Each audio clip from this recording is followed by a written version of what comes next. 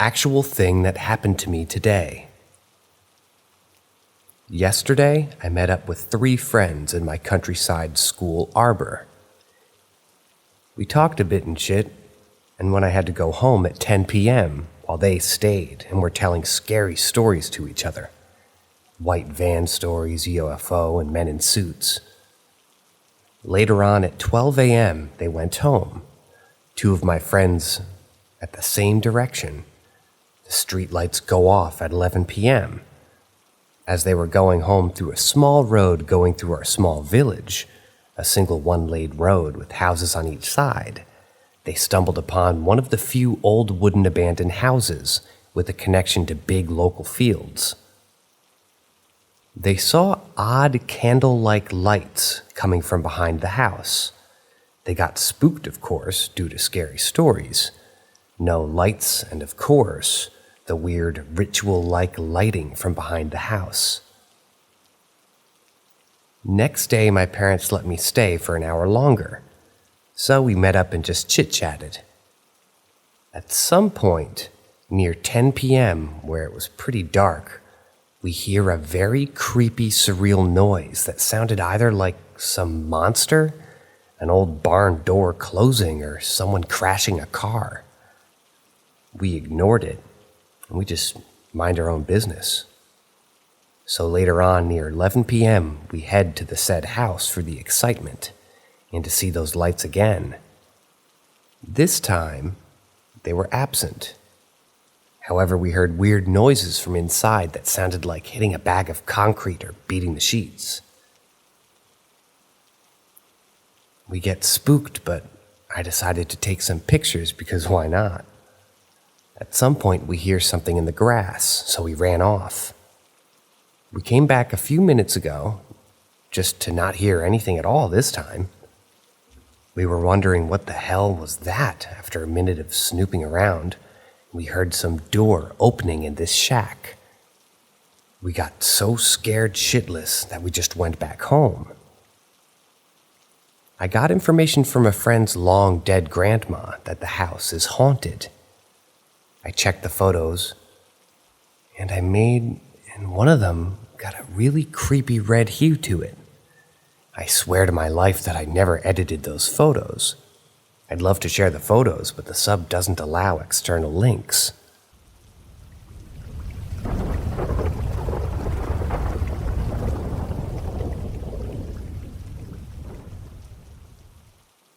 I think I'm having a bad paranormal experience in my in-laws' home. I, an 18-year-old female, am currently alone in my in-laws' home. I experience paranormal things whenever they and my boyfriend are asleep or gone at work at night, and it's only gotten worse. I've always been around the paranormal, my whole life. I've been followed by a little girl I call Izzy. She's done me no harm, and she's really sweet. She's been around me since I was 2 years old. Ever since I got with my boyfriend, an 18-year-old male, I've experienced more paranormal stuff than before in his home. It started off normal, seeing things, being touched, hearing things that were kind of normal for me. I've been living in his parents' house for a year now, and I'm pretty familiar with the spirits, at least the spirits that are in that house. Another little girl, a saloon worker, and a little man with a long pointed nose. Recently I noticed something else out of the ordinary. Something I've never seen before, and it kind of freaks me out. It only happens when I do the dishes at any time of the day. A skin-colored, tall, faceless man like Slender Man, but no clothes and peach-colored. He's so tall and he has an arch to his back, so his proper height to not really touch the ceiling. He watches me do the dishes around the corner where the living room and the kitchen connect.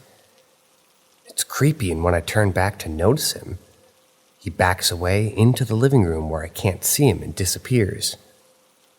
I can never get a picture of him since my hands are always in the soapy water and my phone is never on me. Recently, it's only gotten worse. He tries to get closer to me. I don't like him. He scares me more than anything else I've ever seen. I can't use sage. It burns my nose to the point that I get a nosebleed and I get itchy all over. I don't know what to do. He scares me. I'm always alone throughout the week, especially at night on Wednesdays, Thursdays, and Fridays. When everyone is home and awake at night, there's nothing I can do, and I'm scared he'll hurt me. He can't get me if I'm in mine and my boyfriend's bedroom. The faceless man won't go past the kitchen for some reason, which is good for me because our bedroom is in the back of the house next to the kitchen. I don't know what else to do. I'm alone and scared and no one is home but me, the dogs, cats, and bunnies.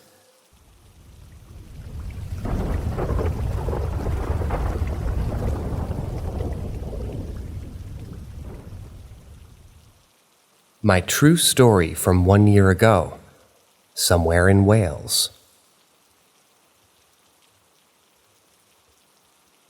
My first post to this group, and I'm telling my experience from around 1 year ago, which is one of only a handful of things that I've experienced that I cannot explain. This isn't as exciting as the other stories here, and I'm keeping location details out of it, though maybe someone will be able to guess.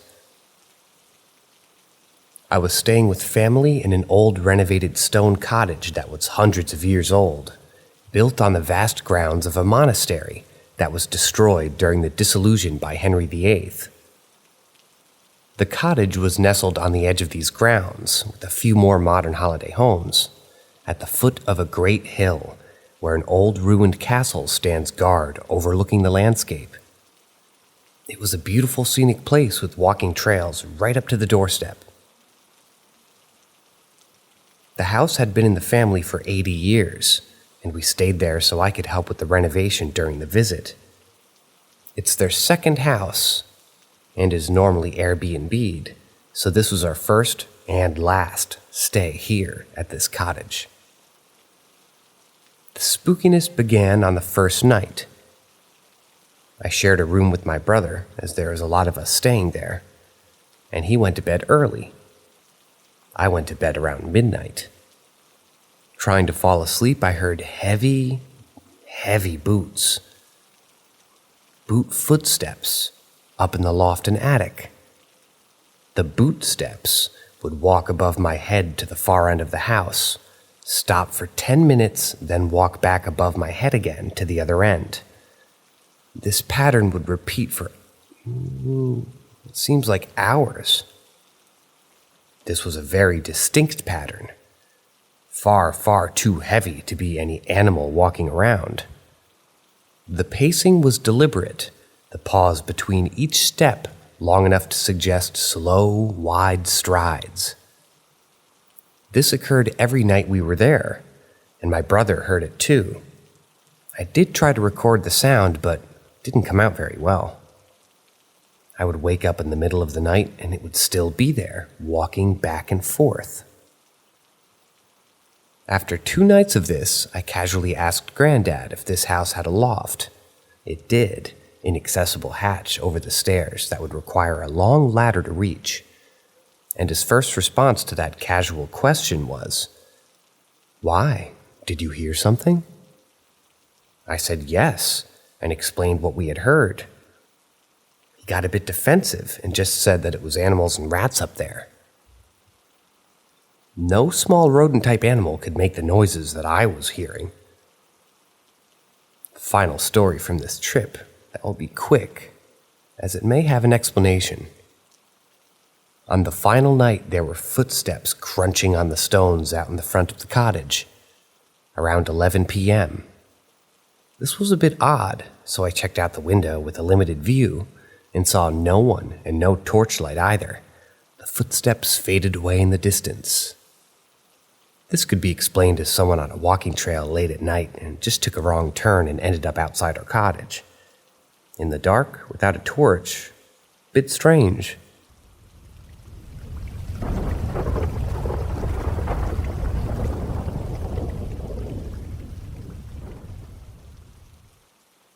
I saw my sister's doppelganger. So when I was little, around 10, my mom wanted to take my little sister, let's call them Kate, Jane, and Amber, to the playground in front of our flat. But me thinking I was too old to play in the playground anymore, decided to stay home alone. After a couple of hours, I get a call from my mom telling me that Jane has to go to the bathroom, and if I hear the doorbell ring, to open the door for her because she forgot her keys. I told her that I'm going to wait in front of the door so I don't leave my sister waiting on for too long. A few minutes later, I hear the doorbell ring, so I stand up and go to the door and start unlocking it. But something in my gut told me to look through the peephole. When I looked through it, I saw that Jane and Kate were standing in front of the door, and Kate was hiding her face and her long brown hair, like the girl in the Ring movie. So I got a little bit confused because my mother told me that only Jane is coming, but I brushed it off, and while I was unlocking the door, I kept looking through the peephole, and Kate was just creepily standing there with her hair hiding her face. When I reached the final lock, we have 3 locks on the door, and start unlocking it, I just see Kate start sprinting inhumanly fast down the stairs. Me being worried about my sister, I quickly unlocked the door and started asking Jane, where did Kate go? And why did she run like that down the stairs? She looked at me with a confused look on her face and told me that Kate was in the playground playing with her friends, and she never came up with her. After what she said, I told her that this isn't funny and to stop lying, but she just told me that she really needs to use the bathroom and pushed me out of her way. I then quickly ran to my phone and called my mom, asking her where Kate is, and she calmly answered that Kate's playing with her friends in the playground. My heart dropped after hearing what my mother said, because the girl in the front of the door was wearing the exact same clothes as her and had the same body structure and hair. So if Kate was playing outside with her friends, then who did I see at the front door? After that, for a couple of days, I barely slept and I was scared to stay alone in the apartment. And years later, I'm still confused and wondering about what I saw that day.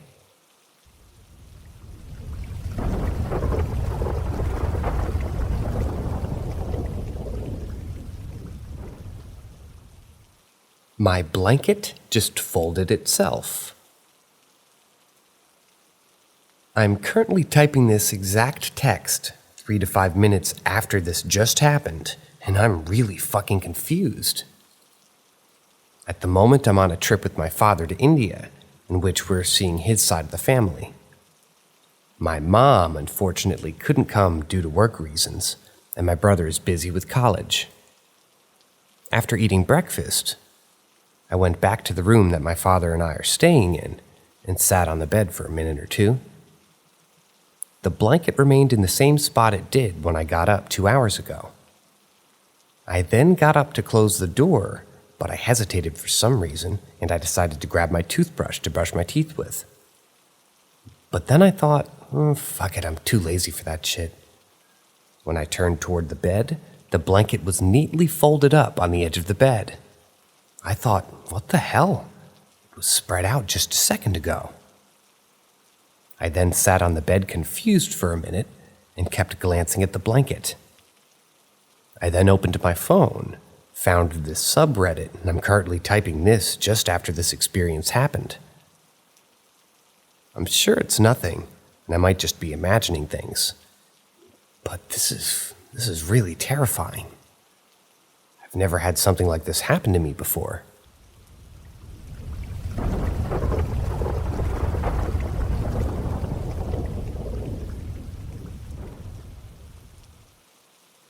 When I was 7 years old, I saw a black figure in my doorway with a brimmed hat.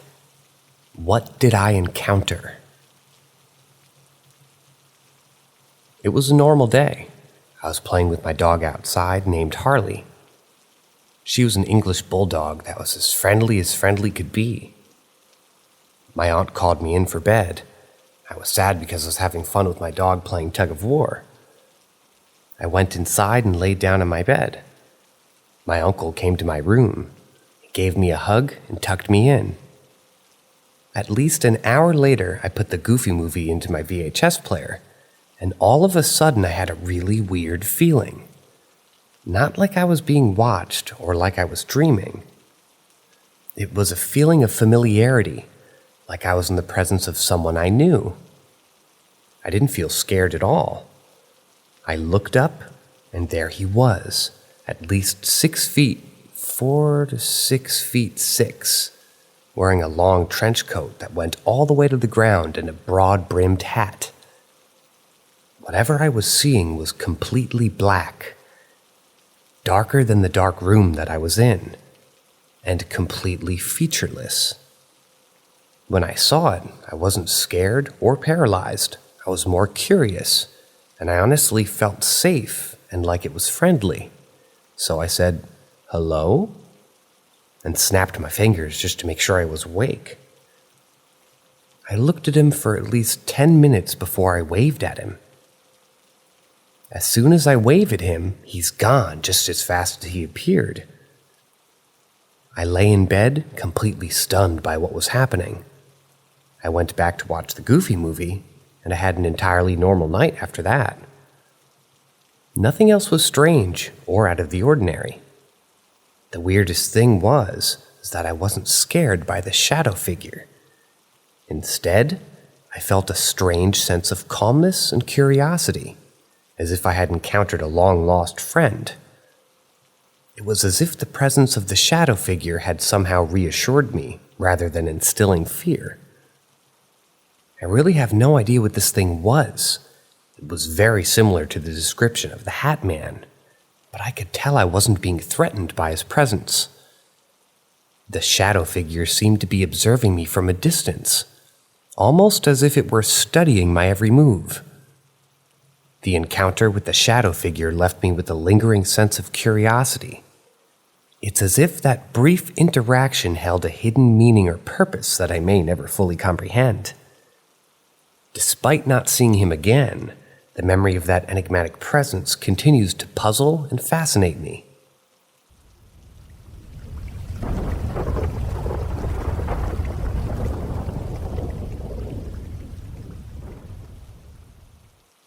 The things that haunt me. My family on my father's side has always been a bit more in tune with the taboo. So I grew up in a very open family when it comes to unexplainable things. Here are some tales of the things that have haunted my 25 years on this planet. I was a very odd child. I always liked weird things and the unknown. So I dabbled like a moron. And as we all know, when you go looking, something comes looking for you. I was about 13 years old, living in an apartment building with my mother and stepfather. I've always had insomnia, and one evening I was tossing and turning when suddenly I felt dread. I was absolutely terrified. I had no lights on as I was trying to fall asleep. In this bedroom, I had double sliding mirrors facing my bed. I didn't know any better. Finally, I summoned up the courage to open my eyes and roll over, and when I did, I stopped breathing. Standing next to my bed, facing the wall and looking outside, was a girl, roughly the same age, with long black hair and soft pink polka-dotted nightgown. Just staring at the wall, not moving, not breathing. I stared at her for what felt like hours but was probably just moments, and then I hid underneath my covers. It was probably about 15 minutes before the dread passed, and when I finally opened my eyes and peeked again, she was gone. This was the first and last time I ever saw her. I would always get home first, as my mom and stepdad are police officers, so I was always alone. The apartment sometimes would just feel so heavy. My computer desk faced a wall, and my back would be towards all the doors. These doors would creak and move all the time, which was whatever, but one day I was on my webcam and I looked, and in the door to my parents' room, there was a black mass standing there, just existing. I, of course, panicked and looked behind me to find nothing. Things like this continued to happen to me throughout living there. Fast forward 2 years, I'm now living at my stepmother's home. I was taking care of her during her stage 5 breast cancer, so I'd often be home alone while she was in the hospital undergoing treatment. One day I'm sitting in the living room watching TV, and from the corner of my eye, I see roughly 4 people in my yard walking up to my porch. I was weirded out as we live in the middle of nowhere, but my stepmom has so many friends that it wouldn't have been too strange for somebody to come. I wait and wait for a knock. Nothing. So I go open the door, and nothing. No one is there. I go and look around the property and the gate, and no one's there either. I ignored this and went on about my days. Maybe a month or so later, though, I'm downstairs again with Sky, our beautiful massive GSD, just watching TV. And suddenly we hear a slam from upstairs. It sounded like someone fell, got up, then fell again. I was there alone with just the dog, but the dog was with me. It took me a good 30 minutes to go upstairs and look. I was scared, and Sky was scared. I wasn't going to go up there without her, and she was refusing to go up there at first. I checked my stepmom's room, and everything was normal. So I go about checking all the rooms. I finally get to my room, and it's destroyed. My clothes were everywhere.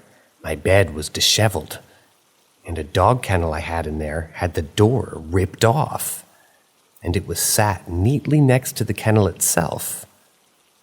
Needless to say, Sky and I slept downstairs. After that incident, things died down, and I'd mainly just see shadows from my eyes darting around and shadow people walking with me. At 15 to 16 years old, I got real into the supernatural. So I started opening my mind, trying to contact things and see what all was out there. This was fine and dandy, nothing too odd for a good while. Just more of the same shadow people, doors slamming behind me, my iPod randomly taking photos, things like that. Well, around this time, I met my first boyfriend. Somehow I was allowed to stay at this boyfriend's home with him and his parents on weekends and such. My boyfriend and his brother were huge into paranormal stuff. His brother dabbled in some very dark and wicked things. One night, my boyfriend, his brother, and I are at the house alone, just talking and hanging out.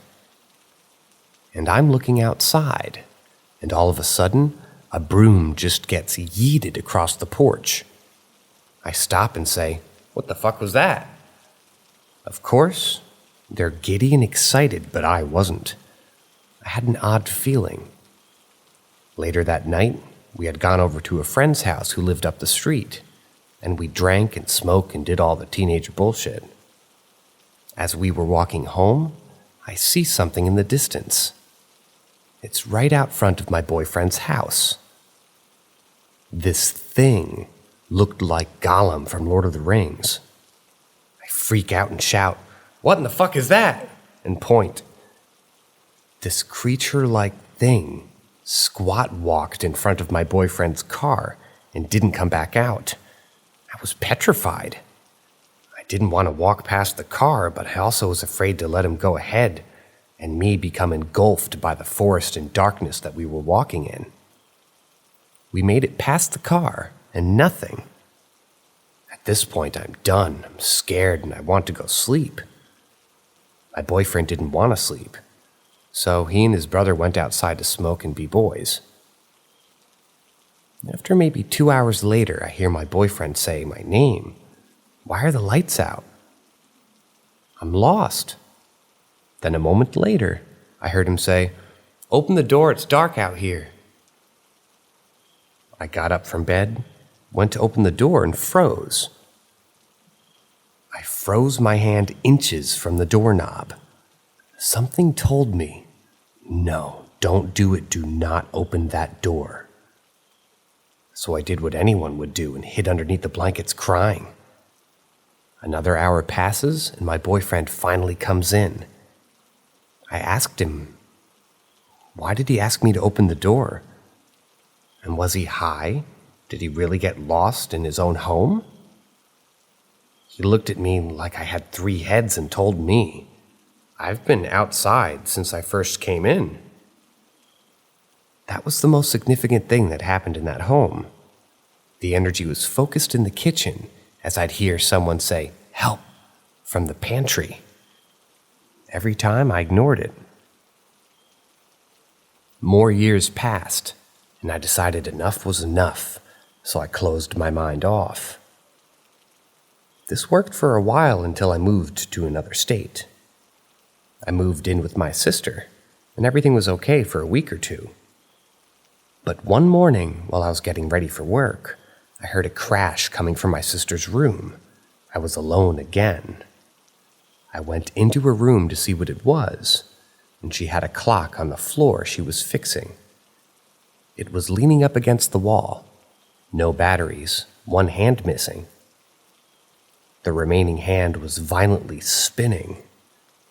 At this point, I'm in my 20s and have 0 fucks left, so I slam her door and go back to my business. Then one day she opens up to me about weird things happening around the house. So I suggest that we set up cameras, and man, it did not disappoint. We caught a hand appearing and disappearing on her couch, as if it was changing the TV channel. Then we caught the couch being hit, the computer flashing on, then immediately shutting off, and something falling in the laundry room. This activity eventually calmed down as I told her that we need to stop and do something about it.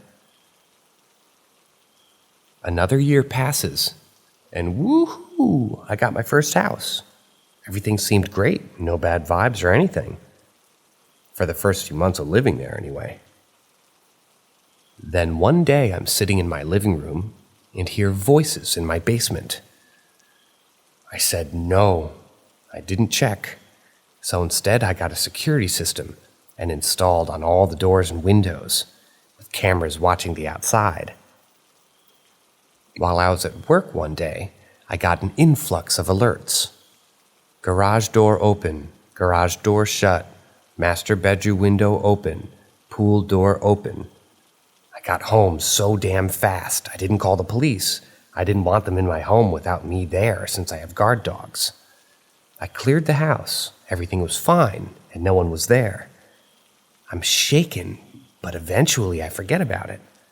Until a few days later, the same thing happens. I did the same thing, rushed home, checked everything, and cleared the house. So then I had the terrifying thought, what if I have a voyeur? So I bought cameras and installed them in every room. I didn't see a single thing. The sensors still went off, so I called the company, and they checked if something was wrong. Nope, everything was working just fine. Everything calms down eventually. Until one day, while I'm trimming my dog's nails, I hear thundering footsteps rushing toward me from behind. I didn't have time to react before I felt a big chill on my neck.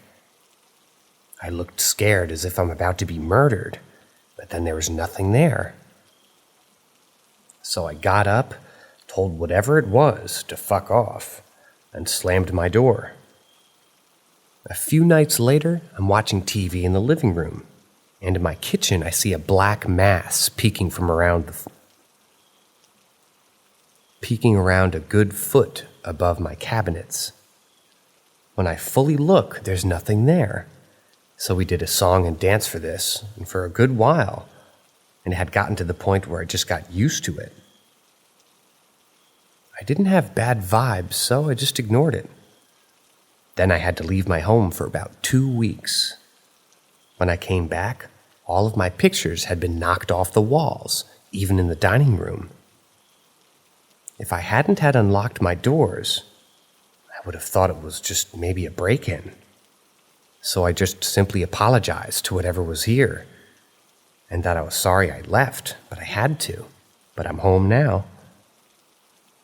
Everything was good for a while, until one night I was woken up. I'm in pure terror. Something is in my room, and I can feel it. It's a horrific energy. I didn't dare look. I kept my eyes closed. That was maybe a month or so ago now.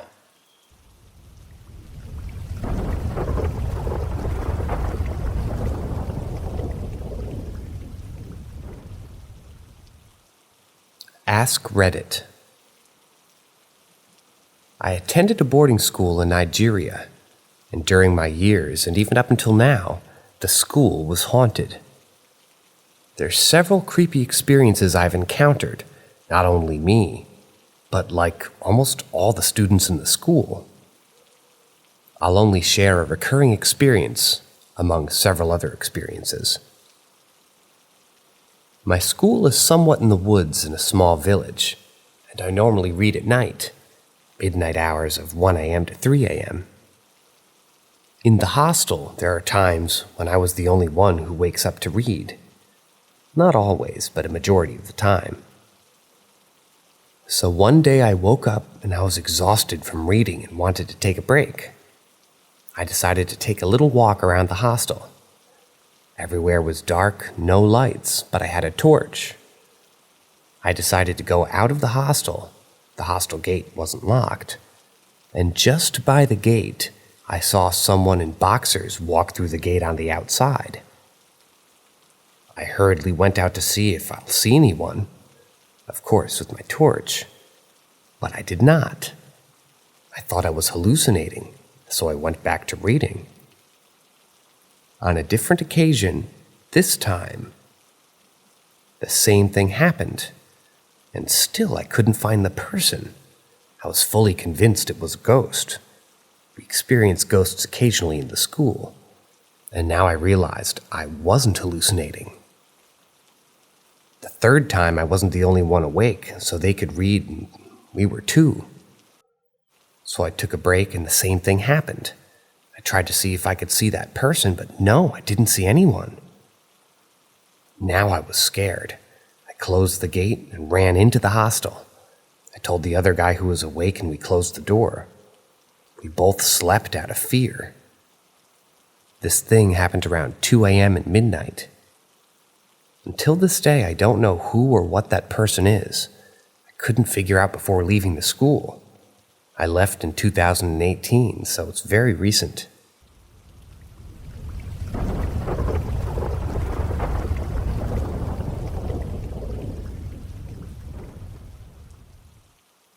I turned down a street in my town that didn't exist. Growing up in a Tennessee town with a population of around 27,000 in the late 1990s, I had acquired a few years of driving experience while still attending high school. One day, my friend and I decided to take a leisurely drive, a common pastime at the time due to the affordable gasoline prices. During our excursion, I made a turn into a neighboring street that was unlike any other area in town. It felt as if we had been transported to Mexico. Each house displayed a distinctive Mexican style, and numerous Latino individuals were outside their residences, staring us down as we drove by. The striking contrast in architectural styles compared to the Tennessee surrounding areas left both me and my friend bewildered, prompting us to ask, "What the hell just happened?" We circled back around the neighborhood to find the street again. For the life of me, we couldn't find it. We spent a considerable amount of time driving around, retracing our paths repeatedly. Instead of the street we remembered, there was now an open field occupying the spot where we had just made the turn. Determined to find it, we visited the local library and the city offices in search of current and historical maps of our area. We found maps, but we found no street where we remembered turning.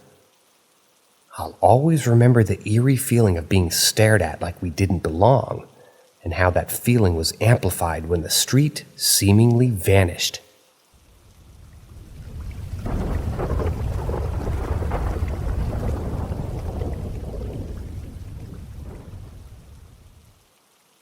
I remember it vividly, even after 15 years. I was about 9 years old, almost 10 at the time. I was at my family home, located in a hilly area, enjoying summer vacation. Let me describe the home first. It's a very old establishment, going back more than 300 years, and a big temple open for public inside.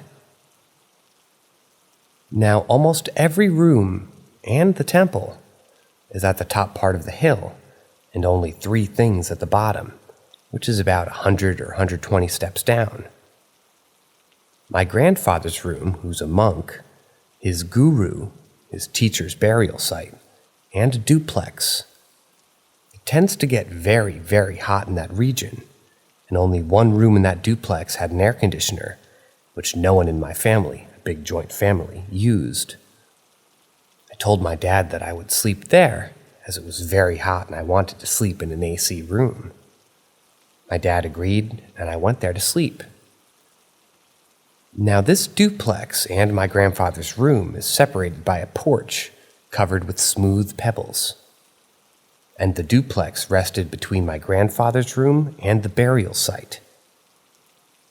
I was really a heavy sleeper back then, but I somehow woke up in the middle of the night. Don't know at what time, as I didn't have a phone and no clock was in the room. But I heard someone entering the porch, and I could clearly see the footprints being made on the pebbles, but I couldn't see anyone. It slowly reached my grandfather's door and knocked on it. My grandfather just said, "Not now, it is nighttime, I'm sleeping." The footsteps retracted to a wooden swing in the porch and stopped there. I saw that wooden swing moving for about 15 to 20 minutes before I fell asleep. I wasn't scared at all of this incident.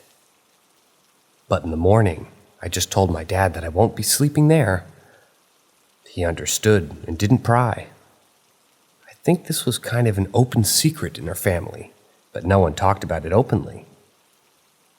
I still remember this incident vividly and still not scared of this incident after processing it properly.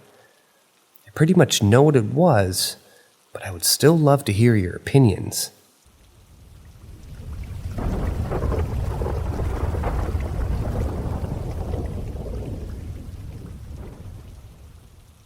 A voice saved my life.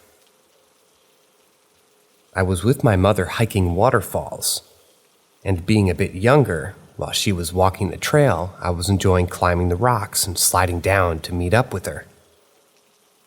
During my little parkour adventure, I jumped and slid down most of the trail, but I came up next to one and did the same thing I'd been doing all day, but this time when I slid down, unknowingly, it was a huge drop, had to be around 100 foot plus onto rocks. When I started to slide down, this voice seemed to come from outside of me, not the usual internal dialogue, loud and very demanding. I heard, "Grab onto that branch." So I did instinctively. As I did, my feet just dangled over the edge, and I was able to climb back up. When we reached the bottom, I looked up at this huge mountain of rocks, and I can see the dirt marks from where I was, inches from death. Never told my mother. I just gazed in disbelief at the height and what just happened.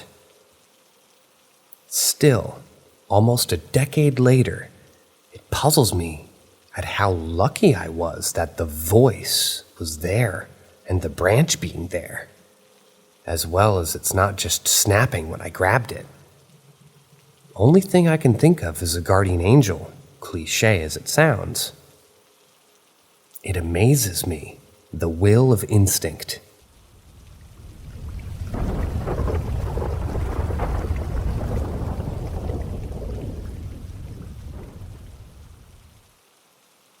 Ask Reddit. Still, to this day, I don't know what to make of this incident that occurred in my house about 8 years ago. I live in a very quiet and peaceful neighborhood on a dead end. At the time, my aunt lived 2 houses down from my family and was having some issues with her kitchen sink. My father is very handy and can fix or build just about anything. So he agreed to go check it out. My mother and brother were out, but I was about 16 years old at the time and was well accustomed to staying home by myself. It was broad daylight and during the summer. However, my father still said that he would check on me from time to time. My father went to go fix my aunt's sink as he promised. He did walk back home from time to check if I was all right. My room is on the 2nd floor of our house, in the left-hand corner. In order for me to see who comes into the house, I have to exit my room and peer down the staircase, which is directly in front of our front door. This is not far. The staircase is about 6 feet from my bedroom door, and every time my father walked in to check on me, I walked out of my room to see him and speak to him from the top of the stairs. About 1 hour after the last check-in my father did with me, I heard our front door open. Our front door is very old, and it has chimes on it. You can hear it open from any part of the house. As soon as my father opened the door, he called out to me and began asking me if I was okay and if I was hungry. As I was conversing with him, I started to walk toward my open bedroom door so I could go out into the landing and talk to him easier. But as I was walking, my phone rang. I turned around and walked back to my bed to pick it up, and the caller ID said, "Daddy." I will admit, upon seeing the caller ID, I was a little perplexed. But then I figured my father might have butt-dialed me. He recently had gotten a new phone, and the touchscreen was activated by other objects, not just finger pads. I yelled downstairs, "Daddy, you're calling me?" And I decided to pick up the phone anyway. I, for no reason at all, jokingly answered, "Hello." I did not expect to hear my father on the other side. "Hey, I'm finishing up over here soon." I fell deathly silent. I hear my father continue to speak to me on the phone, but I'm also hearing my father, the same exact voice, speak to me from downstairs in the living room. I whispered into my phone, "Daddy, where are you?" And he proceeds to tell me that he's at my aunt's house, and that I already knew that. I would also like to add that on the phone in the background, I can hear my aunt and her children. My father then asks me if I'm hungry. I'm now shaking uncontrollably, and in the background I hear our front door open and close. I'm sweating. My mind was working a mile a minute to understand what the hell was going on, while also being in a state of immense fear. I tell my father something along the lines of cutting it out, and that he just asked me that because he was literally just walking out of the front door. My father told me that the last time he came back was around 1 p.m., and for me to tell him what I was talking about. I have 15 steps in my house. It took me about 2 leaps to get down all of them. I ran out of my house with no shoes on. I don't even remember if I closed her front door. I ran to my aunt's house completely shaken and in tears, unable to explain what just happened. I still try not to think about it.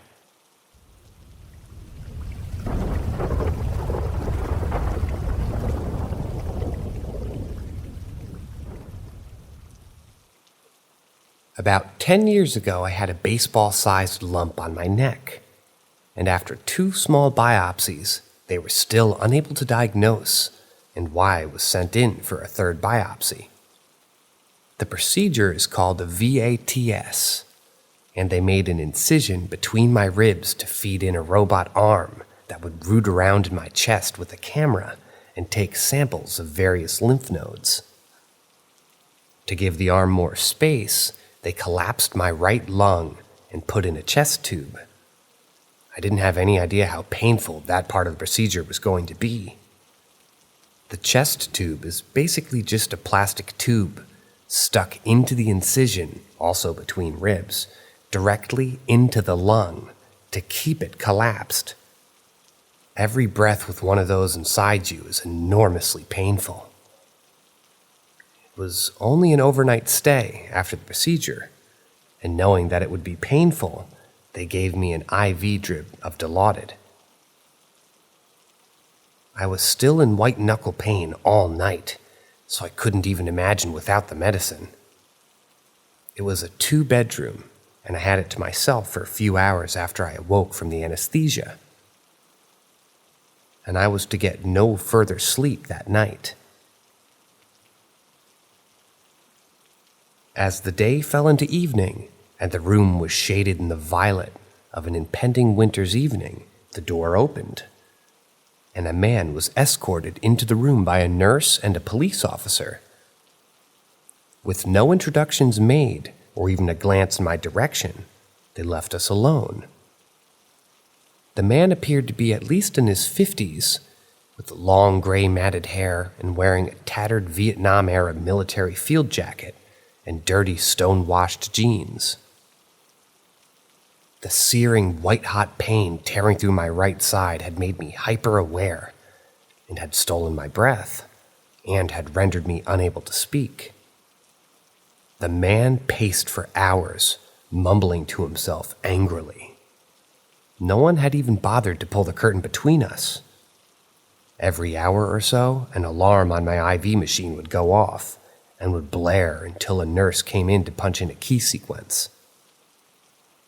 As the evening wore on and the staff dwindled, the machine's alarm sequences became longer in duration.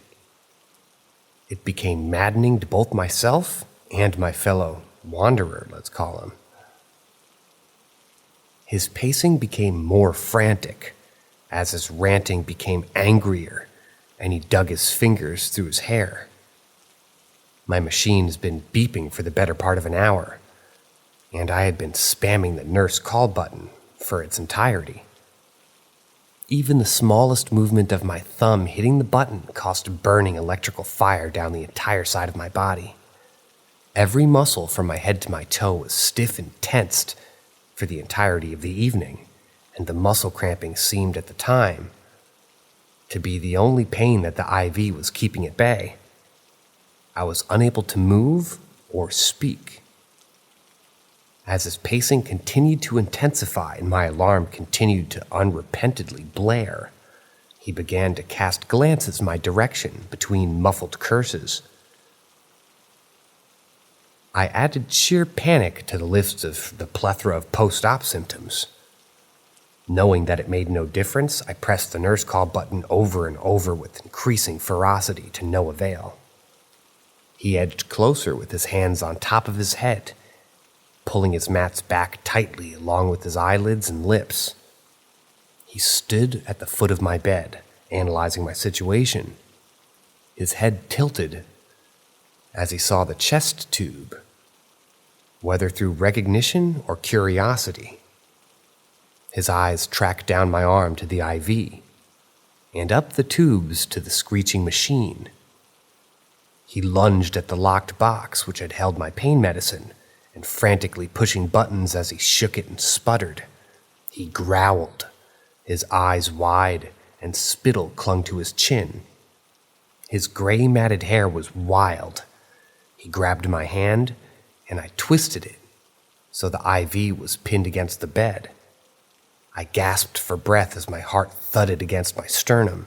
He again grabbed the machine, shaking it violently, and shouted again and again, "Stop it, stop it, stop it, stop it!"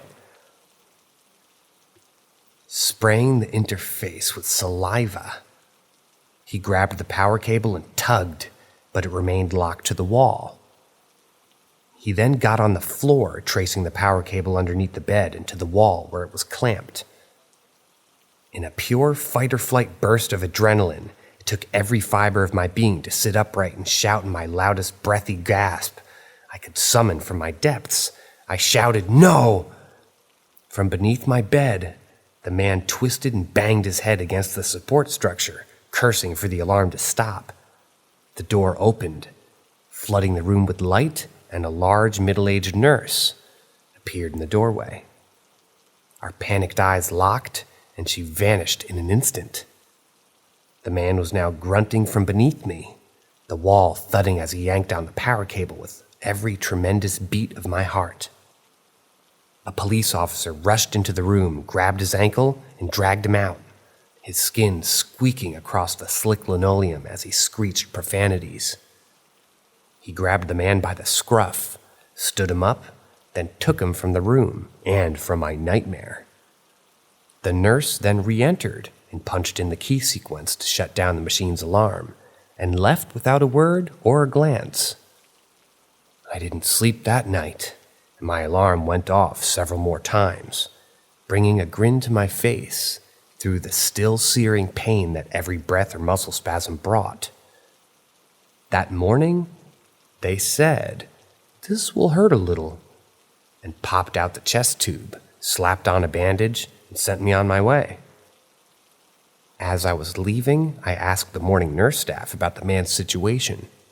None of them had any idea who or what I was talking about, as the night nurse had apparently deemed my experience as unworthy of even a mention to the changing shift. Public hospitals scare the crap out of me now.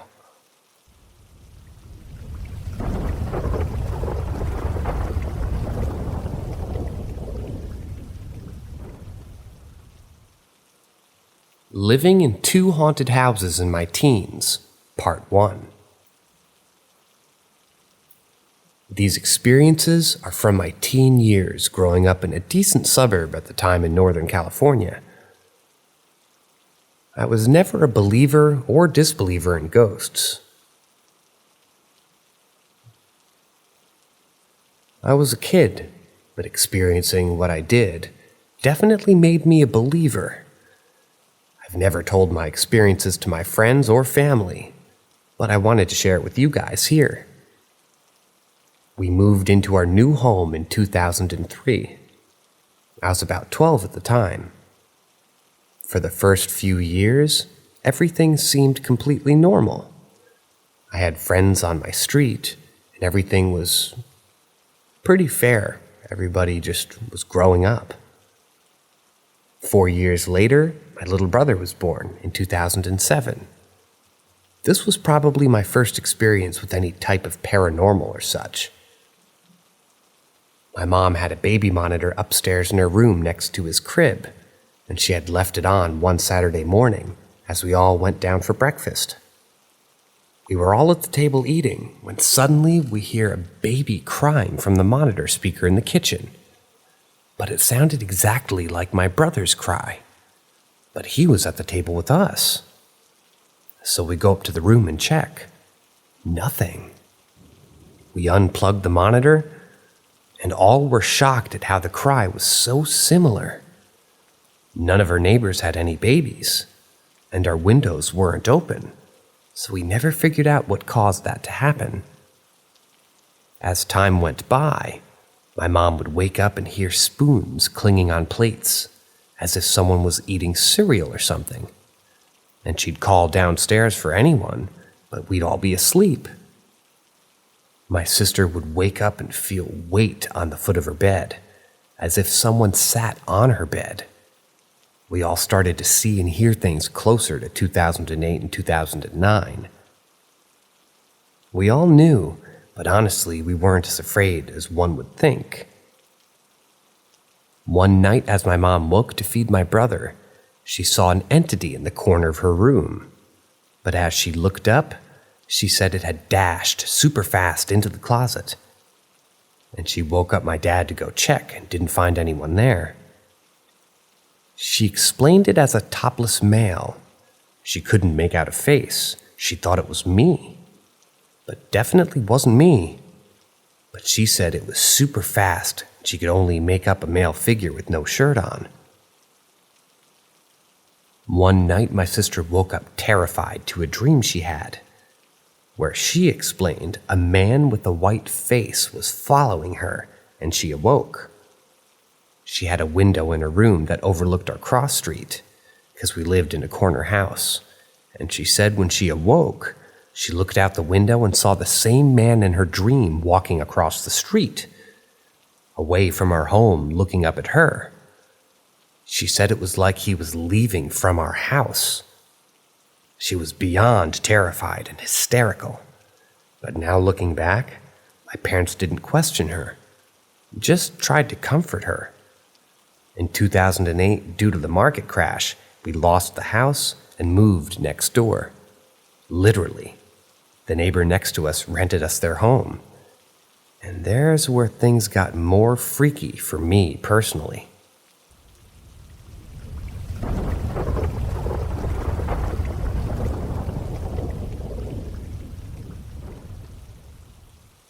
Living in Two Haunted Houses, Part 2. I'll also retouch some of my experiences in my first home, now that I'm on my computer. Just to go over really quick, my first home we experienced baby noises from my brother's baby monitor upstairs while we were all downstairs in the kitchen. We would hear plates and spoons in the kitchen as if someone was eating. My mom woke to see a male figure in her room, and my sister had a dream of a man with a white face, to awake to see the man walking away from our home outside. Yeah, it's crazy, but when we lost our home in 2008, we moved next door. This is where I saw most of these unexplained happenings. Once we moved into our neighbor's home next door to our old house, right away we just felt this uneasy energy.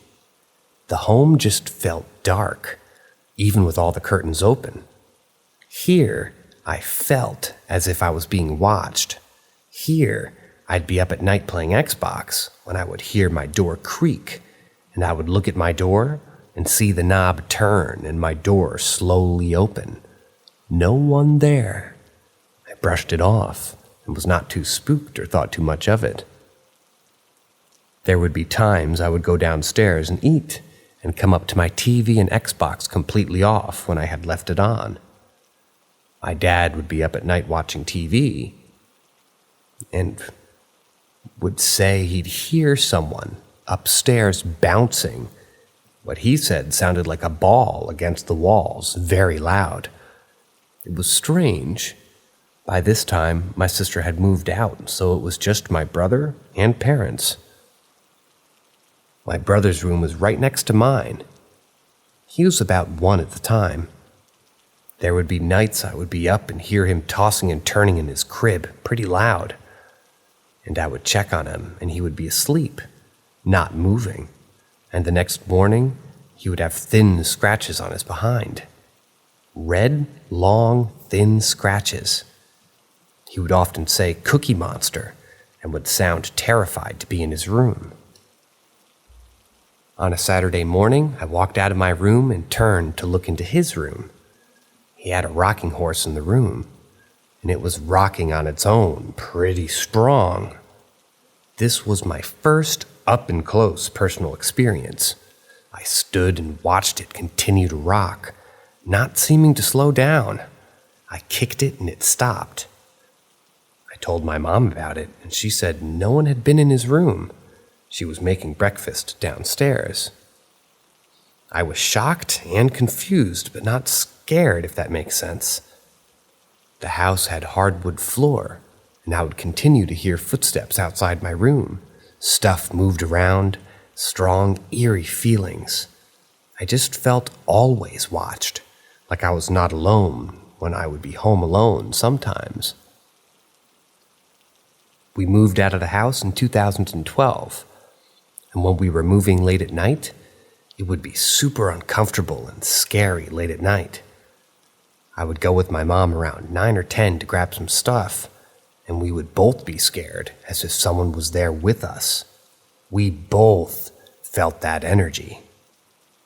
When my dad turned the key to the owner, he asked if he had ever heard anything about the house.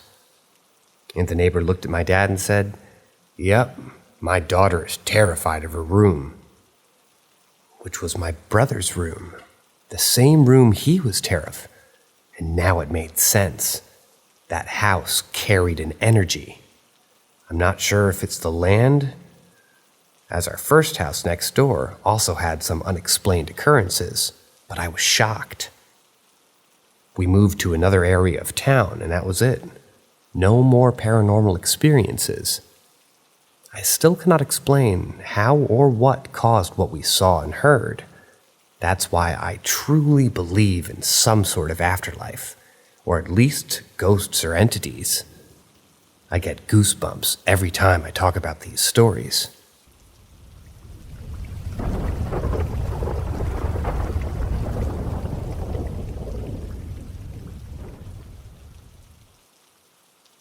Friend's haunted house. First occurrence. In the early 2000s, I spent a lot of time at one of my best friend's houses. We'll call him Kurt. We would work out in his basement, garage, and hang out in the bungalow-style second floor. There was about 5 of us who would regularly hang out there. One weekend, Kurt was out of town, and he gave us the green light to go work out in his basement. While my buddy Mike and I were starting to rotate on heavy bag and jump rope, we both had this very strange feeling of being watched, and the energy of the room became very dense and thick. It all seemed to be coming from this corner of the room. We both acknowledged how weird it felt, but continued. This lasted about 2 minutes before both of our arms started to burn on the exact same spots right above our elbows. We both had these large red areas that were absolutely on fire. Nothing made any sense because we didn't have anything come into contact with them. We immediately left the house, and as soon as we did, our arms returned to normal. The redness was gone and the burning sensation subsided. Second occurrence.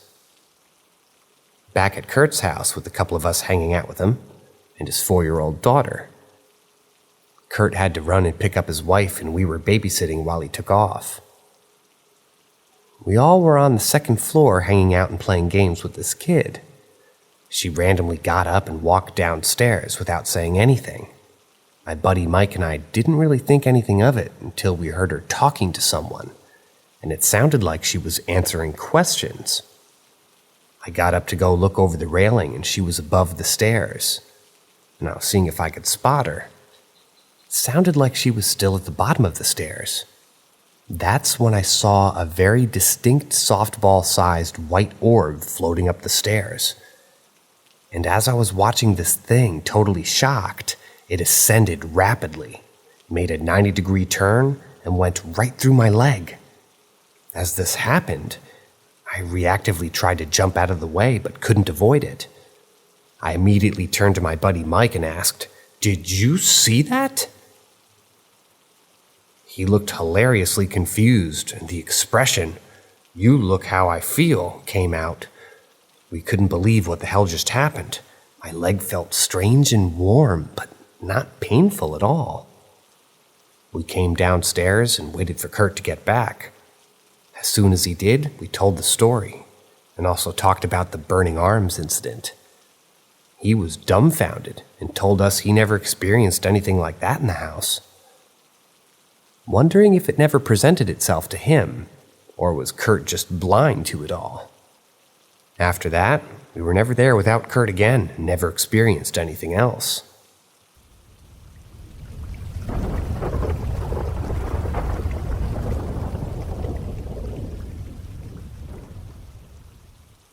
One of a handful of paranormal experiences.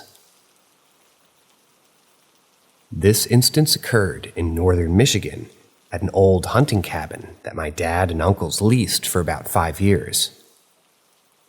The cabin belonged to an old couple before they started leasing it. The husband passed away, and the wife decided to put it on the market. It was on about 300 acres of land in the middle of absolutely nowhere. This was a pretty large home with 5 rooms that had at least 2 twin beds in each room, with the exception of the couple's bedroom, which was always locked. Kinda creepy, but never thought anything of it. The house was still furnished with all their belongings as well. There was one main living room with a tiny little TV that got one Canadian station that would air the red-green show. This trip in particular was my dad, myself, and my brother. They decided to go to sleep, and I stayed up to watch that goofy red-green show. Important fact was that all the windows were closed and the heat was off. No possibility of a breeze or wind blowing in from any window or vent. On the wall of the TV, there is a hat that belonged to the husband, who again was deceased. As I was watching the show, the hat began to wobble, and once I noticed it moving, it levitated off the wall horizontally and floated to the chair that was below it. I mean that in every sense of the word. It floated slowly down to the chair. I immediately turned the TV off and hauled ass to bed. My dad and brother were fast asleep, and my bed was right next to a window. As I lay there, totally confused and freaked out, I had this very eerie feeling that made me look out the window. This window faced the backyard, and when I looked, I saw a very unmistakable white apparition floating or gliding across the backyard. This made me roll back over and cover my head with my sleeping bag until I eventually fell asleep. I tried to find a logical explanation for the hat, but it was impossible.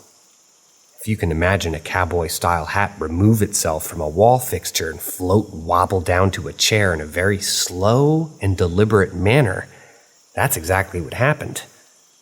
I never sensed any malice or negativity, but it was the weirdest damn experience.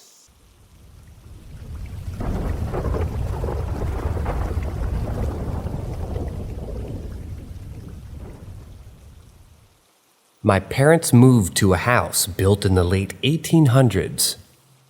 I've never felt comfortable there, just like I was being watched. A few times I swear a ghost was in my bedroom sitting on my chest. I couldn't get up, I couldn't move, I was just stuck, paralyzed. Then it moved, and I'm able to move again, and I see an orb float off into the wall. After I moved out, my wife and I would visit with our kids, infants at the time, and they would often quote-unquote zone out and stare at the wall like they were watching something or someone. I heard a story from my mom that when they were cleaning the basement out, she came across a jar that appeared to be filled with wire haphazardly stuffed in it. Upon closer inspection, it was bird bones. All the flesh had rotten off, and the feathers had fallen off and left the bones in the said jar. We had an apartment we rented above the detached garage. One day, the renter suddenly moved out. Later, I learned that she had a similar ghost experience as I did.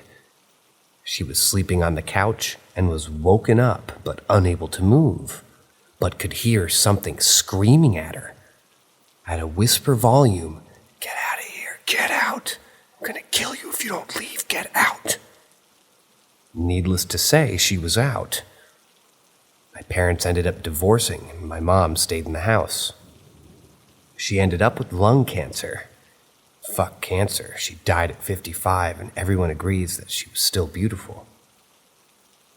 My grandmother came over from the UK to stay with her. Really long story short, she was walking up the stairs and fell and broke her right wrist. She swore up and down that something pushed her. 6 months later, she broke the other wrist under nearly the same circumstances, just a different flight of stairs. I was at a horse show at some point and met a woman who knew the previous owner. We chatted a while, and she asked out of the blue if I had met Delilah yet. I asked who that was, and she wouldn't go into more detail about it. There are other, unexplainable events that happened in that house. My mom used to see spirits in the corner of her eye, an old man, walking and reading a book. She could never see him directly, and she couldn't say if he even had legs.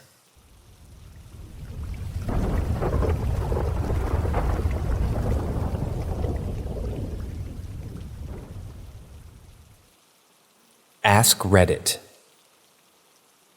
I lived across the street from my high school, and my friends would frequently stay over and walk to school the next morning with me.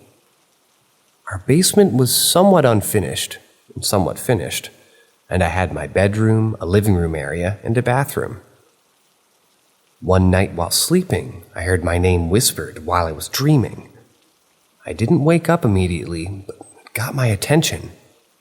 Happens a few times more, and it finally woke me up.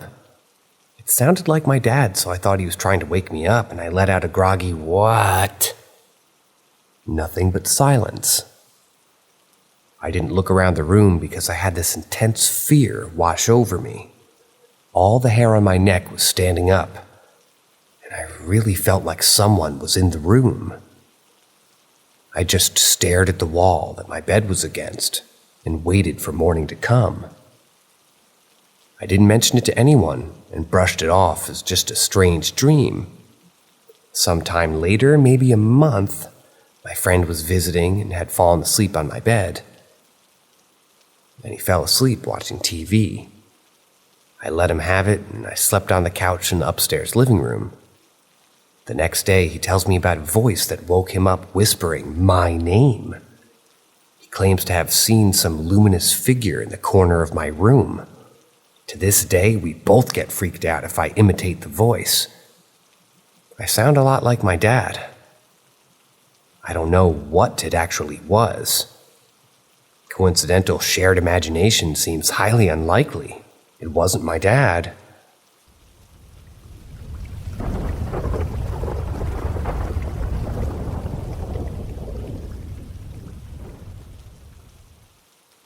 The little girl on the phone. A few years ago, I was awoken on Sunday morning by a phone call. It was a little girl, I'd guess around 4 years old. "Morning, Granddad." I laughed. She sounded sweet, and then gently explained to her that she dialed the wrong number.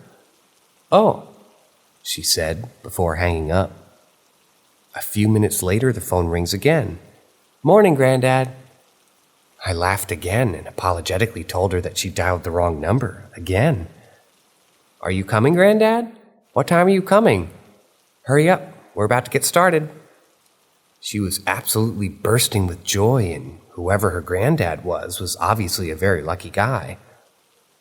It sounded like there was a birthday party or something going on. Still laughing, I tried to explain her mistake to her and said that obviously I'm not her granddad, before saying bye and hanging up the phone.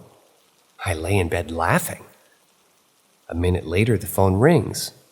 "Morning, Granddad." For the third time, I explained I'm not her granddad. "You are my granddad, silly," she said with a funny tone.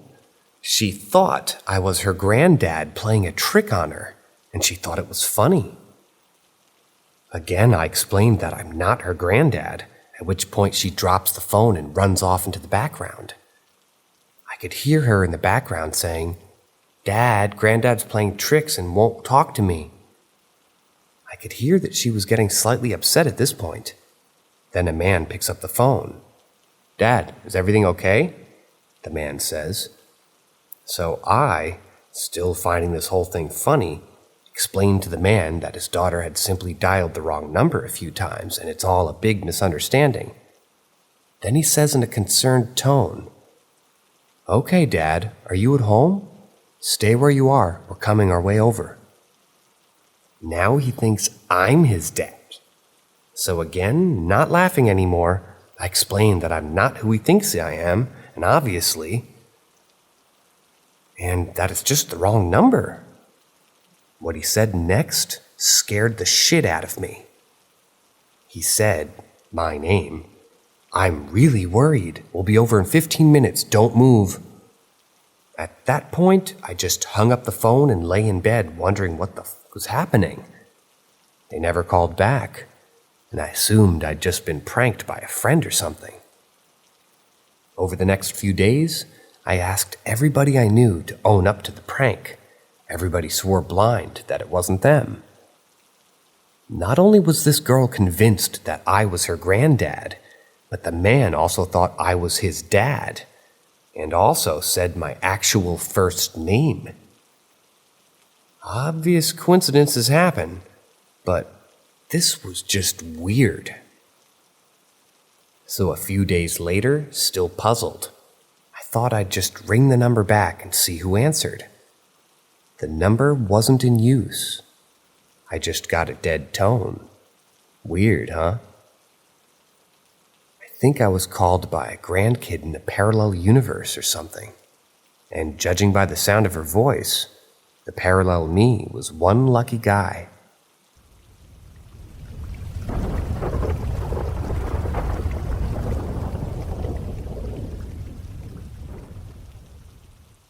Venture into the extraordinary with Paranormal M.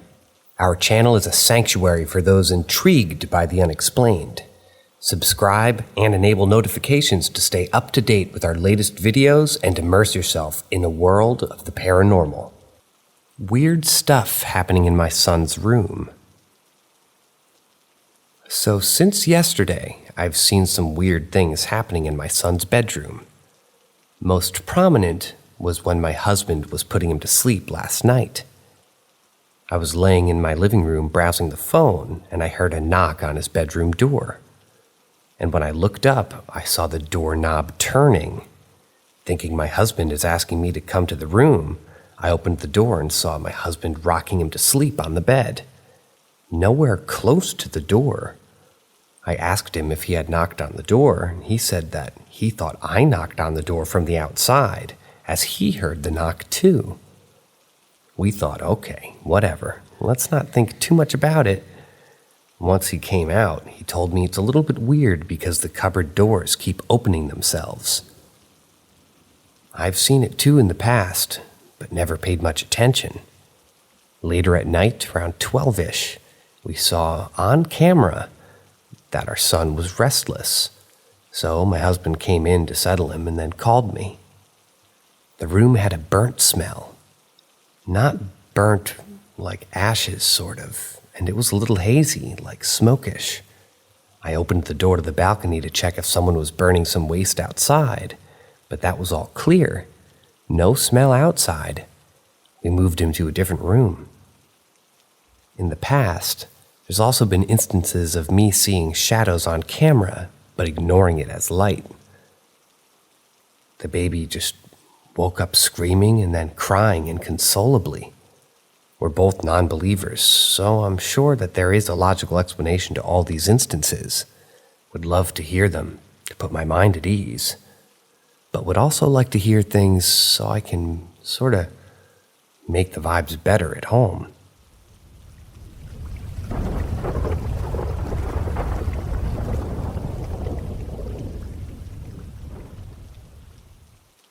Finally getting to share this.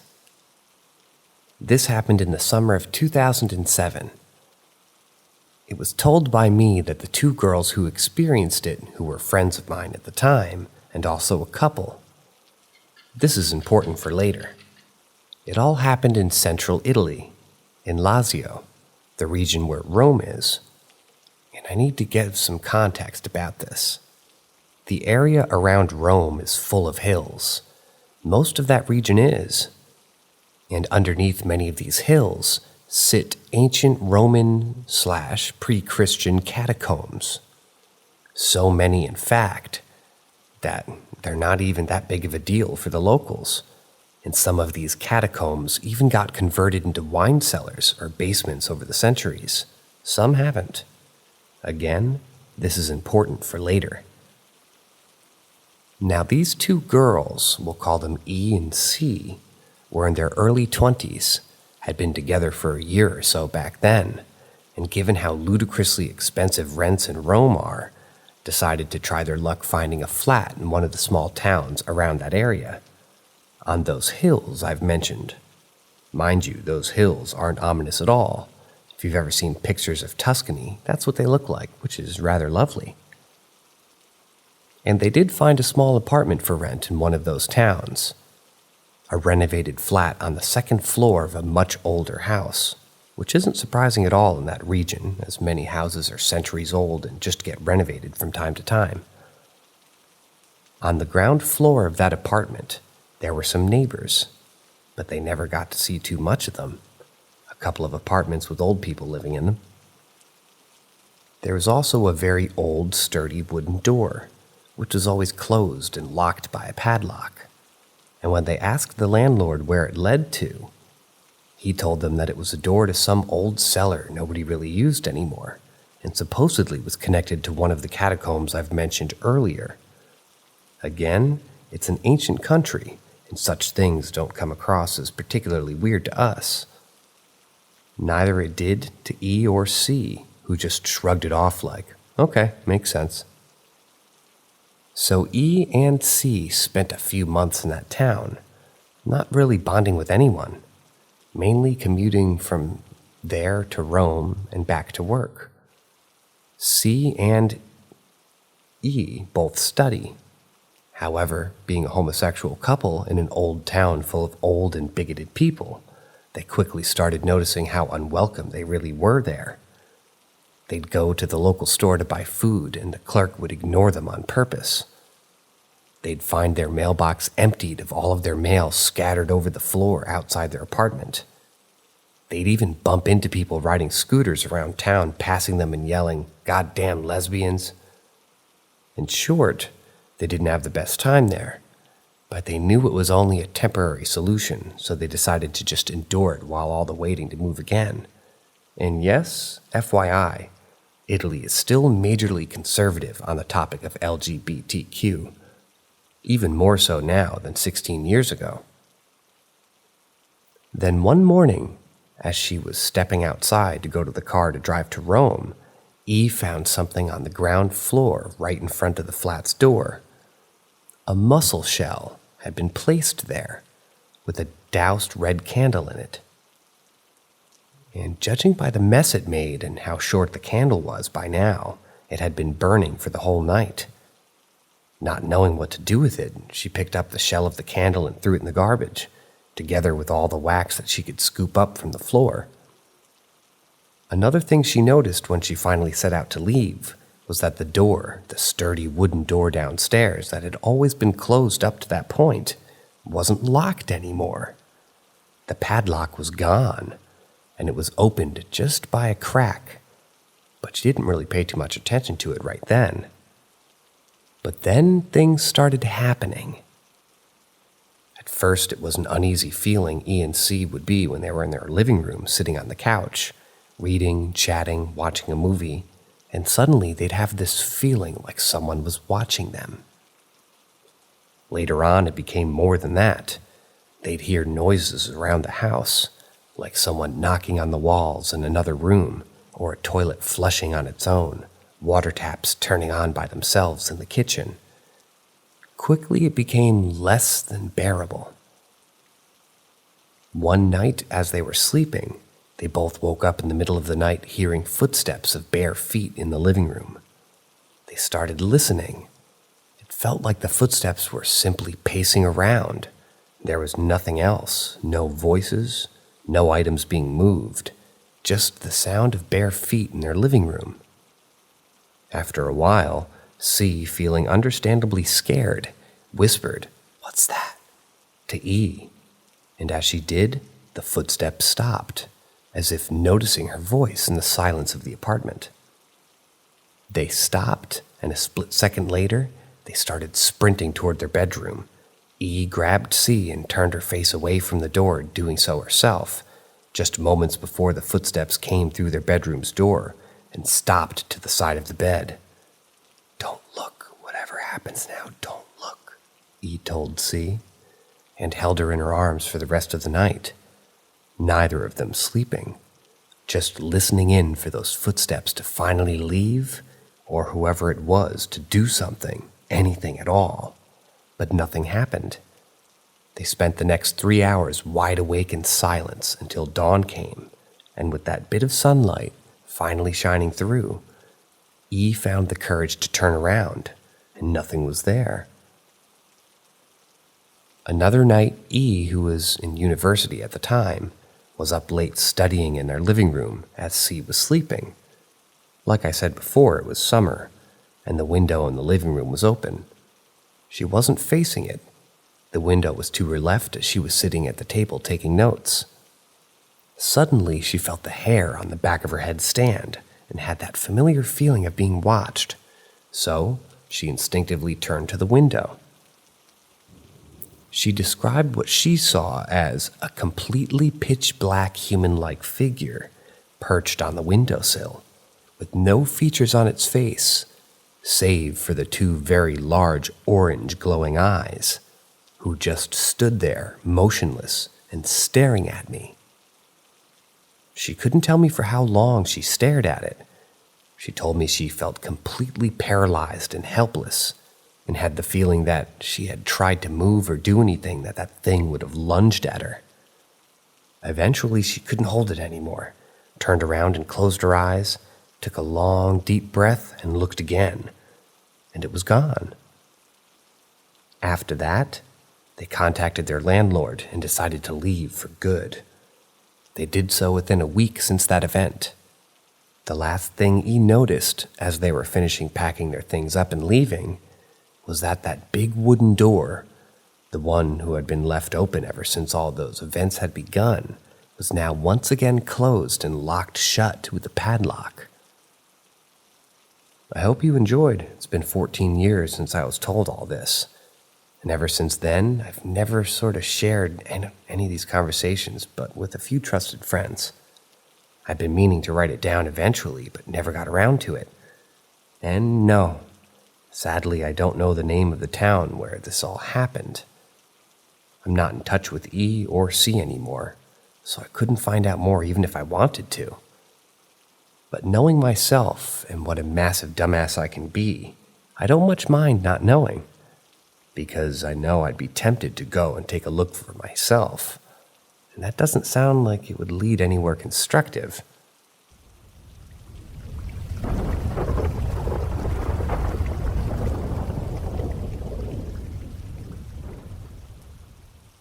Ask Reddit. When I was a child, I had a lot of trouble sleeping. My house was always in chaos. We had a really cool house designed by an architect, built into the side of a mountain. It had floor-to-ceiling windows. It could be very creepy being in the living room late at night with all the windows. Some nights, I'd wake and smell bacon and eggs at like 3 a.m.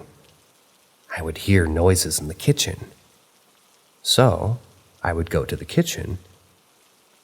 There was a built breakfast nook. Sitting at that nook was my mother fully dressed. Dress, stockings, full makeup, hair done, like she was going out.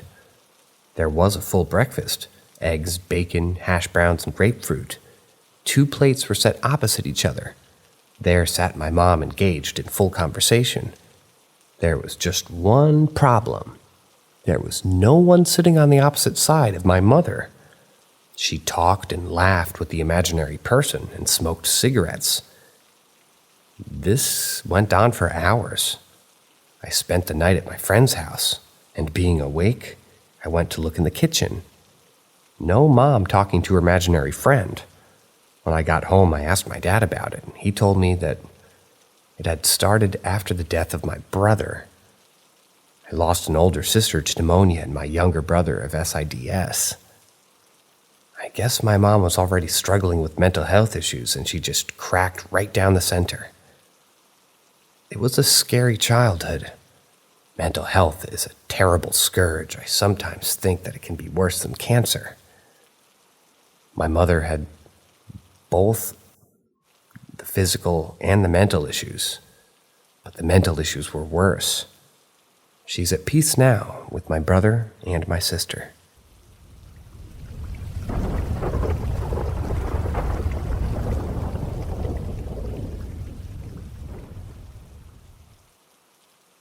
Ask Reddit. When I was around 16, my rapidly growing family finally moved from the house I had spent my entire life in. As you would expect, we spent a lot of our time fondly remembering things that we used to do in the house as we were packing everything up. At some point, I decided to go into the downstairs closet with a flashlight and read. Sometimes I used to do this when I was younger to get some peace and quiet. Now, this is one of those deep closets that goes underneath the stairs. It went back around 8 feet and then had a left turn into a very low, maybe 3-foot-high space. This space was largely occupied by a mountain of old blankets and stuffed animals. Of course, this is the most fluffy spot to sit and read. After an hour in, I shift a little to get comfortable and I hear a low, slow, warped, hoarse voice saying, "You always make me happy." I flipped my shit, hit my head on the low ceiling, and practically broke down the door getting out.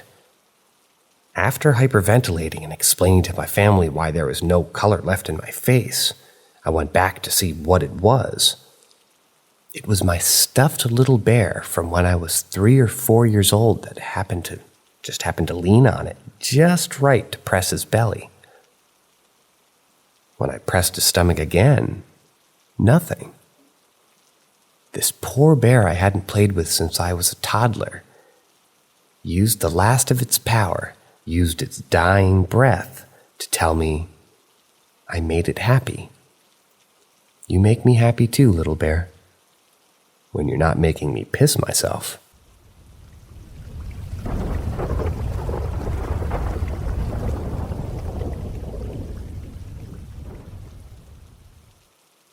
Ask Reddit. I believe I was visited by an angel some years ago.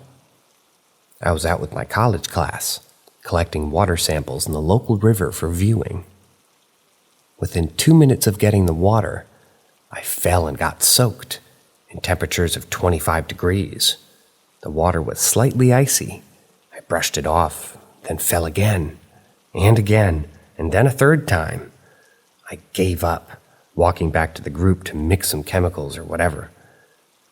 After an hour, the teacher noticed how soaked I was and offered to let me leave early with another group to go back to campus, a quarter-mile away. And that was via car, so I could get in a warm shower. I refused, and a few minutes later, I was asked to refill a pitcher in the river. The bank was muddy, and I fell in, getting even more soaked, and now I had mud all over me because I took my waders off. I walked back at once, threw my hands in the air, and got in the car. I heard sirens in the shower. When I got back, I was told that someone was hit on the road that we were working by. Later, I learned a group mate of mine was hit and killed by a car. I don't blame the guy. He was on the way to the hospital for his wife who had cancer and was just driving a tiny bit fast. The person who was hit, Bird, was walking slightly ahead of the group. If the others had been walking at his pace, everyone and the teacher would have been hit. If I had been walking with the group, I would have likely been walking alongside Bird. He and I walk at the same pace. We were next to each other on the way to the river. We would have likely talked together on the way back. I truly believe that someone up there wanted me to live. I'm normally clumsy, yes, but not like this. I kept tripping over literal air and went underwater when I shouldn't have. I'm good at keeping my head up when I fall. I just question why me and why Bird couldn't have been saved as well.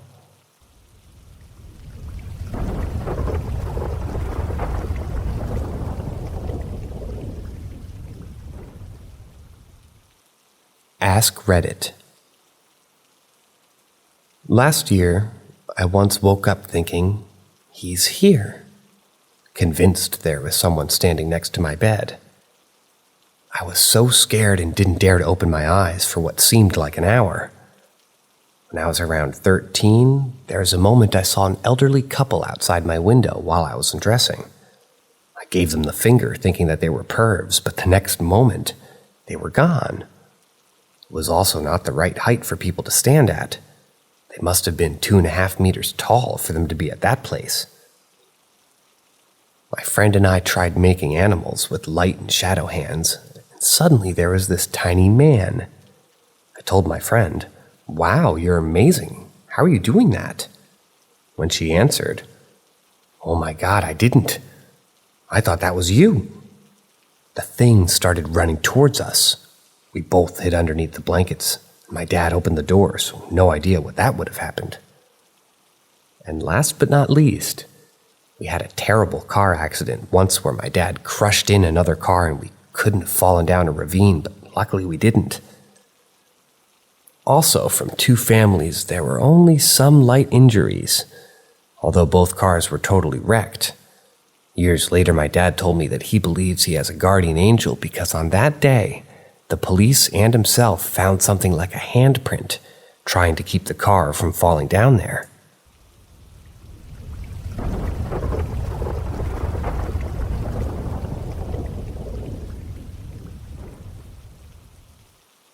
Doppelganger.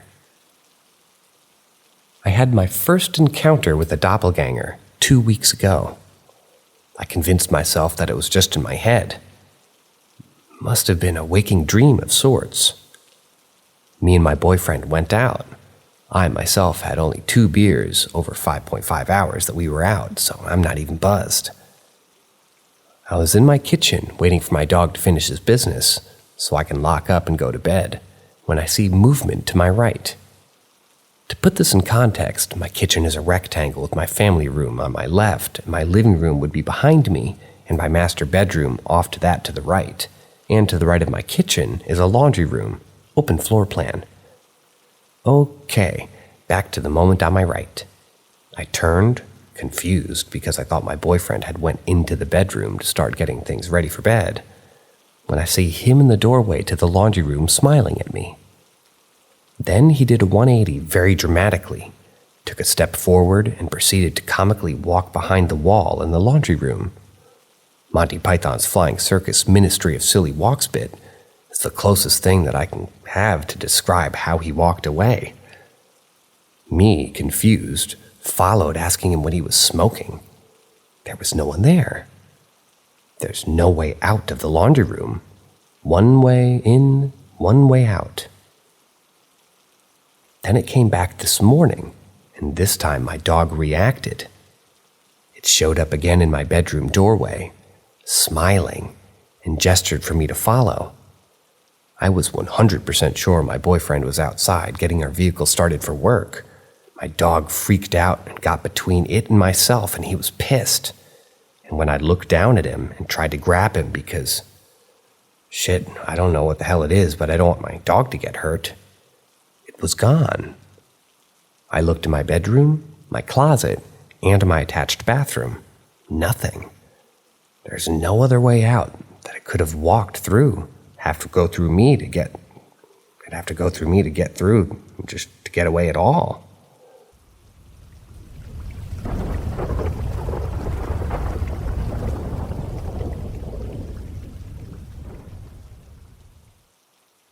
What did I see?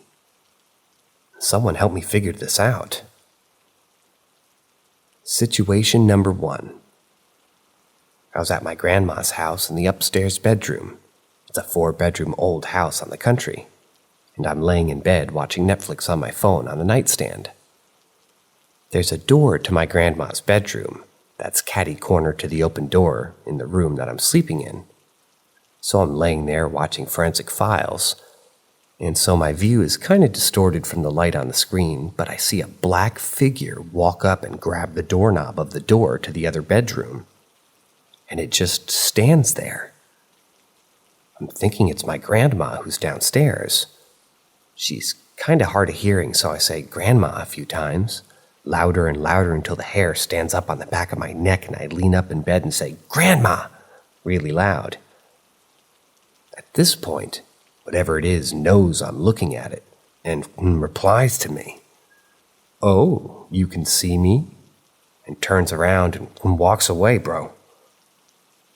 I didn't know what to do. I sat there for a minute and then got up and looked through all the other bedrooms and nobody was up there. I go downstairs and my grandma's sitting there watching Jeopardy like usual.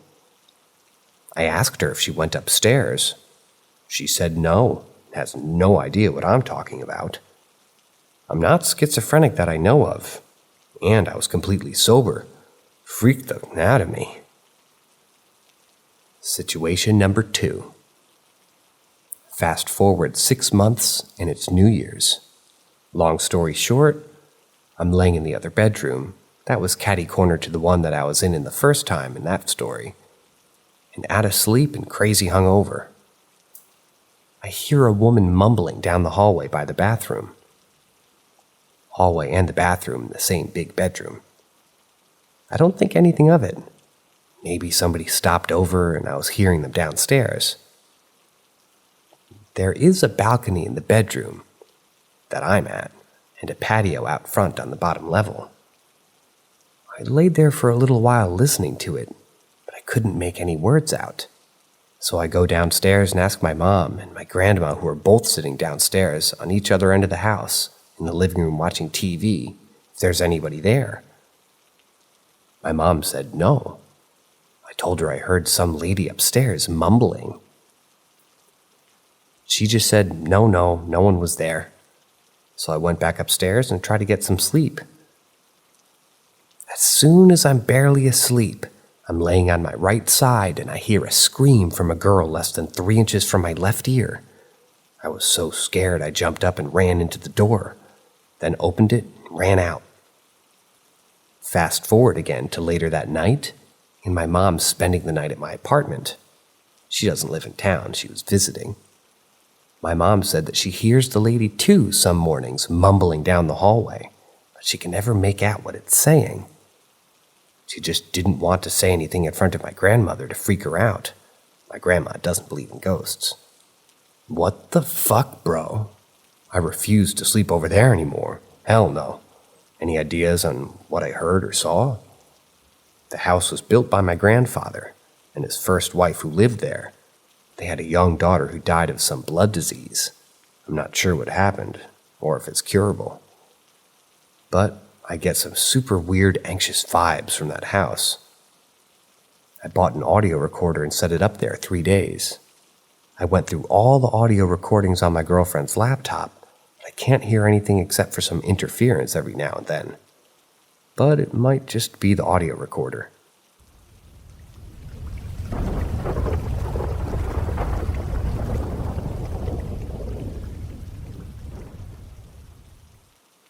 Large dog creature in Florida.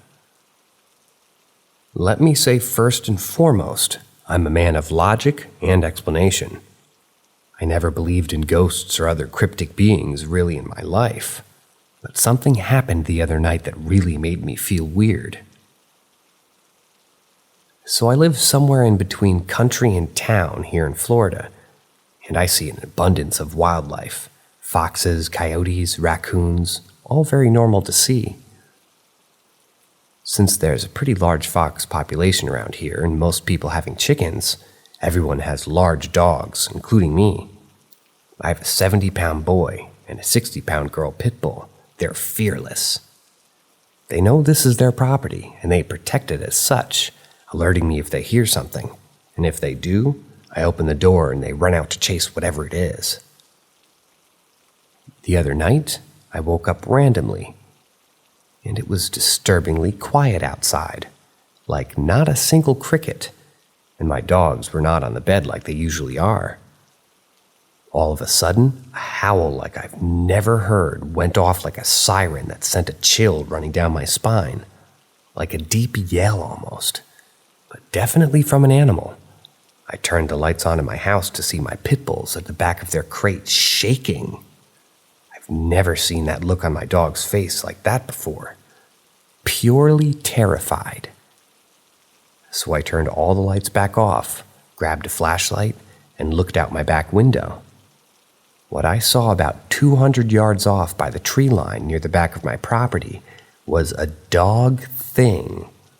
I vaguely saw it, but it was very similar to a hyena in build, with a large amount of fur on its neck, like a mane, almost skinny back legs. Its head looked very wolf-like, with erect ears and a large skull. It was fucking huge. It was so black it was hard to make out distinct characteristics, but its presence scared basically any living thing that was around, it seemed, that night. The next morning I went to the spot I saw the animal, but saw no tracks or hair or anything. But I know what I saw, and never saw anything like it before. Has anyone in Florida seen anything like this? We've been having a lot of dead dogs in the area. Dogs that are large and are being killed by something. Other people think it's coyotes or a feral dog, but I think it's that thing I saw. Just seeing my dog so terrified really scared me.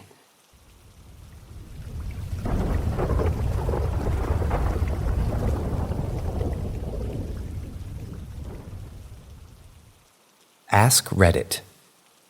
In my senior year of high school, I was stuck in writing class with all grades for a semester. I was sat next to a group of rather loud freshmen, much to my dismay. And despite trying to remain as recluse as possible, one of the freshman girls would occasionally try and chat me up. Because of my grumpy nature, she began calling me Grandpa affectionately. And only she and the group would bother to talk to me. We definitely weren't friends. She was just too loud and bubbly for me. But even as the semester ended, we changed classes, we passed each other every morning on our way to first period, and she would always call out, "Hey, Grandpa," as she passed me with her group of friends that she walked with every day. In late March, it began to buzz around the school that a freshman had committed suicide.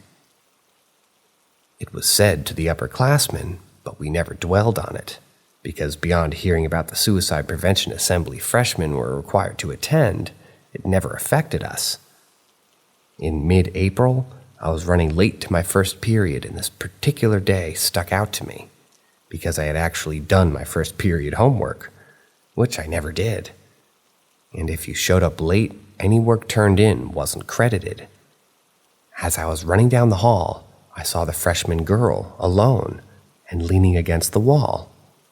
She looked at me and said, "Hey, Grandpa," in a very sad voice. I quickly said hi and ran off to class without another thought. Fast forward to my last band concert of the year, and the final song was sung by the choir, in dedication for the fallen freshman who had just been in the group. I glanced down at the program to see what song they were singing, and for the first time ever, I saw the freshman's name. It was the girl.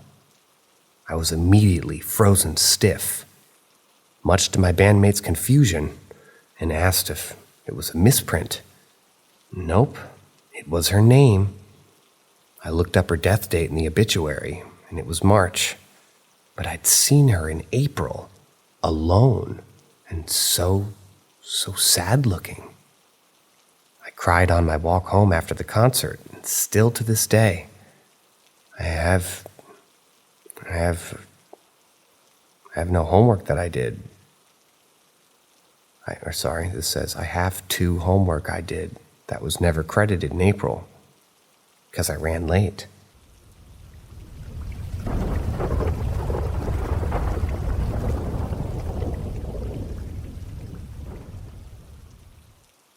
Ask Reddit. Damn, 8 comments. Hopefully this gets attention. My mom told me about a story. I don't remember, as I was too young. She was bathing me in a trailer home that she had back then, and then I asked her, "Mommy, who's that man behind you?" And no one was there. She also told me there was a rocking chair that rocked by itself. Another time I was staying the night at my cousin's and grandparents' place, and I woke up in the middle of the night to what sounded like multiple people talking in the next room. I don't think it was too weird until I asked my cousin about it years later, and he said that he had woke up to that too that night and didn't recognize the voices.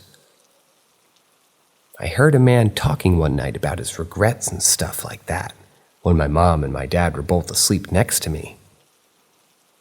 It was a sort of a wake-up, hear weird things, think nothing of it, then go back to sleep type thing. I was very young. It was at a new apartment, first night there. Those apartments are right next to the cemetery. I had the same nightmare the whole time I lived there. I still remember it very clearly. My buddy and I were up to no good one summer. For some reason, I really wanted to rob a house. I was a bad kid. Anyway, after we broke a window or got some other hood rat shit, we went and run over back to his house. On the way there is a big mansion, about 2 or 3 acres of land, in a weird spot, really. It was behind a convenience store in a residential area in one of the bad parts of town. Anyway, we were running to his house and we were passing this mansion in a field. We saw what looked like a woman in a long white dress keeping pace with us, but not in a running pose, and we couldn't see her feet. She was floating at the speed that we were running. We got back to his house, and I asked if he saw it.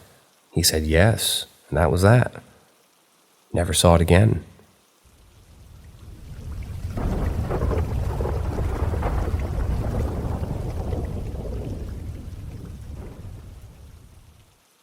What was a time you truly couldn't explain something, whether it was paranormal or not? For me, it happened when I was probably 14, so probably back in 2009-ish. I was sleeping over at my cousin's house, where I think we honestly haunted his house from all using a Ouija board. We were laying on their couches in their living room trying to fall asleep around 2 or 3 a.m. It was dead silent other than a fan running to cool the house down since it was summertime. And out of nowhere we all hear the loudest sound we've ever heard before. It sounded like the entire universe was collapsing into itself right in his living room and only lasted for a second or two. We instantly sat up and asked each other if all 3 of us heard that noise. And we did. We were asking each other what it could have been when his dad comes running down the stairs into the living room and asks us what it was. Us having no idea, we just said we don't know, it just woke us all up. His dad didn't believe us, and we started semi-laughing because it scared us so badly. He then accuses us some more. Then we laugh at him because none of us genuinely did it. He was starting to sound like a crazy person. Eventually, he went back upstairs to go to bed, and we eventually fell asleep too. To this day, me and my cousins still have no idea what it could have been. My only theory was that the house was settling on its foundation or something, even though it was only built in the mid-90s.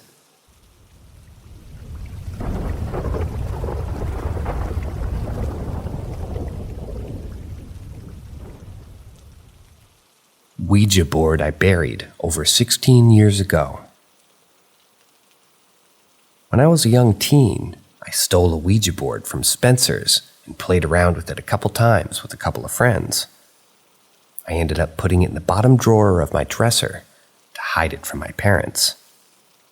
At some point, I'd start glancing over there while trying to sleep, feeling uncomfortable like there was some kind of presence in the drawer. I didn't really know what to do, so I took it out and just buried it by a big pine tree. I looked for it for several years later, but couldn't find it because the ivy was so overgrown. My parents have been divorced for quite a while now, and I don't live at that house anymore. I haven't talked to my dad in about 9 years, but my mom has said that he thinks his house is haunted, complaining about keys and other things disappearing or getting moved somewhere else. Not to mention a bunch of other bad or strange things that went on there.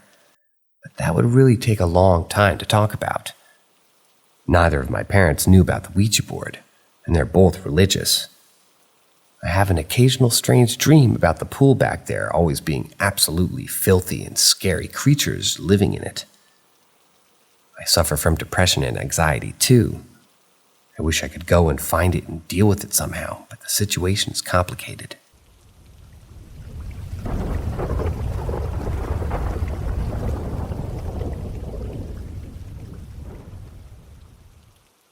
Ask Reddit.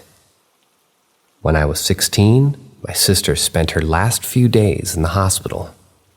I remember her close friend came to pick me up from school to see my sister. At this time, I didn't know how serious my sister's condition was. But before we went to the hospital, we swung by my house so I could get some things to take. I felt uneasy, and my instinct told me something was wrong, so I just started to cry.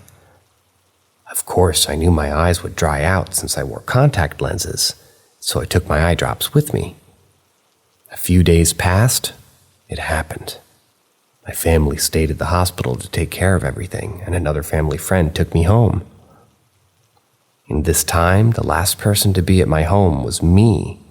That was the day I grabbed my eye drops. On the way home, despite being the saddest I'd ever been in my life, I remember my eyes becoming painfully dry due to the crying.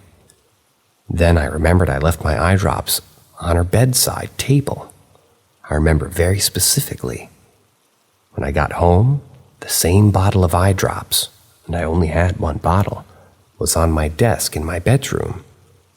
This was so shocking to me, but somehow comforting, because it gave me a sense of possibility.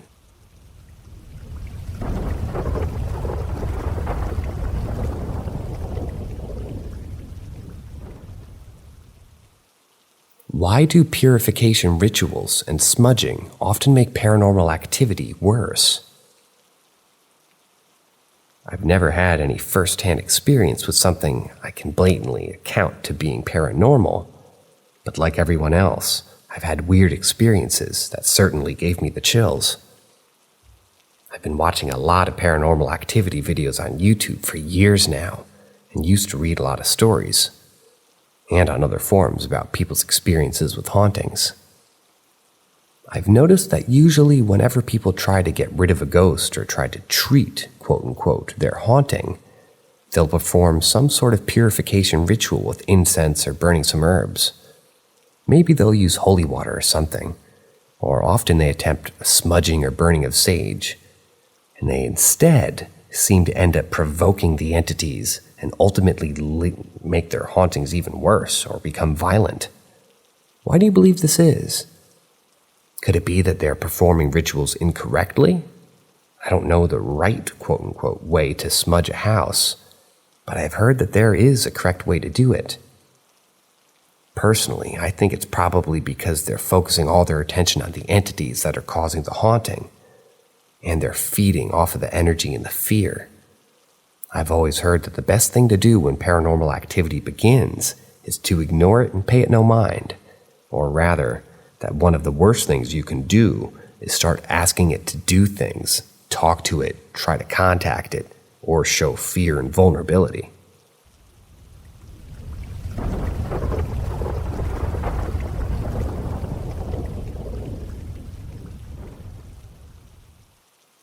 I think I have an extra roommate in my house.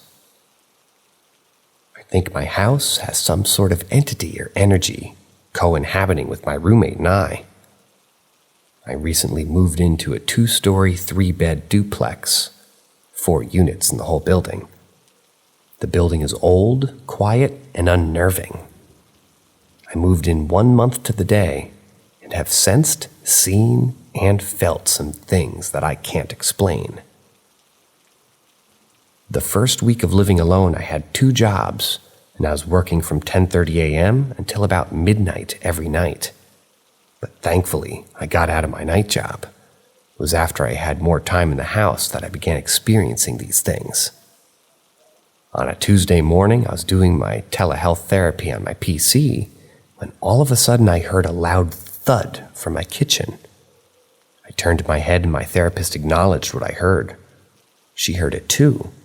She seemed really freaked out because she said a bright flash of light went over my head as soon as the bang occurred. I went into the kitchen to find my fridge open and bananas on the floor.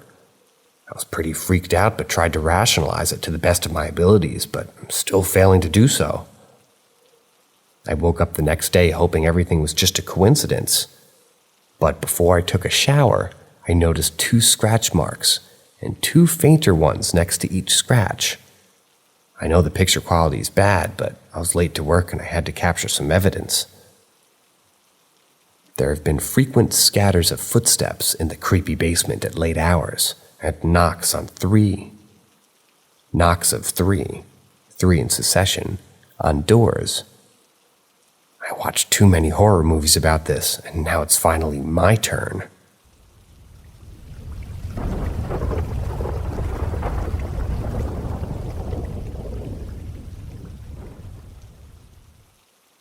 Mystic Mayhem, my priest uncle and the malevolent witchcraft box. My uncle is a priest, and something truly unexplainable happened to him. Beside the temple, there's a huge old big old ficus tree that attracts both God worshippers and practitioners of black magic and witchcraft. In our village, some witches perform their rituals in the early morning to avoid being seen.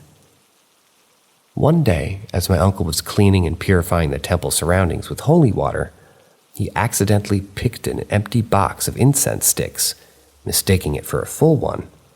It was near the ficus tree outside the temple. Unaware of its significance, he brought it inside the temple while performing his prayers and priestly duties. However, the moment he crossed the temple boundary on his way out, something inexplicable occurred. He was suddenly thrown to the ground and viciously attacked by an invisible entity. Although he couldn't see anyone, his body bore long nail scratches, and he seemed to have been punched under his eyes, leaving pigmented purplish-bluish marks. The injuries were severe, as if the entity showed no mercy. In his distress, my uncle managed to call for help when he spotted a villager passing by. The villager was shocked to see the terrible state my uncle was in. I eavesdropped my parents' conversation since they hide these things. So what I heard after was that our family's senior priest was summoned to examine him, and he revealed the shocking truth.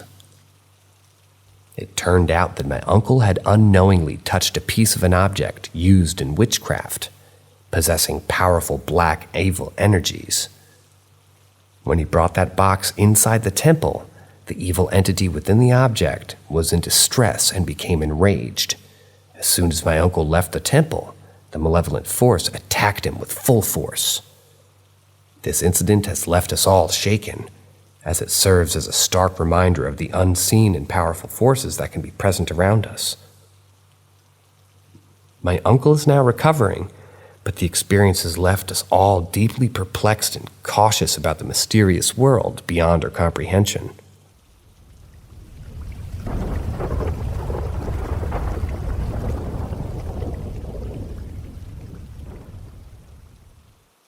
Death news and paranormal encounters. Death Newser. Back in 2020, when COVID was everywhere, my uncle got the virus and his condition was pretty bad. One day before his death, really weird things happened. Morning, as soon as I woke up, I went to open the balcony door.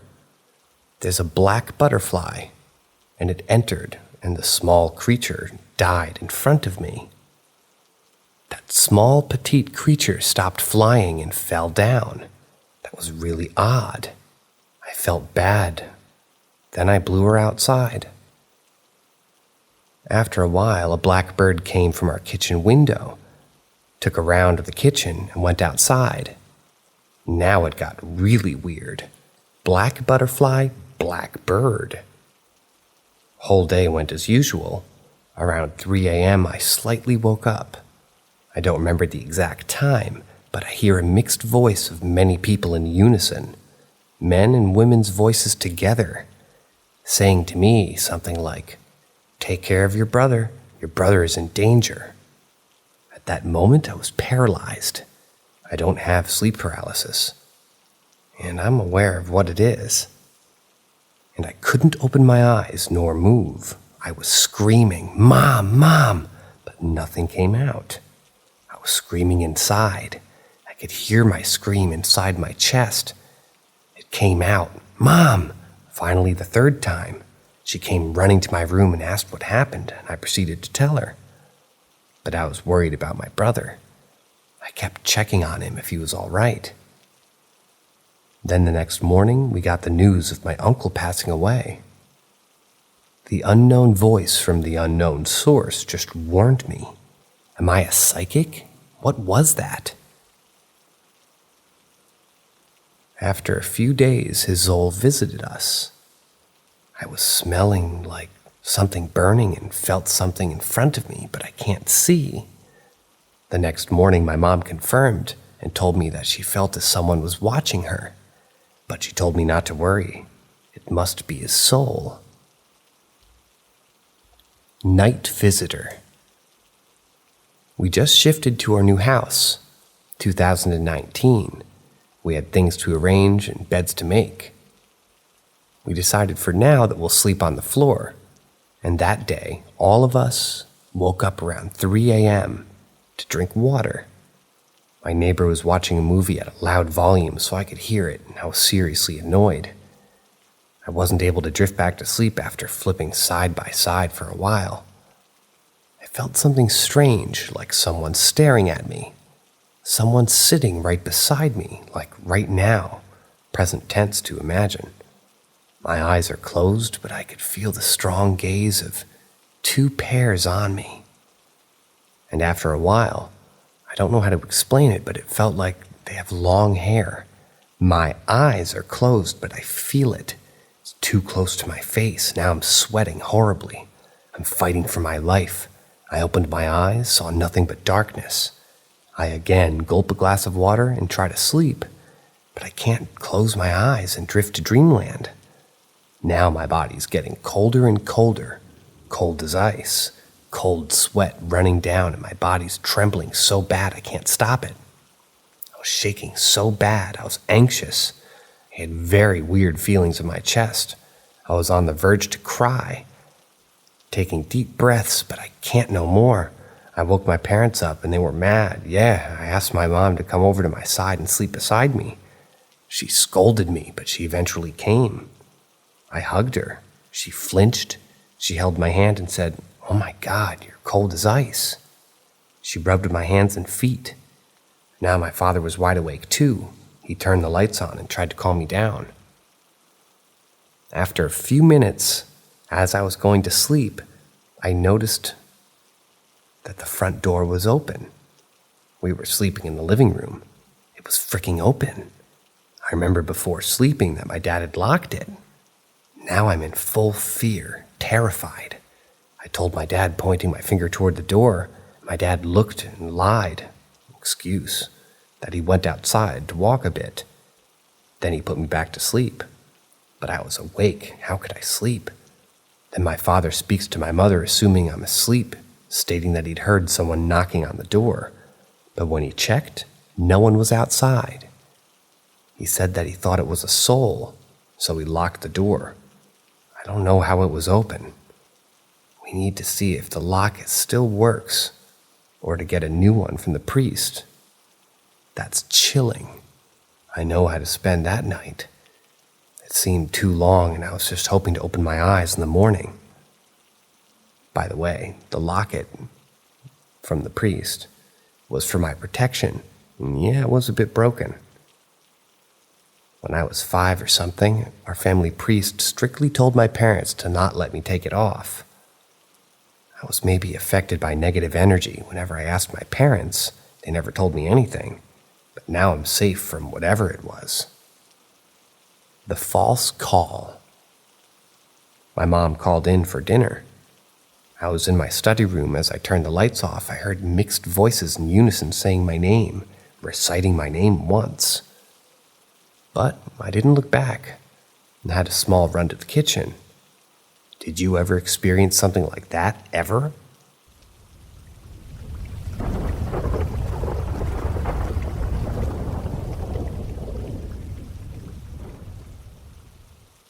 Question about what I can only describe as a demon.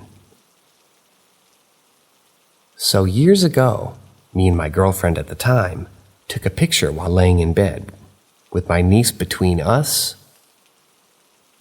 and the poster behind us on the wall, we clearly caught what I can only describe as a demon staring straight down at my niece.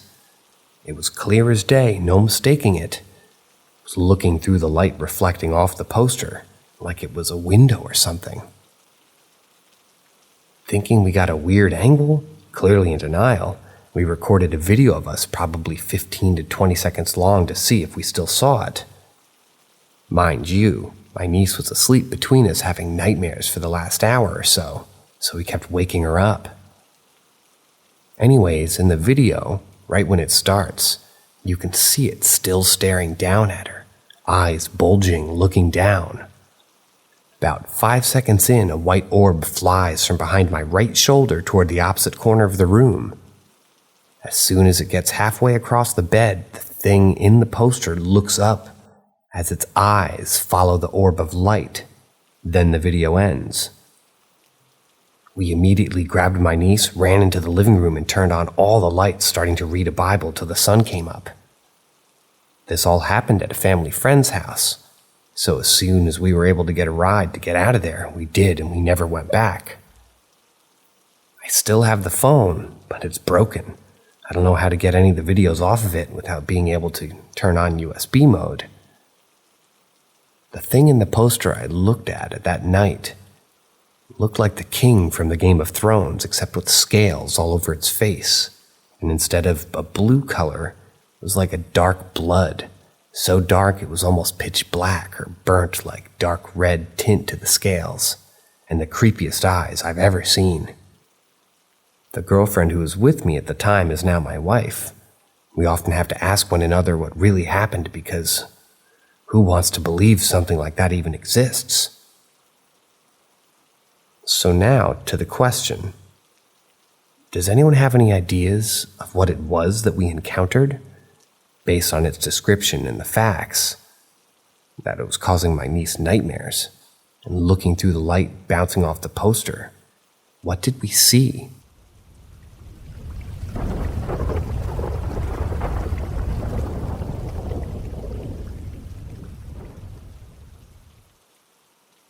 My great-grandmother accurately predicted the destruction of her family home and saved her mother's life.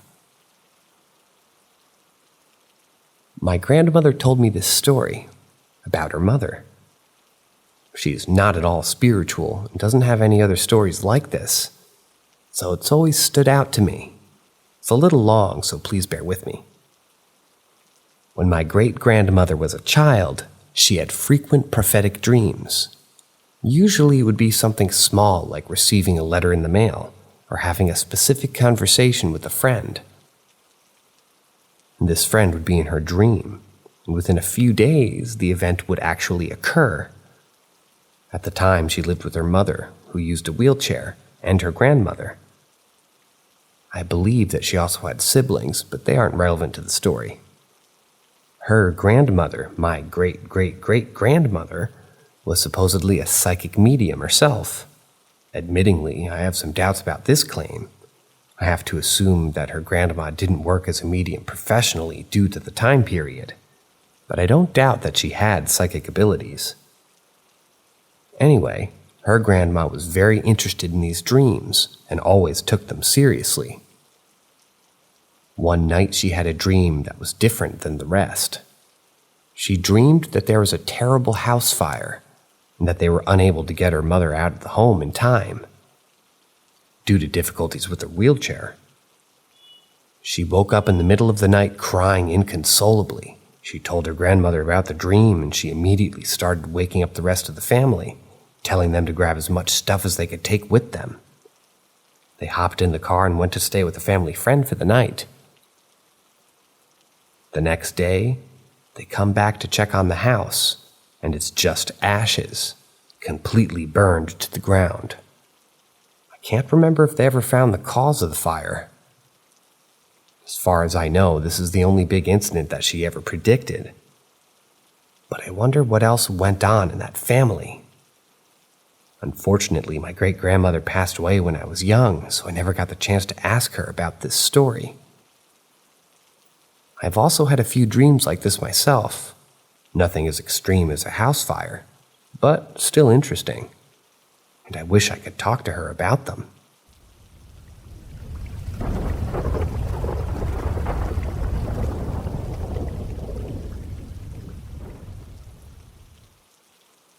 Ask Reddit.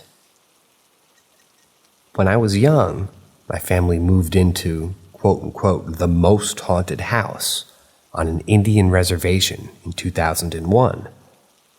The whole town knew of it, and I grew up known as the kid who lives in the haunted house. We're a white family, and the house was abandoned for years before we moved in, and was apparently built on an Indian burial ground. The tribe overheard that someone bought the house and insisted on cleansing it before we moved in. The tribe's leaders and shaman showed up and started to walk into the house and just stopped. They would not enter the house. We were forced to do the ritual in the front yard. They didn't feel it was safe. We had the occasionally spooky noises, but it was an old rickety house, so we didn't think twice about it. We also always had dogs and cats to blame the unexplained noises on. Years went by, and we continued to ignore what most people would consider to be creepy or haunted, up until about a year ago, that is. The spirits must have had just enough and wanted to be heard finally. A friend of mine was down the road at a mutual friend's house and was too drunk to drive all the way home. We lived pretty far out in the country. He called me, and I insisted he sleep on my couch for the night. He showed up around 2 a.m.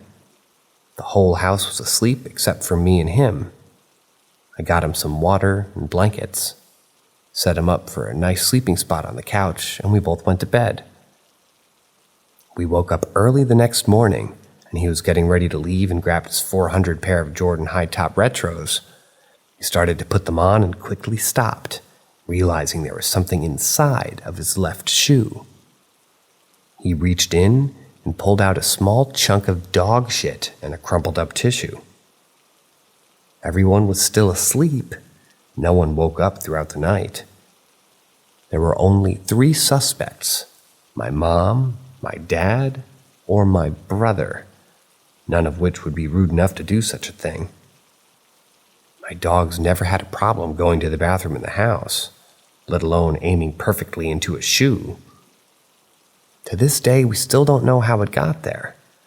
The tissue made him believe someone was pulling a prank on him, but I swore on my first child that none of my family members would ever think to do something like that.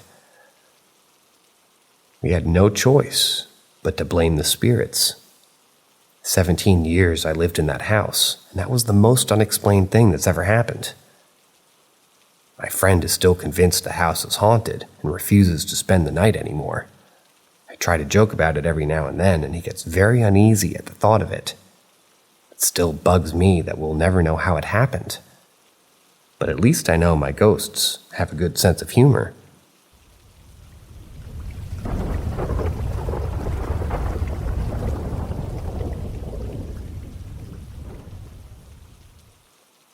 Ask Reddit. My in-laws' former house seemed to have some odd stuff going on in it. My wife and I sold our house, and we were going to buy a house that my in-laws were living in at the time. They had another house that they were fixing up, so my wife, myself, and my oldest daughter moved into the house with my in-laws. My oldest had to share a room with me and my wife, while we lived there due to my in-laws having the other bedrooms piled with junk. That would be loved once the other house was full. So she gets up to go to school one morning. My wife has already left for work. I hear my daughter say, "Scoot over, Daddy. I'm getting in your bed. I feel bad." I slightly open my eyes to see her PJs and scoot over. I trust my kid to know when she's too sick for school, and she gets in the bed. I don't go back to sleep, but I roll over to check on her, and no one's there. I sit up to look around. No kid. I text her and ask where she went. She says, school? To which I ask when. She says, "I left a while ago, my normal time." I was freaked out. A few weeks later, my wife says that she got up in the middle of the night to go to the bathroom. Said when she opened the door, there was a man in the middle of the bathroom that looked giant, and he was on fire. She was not fazed by this, as she sees stuff her entire life, but she wanted me to be aware. No big deal, right?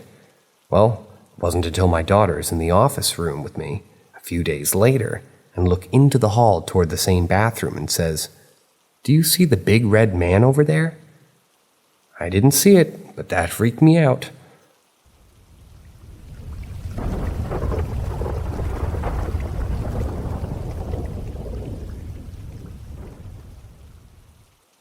I had a dream my nanny went to heaven. When I woke up, I was told she passed. My nanny, aka my grandmother, passed away when I was 9. Her and I were extremely close. She was diagnosed with lung cancer and was terminal. At 9, I didn't really understand what was going on, but I knew it wasn't good.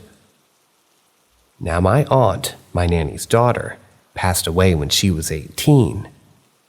I never seen any good quality photos of her, so I never really had a good image of her face. All I know was my nanny would say her favorite color was black. I put this part in so you could understand what I'm going to be saying next. I usually slept at my nanny's house and went to school in the morning. This was a weekend, and for some reason I slept home that night.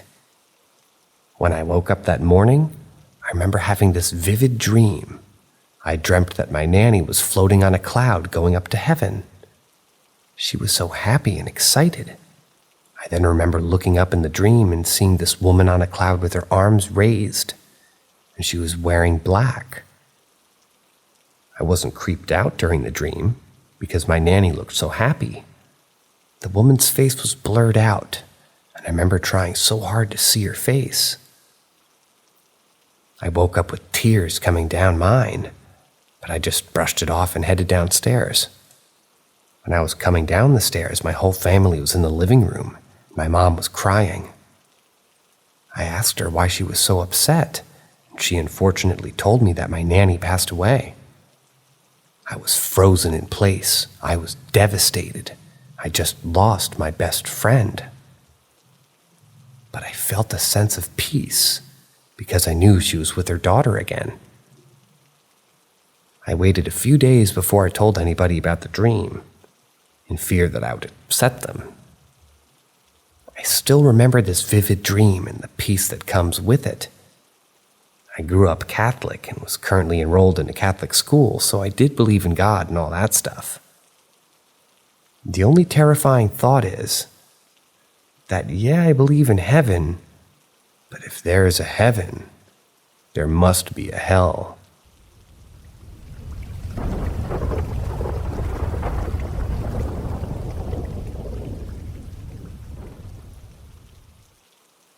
Why aren't ghosts naked?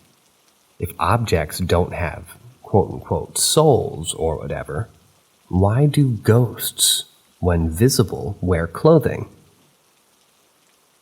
This has always bothered me. I'm a non-believer, but I do entertain myself thinking about the logic behind the existence of ghosts. So I don't understand how ghosts appear with clothing when clothes cannot have souls. There won't be a ghost of a toilet, a door, a car. Maybe we can agree that sometimes the soul of one or multiple people can turn inanimate objects into ghost versions of them, like the ghost ships and stuff. But how does that work? They wear the thing that they died with. If a person used to wear glasses, does the ghost has its own eye problems as well? A person with Tourette's also has Tourette's as a ghost? At least this will indicate the soul of a person evolves at the same time the person grows. But what about a baby ghost or non-born kids? I've seen cases about people believing in their unborn child haunting another baby of the said person. How does the ghost look like? And more importantly, how does it think? Do we unlock full consciousness, logic, and intelligence as ghosts? Does a retarded person, sorry, can't come up with another word, not being rude or trying to offend anybody, maintain their cognitive problems as a ghost? Because that just sounds like mental torture. Also, if we know that a person's soul evolves and looks like the said person, what about people with skin issues and missing limbs? Do ghosts look like that as well? And if not, what and when does the soul decide to look like this and not look like that?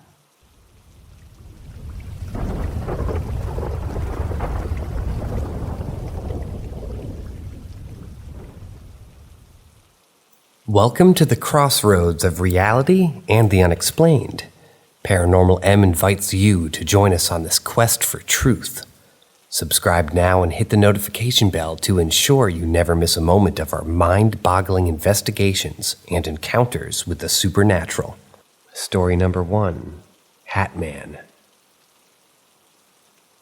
I had never heard of the Hat Man until I was describing to my oldest son this weird feeling I had of being watched. My home was built in 1984. I do know the previous owner's first husband died. Not sure if it was in the house. We're on 5 acres of woods. The house sits in the center of the property, and there's a 100-year-old cemetery that butts up to our backyard with 6 graves. We bought the place in 2017. I've always been sensitive, and I hear, smell, and sometimes see things, and many times how I pick up on spirits is feeling them and then seeing them in my mind's eye.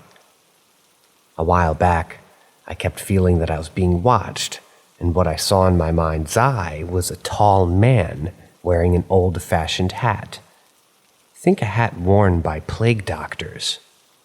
I mentioned to my son, and he got very concerned about the Hat Man. He advised me to not dwell on it. I don't know. He just couldn't articulate a reason, just a feeling. Within 6 months, our 9-year-old Rottweiler developed osteosarcoma. It was a very fast-growing cancer, and we had to have him put down. Rotties are very engaging with their people, and it broke our hearts. Since we have so much property, we found a pretty place and buried him there. I haven't felt Hat Man since.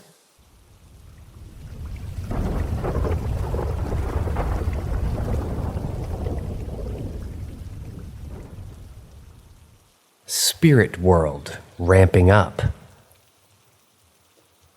I come from a family who's always had paranormal experiences. My great-grandma, my grandma, and my dad have seen, heard, and smelled phantom things.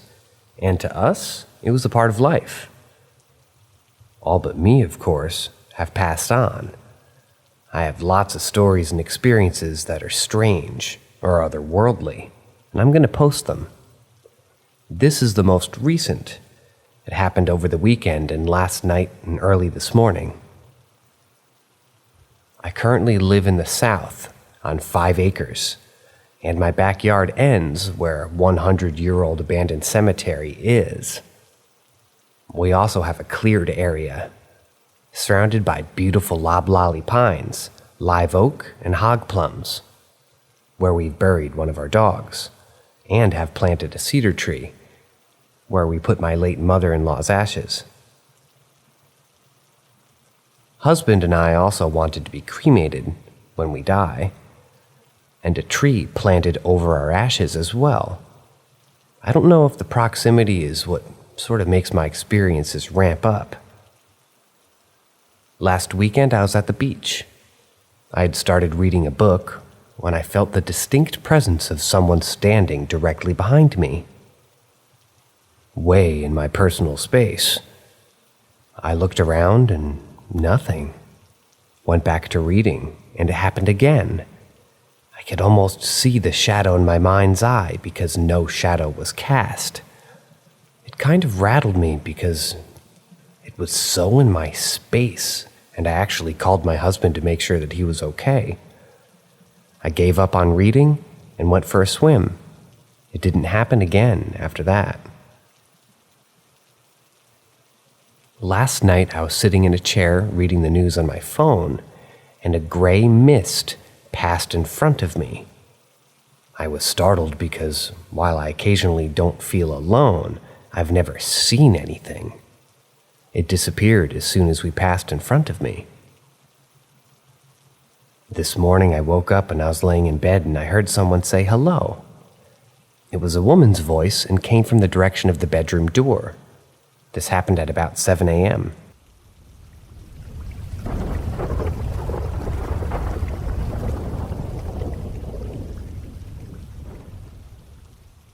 Swooshing noise.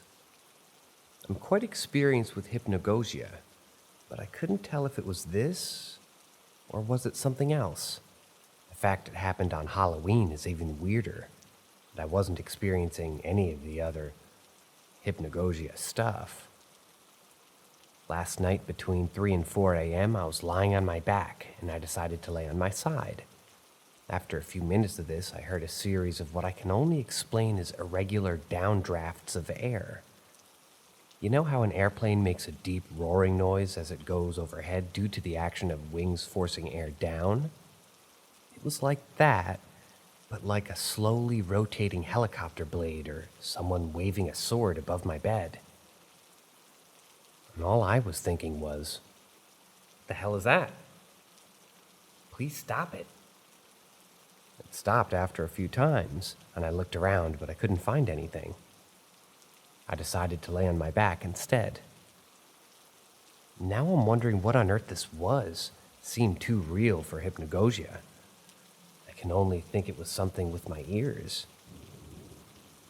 I did lose a radio underneath my bed earlier that night, but it was off, and not one that's easy to switch on, and the noise came from above.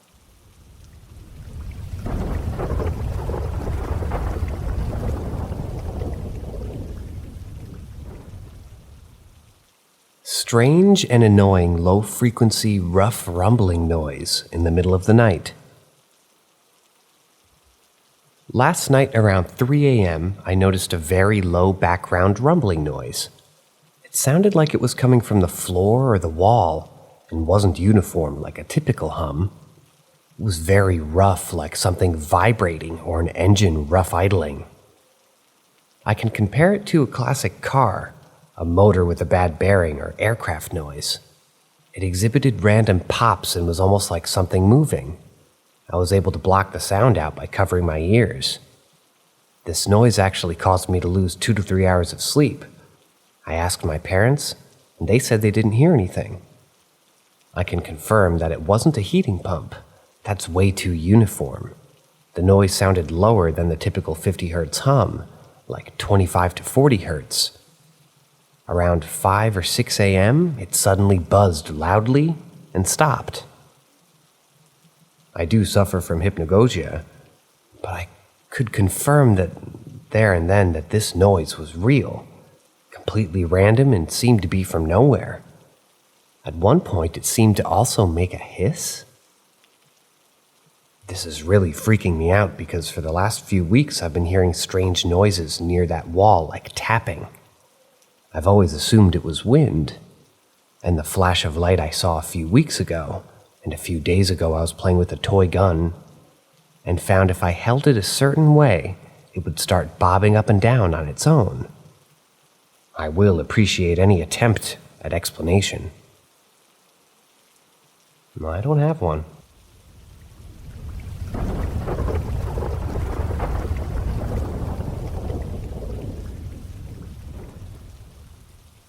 Well, I remember it was 4 years ago at night. It all started with watching the Ghost app on YouTube for fun, then watching them sponsoring the Ghost app that communicates with the paranormal. In a text message and highlights the shape, here I thought it's fake, because they were using it for an advertisement so that they can, make money off of that. So I did download the app that they recommended, installed them, points my phone around my room, then suddenly it's showing there is a ghost in my closet. The app was supposed to highlight the shape. However, the text only appeared as hi, as like it's trying to speak. I ignored it because I thought that app is fake, that living off the money, so I uninstalled it and then went to sleep. A few moments later, I felt like someone was watching me and my body getting colder under the blanket. I didn't open my eyes, but I felt that someone was near. My mind spoke to me like a person next, but I'm deaf. It was telling me to not put my feet out of the blanket as my feet urged me to get out. My feet stretched out of the blanket, then someone grabbed my feet, then dragged me out of my bed. That happened so quickly, so I grabbed something around me. The only thing that I could grab was a Chinese chopstick so I can stab someone that grabbed me. But I looked up, and there was nobody in the room except me. I reckon it tried to grab me toward the closet. After everything happened, I just realized that they don't need to cast a spell on everything like Ouija boards. When we call anything that relates to ghosts, it's like we can summon them through the item. I admitted this did freak me out. If anyone asks me to play with the occult, then I would decline politely, because those things can be ending up horrific like Ouija boards. I'm done with the occult and vow that I'll never go back, ever.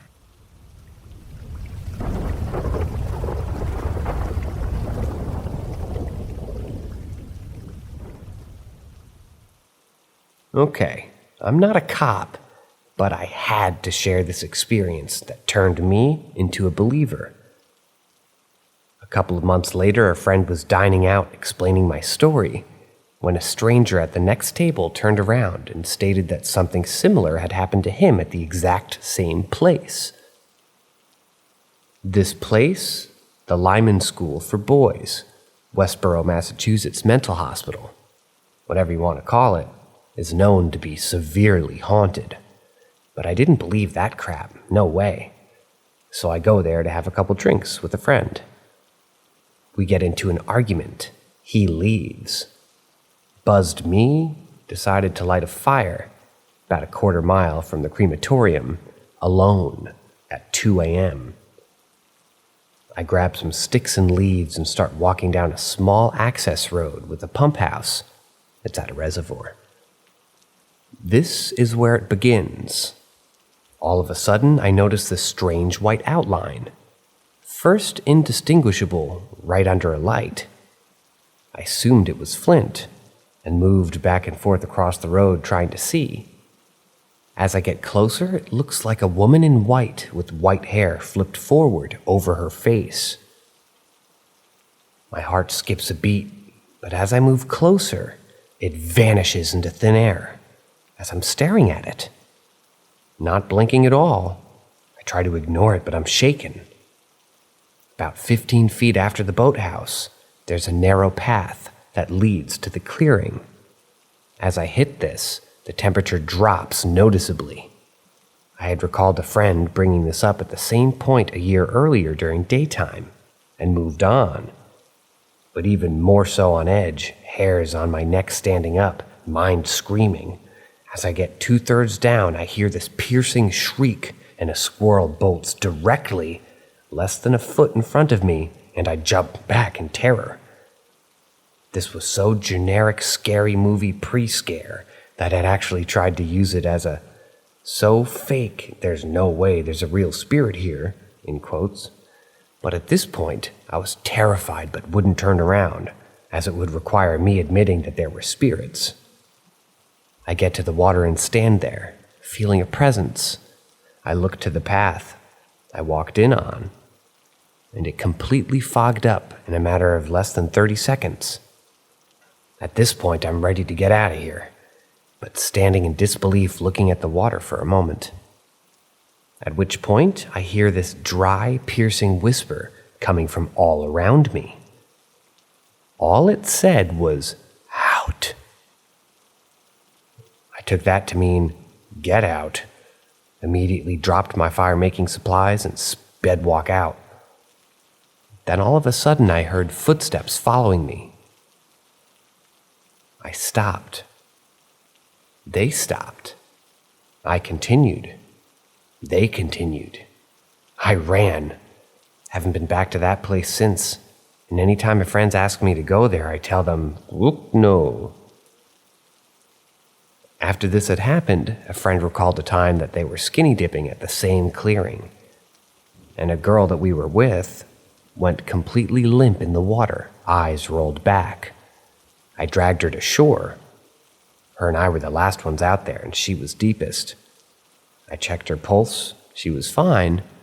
She was just staring at the sky with a blank expression, all of us nude as fuck. When she came back, she had zero recollection. She chalked it up to her being an attention whore, but after my experience, I have a hard time thinking something else wasn't at play.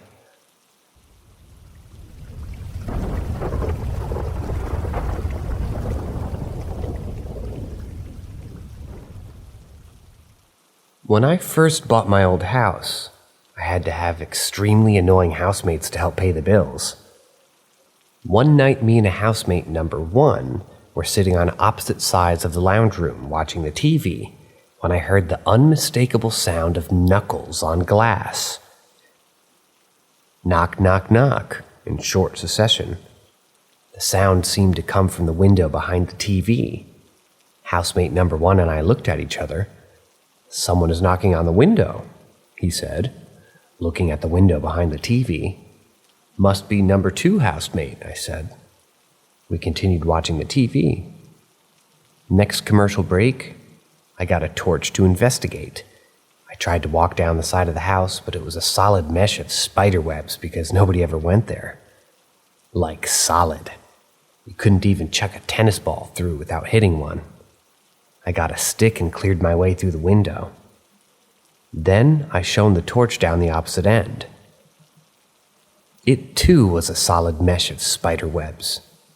There was no way anyone could have walked through there. But me and number 1 housemate both heard the sound and both agreed it was coming from a window that was between the two of us. The other rooms had windows too, but we both agreed it was coming from the window closest to us. If it was the other room, it would have been closer to one of us, and the sound wouldn't have appeared to come from another room, not the room that we were in. The sound did not come from the TV. It was an old rank arena TV that didn't make any sound, that could be mistaken for reality, and the knocking did not fit into the context of the show that we were watching. There was a bush next to the window, but it's a bushy bush, and there were no branches or wind to push it against the window. The next door neighbor couldn't have reached the window as the fence is over 3 meters away, and the neighbor was an old man who was not into practical jokes. It wasn't the sound of a bird. We both agreed that it was the distinctive sound of knuckles knocking. Besides, a bird hitting a window makes a single thump noise. It's been 10 years since I bought the 1920s house. I haven't heard the sound before or since. Nothing else unexplainable has happened.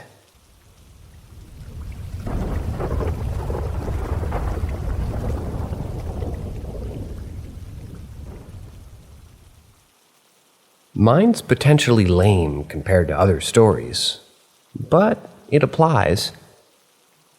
My wife is a believer and claims to often see ghosts. Her whole family do.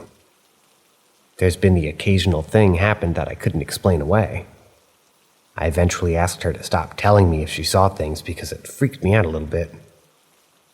On a European holiday, we stayed at an agritourism type place in the middle of nowhere, half of an hour away from the town that we were supposedly visiting.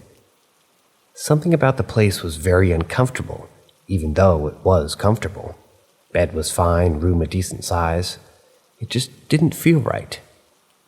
My mind wouldn't shut down, especially at night, and I struggled to sleep. The second or third night in, I was struggling to sleep still. My wife slept, though. Then everything went a bit weird. Kind of felt like a dream, but it wasn't. It also felt like hallucinating. But I knew it wasn't, because that's something I'd experienced before. It wasn't night terrors either. I get those, and I'm used to them, so understand when it's happening to me. And they're scary.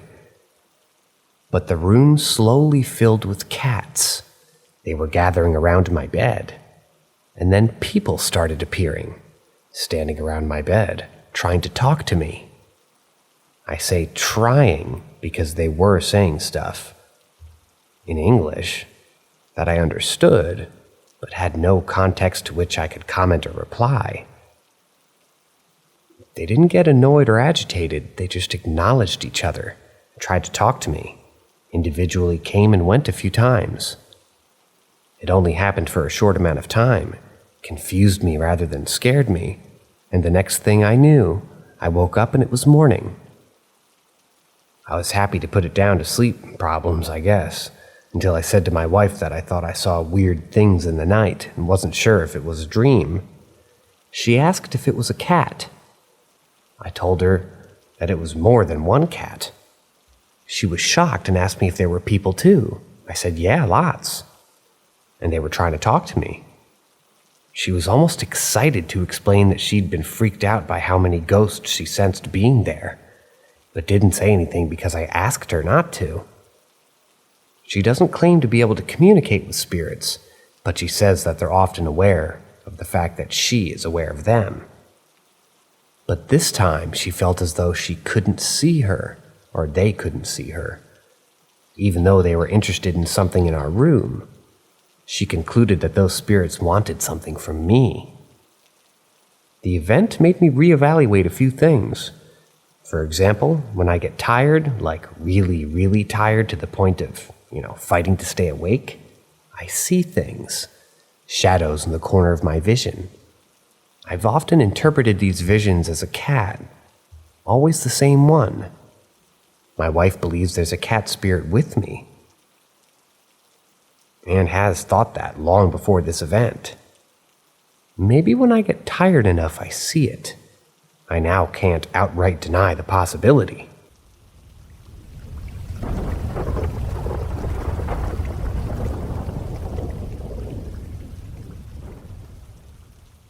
My home we bought is haunted. And it's been interesting, because I'm an astrophysicist by trade, and it's been interesting to take what I know to be true in the universe and place that with what me and my family live with. All that being said, we adore her. I had probably the friendliest, most helpful ghost in the world. When we bought the house, we knew it was funky. Even weirder is 3 days after we moved in, I realized that I had seen this house before from the angle I was sitting on my couch.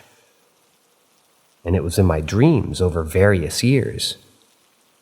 Anyways, the first thing we noticed was little things.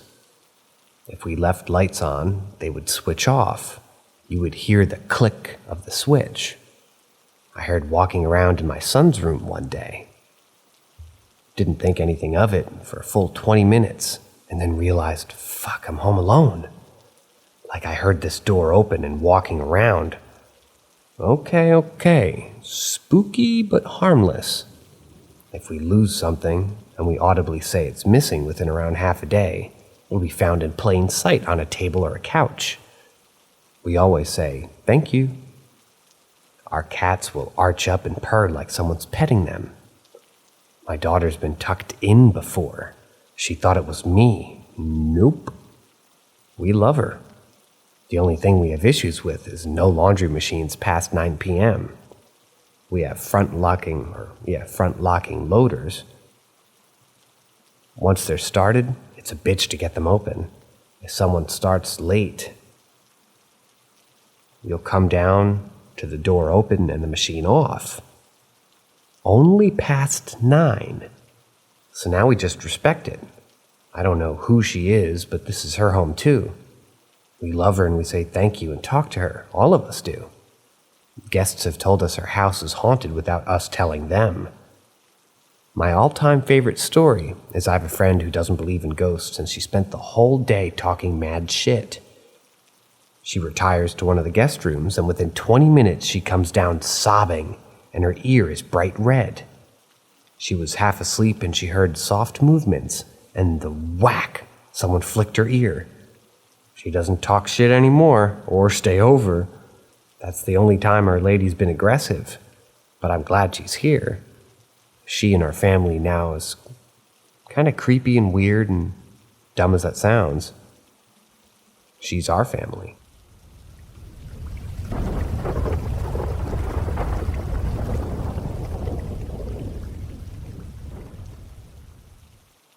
I saw a strange pale creature with backwards legs on my way home from work. So I don't typically believe in this kind of stuff, but I had a strange encounter a while back that I was telling my coworker about, and they insisted that I saw a rake. I've been doing some research since, and I had no idea what it was, and it looks very similar to what I saw. Anyway, I was driving home from work at 1:30 a.m. about 2 months ago and was headed down this typically busy side street. Except since it was late, there wasn't a lot of traffic, just a Jeep in front of me. As I was driving around a bend in the road, I saw in my peripheral this figure to my right by a sidewalk standing between two small trees held up by wire supports. The creature was standing kind of behind them. First, I thought it was just a big, slender dog, like a white greyhound or a Great Dane that escaped, and seemed to be standing and barking at traffic by the sidewalk. I only noticed it as I began to pass it, but as I passed by, I quickly noticed that it appeared to have a humanoid-shaped head with black eyes, a hunched back posterior, and a long, stretched mouth like it was screaming. I was going about 45 miles an hour when I passed, and it was dark out. I thought to myself, yo, what the fuck was that?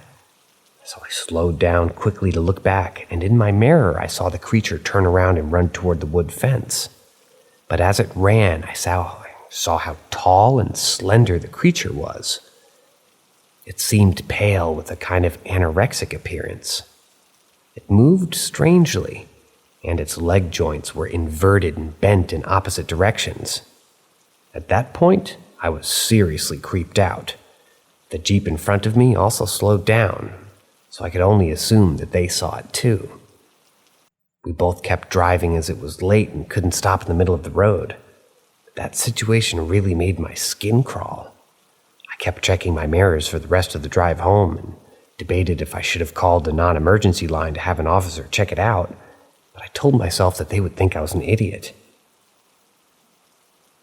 Now, every night when I take that road, I look around to see if I can spot it again. I really want to believe that it was just a dog, but I can't stop thinking about how strangely it moved with its backwards knees. I haven't talked about this much, except to my coworker, because quite frankly, it sounds ridiculous. I'm just wondering what the fuck I actually saw, and if it's something that I should even be talking about, or if I should continue to pretend that I never saw anything and just move on with my life.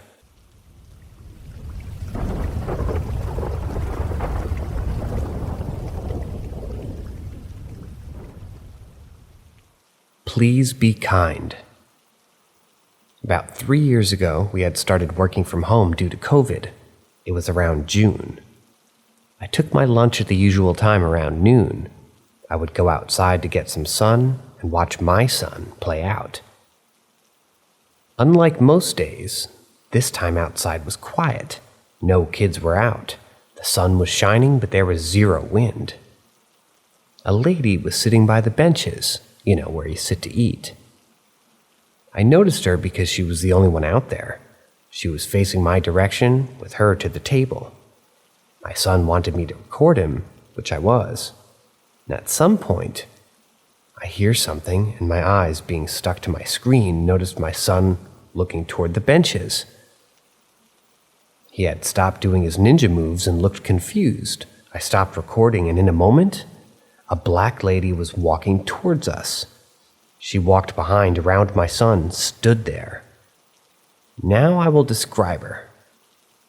The white part of her eyes were yellow. Her teeth were yellow. And when I say yellow, yellow, yellow. She had this smile, like petrified, like emotionless. She was wearing this dress/robe and matching turban. The fabric was white with a lilac color, very small geometric pattern. She said, "Take a picture." I said, "Excuse me?" She said, "Take a picture," while she showed me something in her hand that looked like a AA, like a very old phone. I'm not really sure. I thought that it was weird, but I agreed. I pulled my phone that at this point was locked. I put it in front, and there it was. She was not on my phone. My son was there standing alone in the phone. I felt paralyzed. It took a second, and I just looked. She was there, but yet not on my phone. I saw my surroundings melt almost like a movie. I slowly got near my son that was next to her. I ran so fast I looked back 2 times. She didn't even blink. She was there with her frozen smile looking at me, watching me run, completely terrified. Couldn't speak for about 30 minutes. I remember thinking in my head that I'd lost my mind. My other 2 kids and sister were home, and I could only repeat, she was there, and she wasn't there.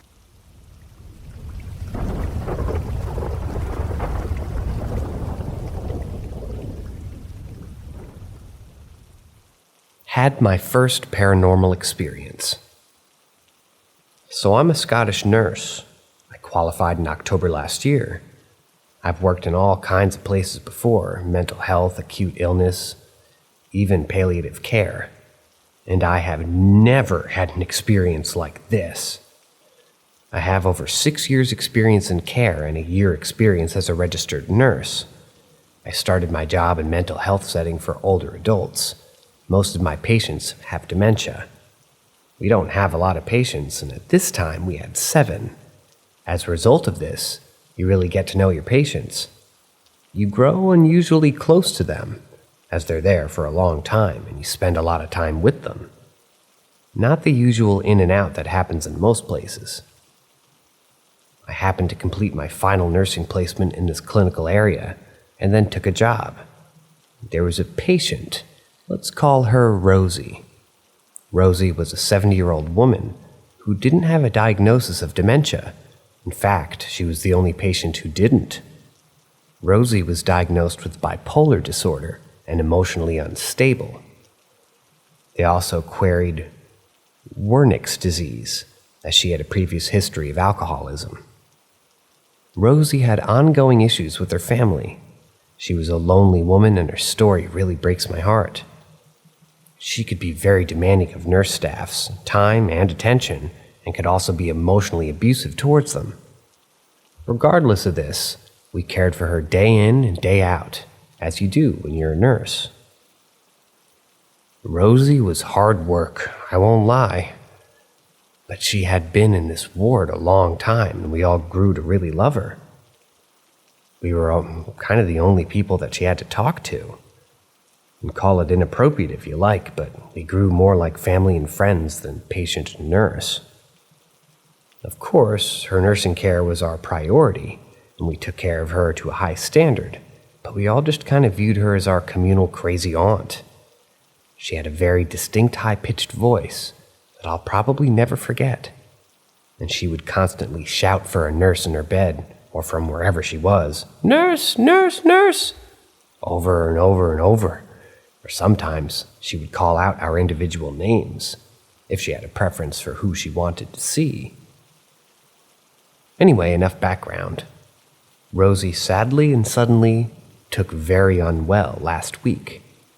She had a bowel perforation which led to sepsis and kidney failure, and she died the day after she was transferred to another hospital. I was brokenhearted that she never died with us around her. We did really love her. She is sorely, sorely missed. Rosie died on the Tuesday that I wasn't back to work until that Wednesday. I really didn't think she would have died, and I never went to see her in the hospital because I was on my day off. I regret this, but she's gone now, and there's nothing I can do about it. We all miss her, and we're all very sad that she has died. I went back to work on Wednesday, and there was a feeling that I couldn't shake all day. I can't explain it, but I could just feel something. I chatted to Rosie all day, both in my head and out loud, while I sort of pottered about a room. or just as I was working. I told her that I missed her, and I wished that I could just talk with her one last time. Later on in the day, her daughter called the ward and asked if Rosie happened to have any rosary beads that we'd be able to pick up and put into her coffin. I said that her stuff had been packed away, but I'd go look through all of it and call back. I went to the storeroom and rummaged through the bags, and I couldn't see anything, so I decided to take everything out of the bags one by one, so that way I wouldn't miss them if they were there. Nothing. So I spoke out loud.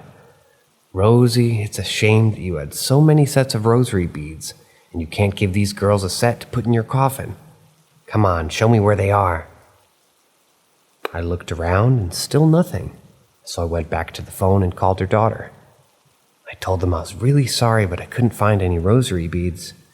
I did, however, find holy water and a picture of St. Jude. Once I came off the phone, I went back to the store cupboard, and what is right in front of my eyes sitting on top of the bag? I had just re-put all the stuff away, but the set of rosary beads. My first thought was, oh my God, Rosie listened to me. However, as time passed, I started to think it was just a trick of my eyes, and I just never noticed them. However, when I told the story to my colleague, who had packed all of her stuff away the day before, she had a shocked and confused look on her face and told me that she couldn't believe the rosary beads were lying on top of the bag, because she had put all of her quote-unquote holy things in the box in a cupboard, and I had no idea that the box was even there, and therefore never looked in it. When she showed me the box, she showed me the checklist that she had wrote of all of the items that she packed away, where they were, so that way we knew what she had and didn't leave them and to give the rest back. However, I didn't know this time, or I didn't know this at the time, and I started to believe, I've just not seen him. As a result of this, I spoke out to her again, and I said, Rosie, if you're really there, and that was you, and death isn't just blackness, please send me a sign that I can't afford to, fob off as a trick of the light. But please, whatever you do, don't scare me. About an hour passes, and I'm sitting, just writing up my nursing notes on the computer next to her old room, and all I hear is, "Nurse," in her voice. It was her voice, as clear as day. I looked over my shoulder into her room without hesitation because for a second I forgot she was dead. It clicked and every hair in my body stood to attention. I slowly turned my head to the hall and saw my colleague backing out of the treatment room, white as a ghost, as she uttered, absolutely terrified, "Did you just hear that?" And we both said at the exact same time without discussing it, "Nurse." I haven't stopped thinking about it since it happened. Does anyone have an experience with this? Does this mean that Rosie's stuck there? I don't want that for her. She wasn't happy there, and she was lonely. I don't feel her presence here so much now. A few days have passed, but I can't stop thinking about it. My eyes are totally open to a whole new world, and I need to know more.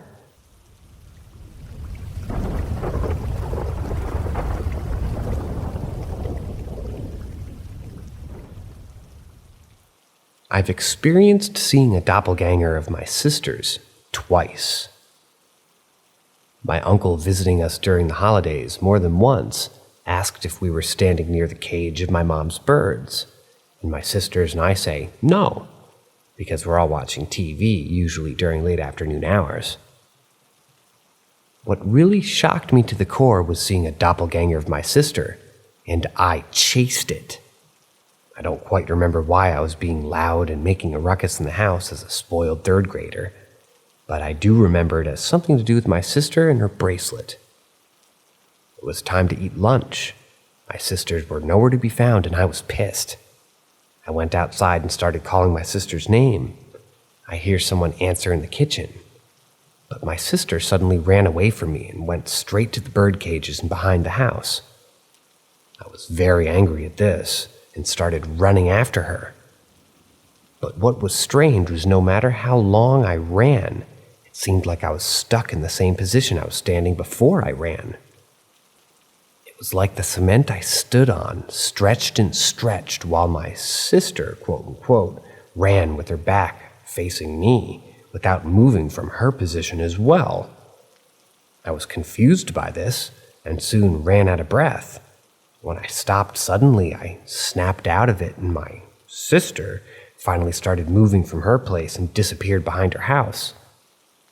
Funny thing was, I keep saying my sister's name, and my sister's voice from the kitchen was no way my sister that went through that wall. My real sister and my other sister were both in the kitchen.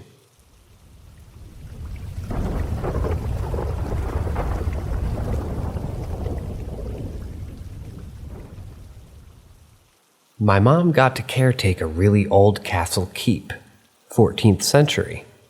The previous owner had died, and the family wanted to make sure vandals didn't get it. The previous owner was really old, so the building was in very basic living conditions, i.e., no kitchen, dodgy electrics.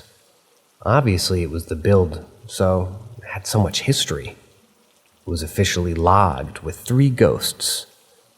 We believed there's more than 11. The night we moved in, my mom decided that she wanted to get pictures up as the cats are assholes, and she didn't really want them broken. The next morning, all the pictures had been swapped about. We left them as they were. I heard a huge fight, throwing of plates. I crept downstairs, wondering who was having such a huge fight. My mom was on her computer and looked confused when I asked her who was fighting. I was the only one who heard it, apparently. In the stables, there was a horrible presence. It grabbed my sister, and she came back inside and started yelling at my brother at his prank. We were both cooking together. We got an electricity bill that would rival a large hotel. Since we only used a few rooms and heated with gas, we complained. The electric company sent a guy, and he said he had no idea where it went. We lived in the middle of nowhere. Stealing from us wasn't possible.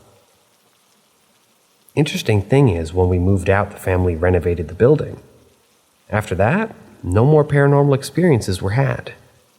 I honestly believe all the strange things that happened. So much on a daily basis that maybe it fed on the electricity, or it was amplified somehow.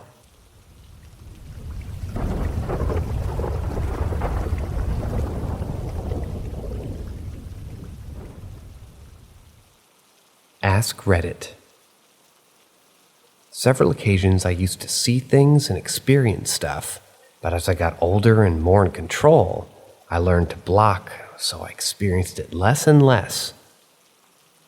Grandparents' house had a basement with a crawl space. My grandfather would go in there and move all of our stuff the previous owners had in there. I'd only go inside the crawl space when my grandpa was in it. He actually sealed it off so I wouldn't go in by myself. The crawl space was a small walk space that opened up to a small room, high enough for me to stand in. The odd thing is, the crawl space had another doorway that led into another room that was actually more spacious and had lots of small furniture, like a crib, a play table, and a bouncy horse. There was even a small cabinet and bowl that I remember. This bed frame that was small and had no mattress, but had its mesh on it where the mattress pad should go. My grandpa didn't go into that room and would shoo me out. It was stuff left behind by previous owners. I was 4 years old when I had made a friend, a little girl named Rachel. She was my age and always wore a yellow dress with a white apron, and she had a ribbon in her hair like a headband. She didn't talk much, but we played often in the basement and in her backyard. She would talk, but only in whispers. We would go to a corner or hide behind furniture. She didn't like to go near the crawlspace. She was kind of afraid of it. One day I tried to convince her it was safe by going inside myself. I went in and thought to show her the room with all the kid-sized furniture. She grabbed my hand, pulled me out of the room, shaking her head, eyes wide. Something jerked me back away from her. I looked back. It was a man with long, dirty fingers and wild hair, covered head to toe in dirt. And when he smiled, it was all fangs. Ran out of the crawlspace screaming into the backyard. When my grandpa came rushing up to me, I explained what we saw. He went into the crawlspace with a determined look, then pulled out all of the junk in that room and aired them out into the sun. He then packed that room with insulation and boarded it up. I never saw the man again. But I also never saw Rachel. In fact, my family never had seen her. They say she was my imaginary friend, and I began to believe it. It wasn't until my 20s when my uncle revealed that when he used to babysit me, he once heard me talking to Rachel, and when he glanced over, he did see me talking to an outline of a girl glowing in a yellow dress. 2. When I was 10 years old, one of my houses my parents and I had moved into had a basement, and it was deep under the house. It covered the whole floor plan. My mom would go do laundry down there and would often notice all my old toys scattered on the floor from the storage boxes. She'd assume that I was downstairs playing with them and call me to go pick them up. I would, but I didn't play with these toys. They were all old, and I was always outside riding my bike with my neighbors. My mom figured out that it wasn't me spreading out the toys when she saw the old tricycle moving by itself as she was loading clothes into the dryer. And I wasn't in the basement with her. She just said in her best mom voice, "Don't try to scare me down here." And the tricycle stopped. I came face to face with the ghost when I woke up one night in my bedroom to find a little boy kneeling beside my bed and staring at me. He had his forearms resting on the mattress and was like leaning his head on the side of one of his forearms. I first thought that it was one of my cousins who's around the same age, so I sleepily say, "Hey, you come to sleep over?" When the kid didn't say anything and just kept staring, I leaned my face in real close, as in nose to nose close. That's when I saw that there were no whites in his eyes, and I could kind of see through him. I pulled away and then hid underneath my covers. We moved out shortly after. 3. 12 years old. Brand new house. Sitting at the dinner table with parents. Stepdad starts to go to hit me with his elbow, so I flinch. And when I was smaller, he used to try to rip my face off. But since I was bigger, he just intimidated me with the fear of a potential beating. My mom was sitting across from me and sort of massaging her forehead. I could tell that he was talking shit to her, but she wasn't really taking the bait.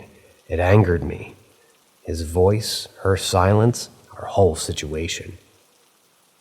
I could see my mom beginning to unravel, though, and she let out this sudden growl or roar, and at the same time I felt something hot like a curling iron close to the scalp, and several plates, including his, shattered. Nice thick cracks. He quieted down. He touched my plate and the other one that wasn't broken. Then he got up, still mumbling, but I heard the breaking in his voice. I looked at my mom, but she ignored what happened, so I did too. 13 years old, in a different country. Neighbors found a spirit board. We began to play with it. I admit to making it move the first couple of tries. By midnight, the thing was vibrating underneath our fingers and moving even when we were half awake. It spelled out, "Come back to me." When I asked in a teenage girly fashion which guy was the most interested in me and why he was thinking about me, I didn't realize at the time that my real father, the estranged one, was looking for me and was still pinned to be reunited with me and my mom. We were 20 years later. When the gossipy girls began to use the board, the tone changed to threatening. but it calmed when I used it. It's not something I would touch again, honestly. 5. High school and college, 16 to 17 years old. I began to have flashes of things about people around me. I kept seeing things like a classmate talking to a man that I didn't recognize, and I finally asked her about it. She admitted that she was seeing a boy off campus, and he was older. I began to turn into some parlor trick. At parties, I would have people gather around and I'd read them, usually seeing a scene that they recently experienced that I wasn't present to witness, but they would always confirm that it happened. Then I started seeing things about my friends, but they couldn't confirm. I saw one friend with a guy that she didn't recognize, and I saw her pregnant, but she had no boyfriend and wasn't pregnant. Then I saw my best friend with this guy on a boat, and we both knew that she wasn't dating and couldn't swim. So I began to think that I was losing my touch and stopped. We graduated college a couple of years later. The girl that wasn't pregnant? She graduated 5 months pregnant and was engaged to the guy who moved in the same boarding house. My best friend wound up meeting her husband on a ferry. He won her over by promising to jump in after her if she fell off the boat. 20 to 21 years old. While the plane I was on was descending toward LAX, I looked out the window and vividly saw a giant city made of black mist looming over the city on the ground. I first thought it was smog or rain clouds, but the shapes were too angular and too condensed together, and the sunlight reflected on the surfaces very sharply. It looked like a giant stony skyscraper landscape. I still try to search for it again, but I can't see it anymore. But I'm pretty sure it was there. I wish I had the presence of mind to take a picture of it. 7. When I first moved to California, I visited Colorado with the family. I visited Coronado with the family. We walked through this fancy hotel. My cousins were leaning over a railing, overlooking a pool, and I was walking over to them to stand by them. I was gazing at the pool as I walked over, and I saw a tall, slender woman in this giant black sun hat and black lace robe at the end of the pool. As I drew nearer to the railing, she had slipped into the pool and began moving across the water like she was going through it. But it was odd because she wasn't moving her arms or swimming. When I reached the railing, I asked my cousins if they thought the lady was swimming weird. They asked, "What lady?" The pool was empty to them, but I saw the lady by the edge of the pool again, kind of lurking over it. Come to find out, the Hotel Coronado is famously haunted. 8. I tend to avoid looking into people's eyes too intensely, because I still got flashes of scenes. The last one happened during a job interview, and I saw the lady interviewing me in a flash scene. She was going at it with another man on her desk. The man was not the dude in her family picture, so I developed blocking stuff now that I think, or I've grown out of it.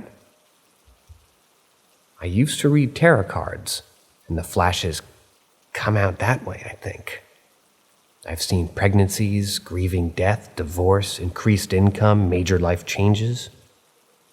I don't do it so much now, because the last reading I saw the passing of a loved one, who turned out to be my grandpa, but didn't want to interpret as that, and it happened anyway.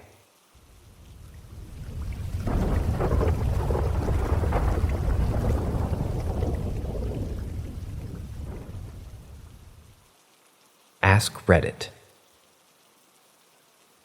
I lived in a 120 or so year old house that was on its last legs when me, my mom, and little sister all moved in.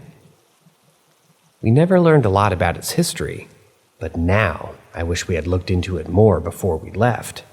It had to be interesting. It was a basic 2-story house which had a hallway leading from the kitchen to the bedrooms, with the living room doorway being about halfway between both. And I very distinctly remember one day when I was playing with my PlayStation in the living room that I heard a bedroom door creak a little bit. I didn't think much of it because the house was very noisy and I was kind of used to it. A second afterwards, I saw my mom walk down the hallway and brush past the coats that we had hanging on the wall. They all moved back and forth a little bit. What caught my eye was that she was wearing some sort of dress. Looking back now, it was more like an old-fashioned nightgown than anything, and I was wondering where she would be going dressed like that in the middle of the day. It was probably around noon at the time, so I yell for her not to be, getting off of my game, but when she doesn't reply, I hop up and run to the kitchen, turn the corner talking to her, freezing in my tracks when I see the kitchen is empty. I sit there for a split second trying to understand what happened when I remember that my mom was working today. She had been at work for hours and my sister at school. I took a sick day off and I was home alone.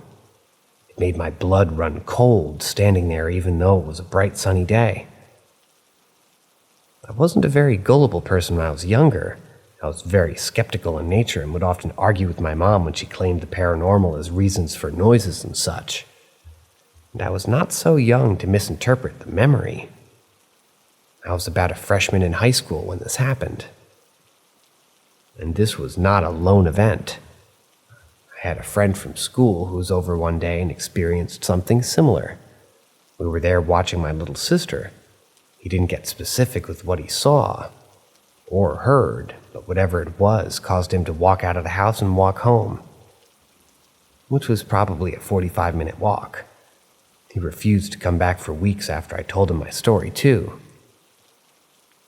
And it still brings it up to this day. The last impactful story I remember right now happened to a family friend. I was in the hospital for a few weeks, and while I was there, my dog was alone at the house. Something I should point out is that the house hadn't been cleaned out in years. There were trinkets and furniture in that house that were there when the landlord purchased it in the 70s and 80s. And the basement had newspapers dated from the 50s and some even earlier in a big messy pile. We never cleaned it out because we actually found a lot of those items interesting. So when I was away, we had a family friend that lived nearby go to the house and feed our dog. And when she went, she saw the dog and noticed that he was distracted by something else. Then she heard the music. She swears to this day that she heard jazz music playing and someone humming for a few seconds after walking in. When I went home, she went back to reenact the scene, and when we went upstairs to where the dog's food would have been, she noticed something that she hadn't before. There was a desk sitting in the corner with a pile of old jazz records sitting on it. They all hadn't been touched in years and had dust on them. We mostly used the upstairs for storage since it was so cluttered anyways. But after that, she never came back to that house.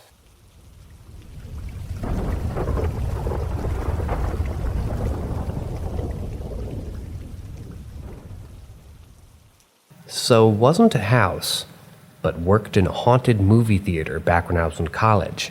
Had a whole history. The building was a storage for circus animals in winter during the off-season. Burnt down. Got turned into a classical theater. Got bought out and turned into a single-screen movie theater. Later remodeled into a 4-screen theater, which was its incarnation when I started working there. Apparently 2 people had died there. One suicide, the other accident.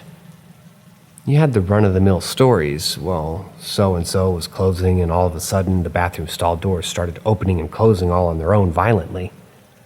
Manager swore seeing a guy trying to hide between the last row of seats in the wall during the last walk. You couldn't fit a hand into that space, not less a grown man. You'd hear faint voices, stuff like that. The front theaters closest to the lobby were fine, but it was the back pair that were the issue, because you would go in and start cleaning and immediately feel like someone was watching you. So theater on the right, I'd call Joe, and theater on the left, I'd call Paul. "Morning, Joe. Just sweeping up. Man, this is a bad movie, huh?" Stuff like that. Joe was fine. Just wanted to hello and the place would feel fine. Paul was the asshole that'd leave the hair on the back of your neck up or have you trip on nothing at all. and you just have to get into the habit of telling Paul to behave out of instinct. Worst encounter I ever had was doing my usher thing, sweeping up after the last show of the night. I'm by myself in the theater. Projection guy hasn't made his way to the booth yet. Manager was counting the till in the office. Other closer is getting concessions stocked up front. So it's still low lights after the credits, music is off, and all of a sudden, it feels like someone is creeping up behind me.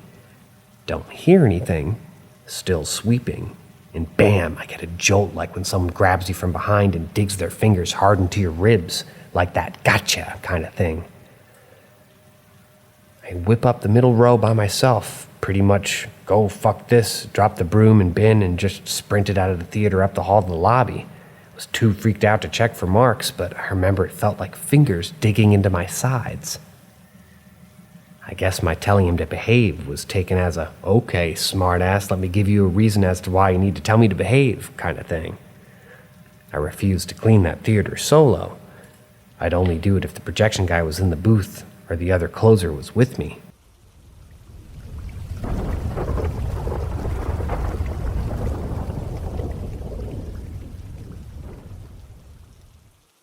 Ask Reddit.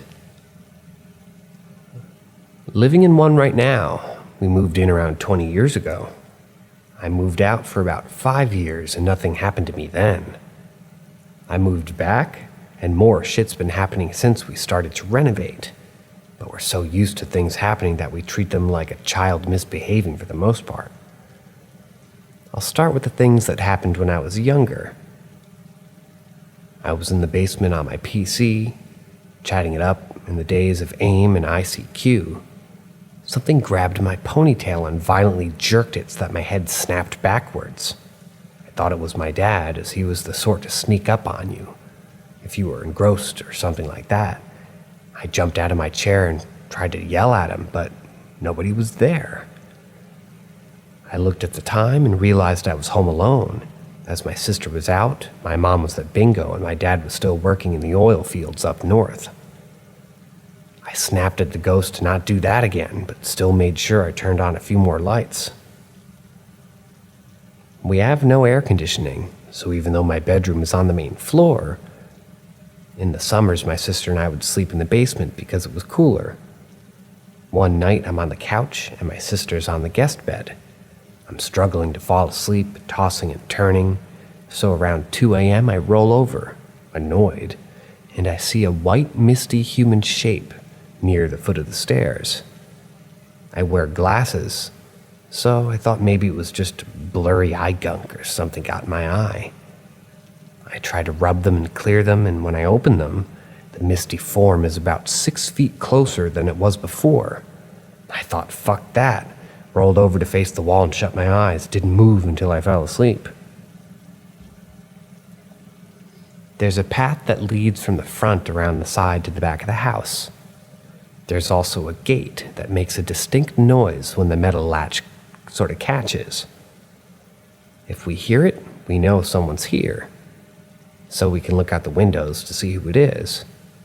Numerous times we've heard the latch and looked and seen no one on the other side of the house. It's even creepier in winter when there's fresh snow. We'll hear the crunch of footsteps in the snow, then the latch. More snow steps, then nothing. If we go outside to investigate, there will be no footprints. But one time the gate left marks in the snow from when it swung open. The lights in the laundry room. 2 or 3 times this happened. My mom was down in the basement doing laundry. She finished up, turned the lights off to the laundry room, and walked up the stairs. The moment that she took the first step into the laundry room, the light came back on. Terrified, she yelled for my dad to come down with her so that she wouldn't be alone to turn them back off. But once she was home alone, and she all but booked it up the stairs without touching them. My parents are huge on energy conservation. I always got scolded for leaving lights on. So this was out of character for her. The floating head. I was asleep in my room when I randomly woke up one night. Directly above me was a woman's disembodied head just staring at me. stared at her for a few seconds to make sure I was seeing what I was seeing. Then I hid underneath the blanket and went back to sleep. After I moved back in, my dad died last year from cancer. We started renovations with some of the money from his life insurance. Since then, activity is ramped up. I'm a night owl, and on weekends I might not go to sleep until 4 or 5 a.m. One night it's 3 a.m. I'm walking through the pitch black house to my room. I pass the living room and a car drives by, just as I do, and the lights through the window alert me to the dark human shadow limping through the living room. I pause for a moment because when my dad was alive, he often got really bad, painful leg cramps in the middle of the night, and he'd pace around the living room to try to work them out. Sometimes I'd hear him from downstairs and come up and just get him some water, make sure he was okay. So he dies, and then I see this, and I just couldn't deal with it. I noped out and just bolted from my room.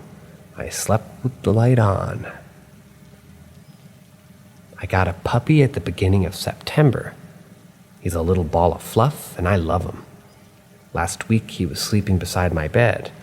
I've been banished to the basement while my room gets a new rug and paint, and he jumps awake at 3:40 a.m. and starts raising hell, barking and growling. He seems focused on the center of the room, and it takes me a good while to work up the courage to turn on a light. But when I do, of course, nothing is there. Gambit calms down and brings his ball to an empty chair that we had brought down from the kitchen, which was getting new linoleum. Half of the kitchen and my bedroom are in the basement at the moment. He nudges it forward, then lays down and wags his tail like he wants to play. I turn on all the lights and get no sleep that night. 2 weeks ago, I jolt awake at 3 a.m. I'm groggy, half asleep, and there's a shadow right at the foot of my bed. Still in the basement, by the way. The shadow would be the perfect height of a grown adult if they were kneeling by the bed. The shoulders were quite broad, but it was just black, pure black, like a void. There's very little natural light coming into the basement at 3 a.m., but I can see how much it contrasts to the rest of the darkness. I stare at it, trying to figure out what it is. I sit up and lean forward, wondering why it isn't moving. I'm half asleep, remember? I try to touch it, but that doesn't work either. I slowly wake up and realize that, hey, maybe trying to touch the black void is a bad idea. So I roll over and go back to sleep, which seems to be my solution to all hauntings. There's more, like hearing voices and the pitter-patter of children's feet upstairs when it's 2 a.m. and no children in the house. The voices are rarely distinguishable. It always sounds like a muffled conversation is happening 2 rooms away. Although sometimes I think I've heard my name. My mom claims she feels someone in bed with her when there isn't. The bed will dip, like someone sat down or something.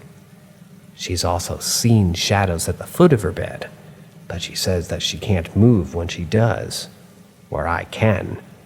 So I wonder if she has sleep paralysis.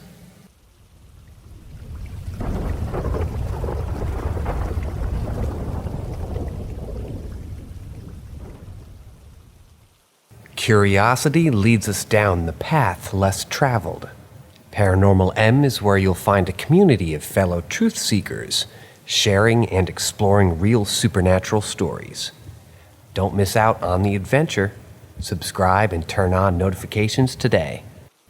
When I was younger, I lived in a fraternity house that everyone accepted as being haunted due to a lot of weird occurrences that, as the story goes, all started when one of the members OD'd on coke in the late 70s and early 80s. There was even a plaque for him on the first floor. Everyone ended up having their own stories of what happened to them. Usually small stuff that wasn't really malicious in any way, just more of a, hey, look at me type of thing. But the weirdest by far was that every single person that slept in the same room that guy allegedly died in very quickly developed sleep paralysis, and would wake up feeling like someone was pinning them down to the bed. I had a few very minor experiences, like things moving or paper towel dispensers going off on their own, but the most concrete for me was when I was walking down to the basement one day in the summer, when hardly anyone was in the house. As I was going down the stairs, I saw the shadow of a figure move into the boiler room and the door swung behind it. I thought it was a bit odd, mainly because I was one of the only people there at the time, and the light in the boiler room was turned off. So I was a bit confused as to how a shadow could have been projected. I went into the boiler room and flipped on the lights, but there was nothing there. I searched that room top to bottom and couldn't find any evidence that someone was in there.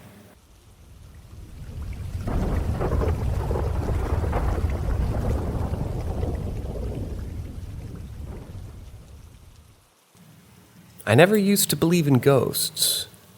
I would joke around with friends and tell spooky stories to get them riled up, but never a believer. I became a care worker. I would work night shifts and sleepover shifts, where you're supposed to sleep. And that's where it all changed. One night in a 2-story home for 6 older adults, I heard footsteps downstairs while I was upstairs in the staff bed, attempting to sleep. I heard attempts at opening the kitchen doorknob ever so slightly, the old metal screeching. We locked the doors so as to prevent the dementia resident from accessing the kitchen at night for safety reasons. I'm thinking it's her, confused, wandering downstairs.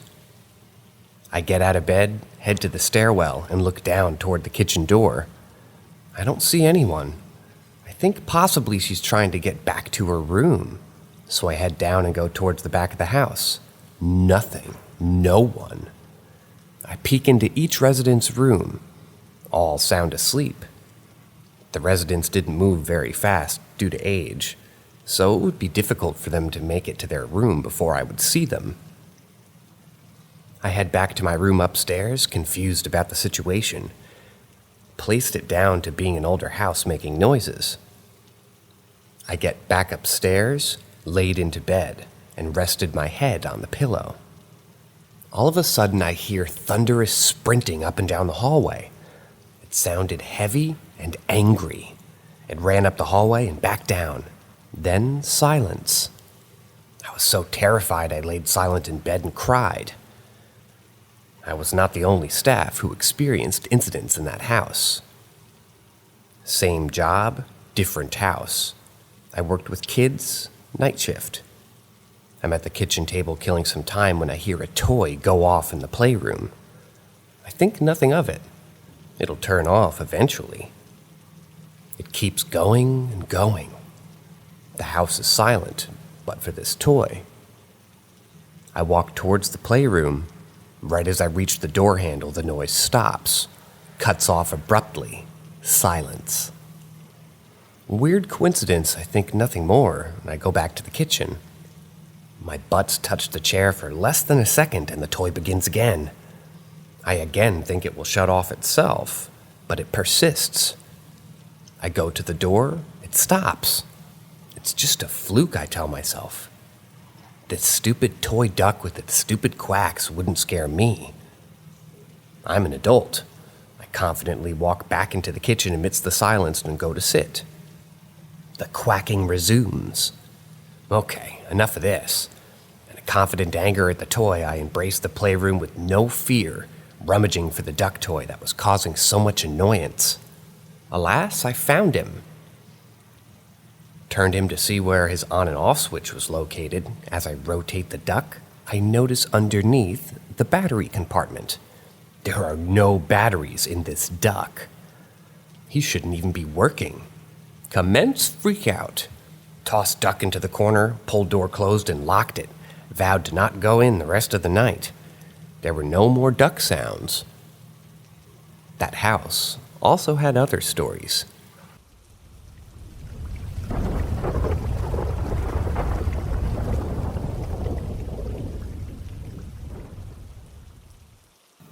I have 2 incidents that both took place in my boyfriend's parents' house. When we started dating, he still lived with his parents, since we were just out of high school. The first incident took place when I accidentally fell asleep in his bed one night. I woke up at 3 a.m. and decided to walk home. At this point, it was me, him, his sister, and parents at home. All the bedrooms on one side of the house and the kitchen/office in across the hallway. So I'm at the door trying to find my coat when I hear something rustle in the kitchen. It sounded like someone threw some cutlery on the floor. I assumed it was his father coming from his office and peeked into the kitchen. No one was there, and the office was dark. So his father wasn't there. I got kinda spooked but continued to put on my jacket. Before I got the chance to put on my shoes, it sounded like someone threw some plates at the ground. I literally heard them shatter. The only thing that went through my mind was, nope, and I ran home without shoes. I talked to my boyfriend's mom about it a few weeks later, and nothing had been out of place or broken. The second incident took place a few months after. Everyone in the house, same people as the last story, including his sister's boyfriend, was asleep. When me and my boyfriend woke up hearing the big mirror in the hallway fall and shatter. It was really loud, so we got worried and opened our door to go see the damage. Well, we found no damage at all. The mirror was intact, still on the wall. The only thing in the hallway was everyone else from the house looking perplexed. They had also heard it. We never figured out what it was that made that sound. It wasn't something happening outside, since no neighbors had heard anything at all. It still creeps me out. And the locked door would open by itself from time to time. There were other incidents as well that I really can't explain.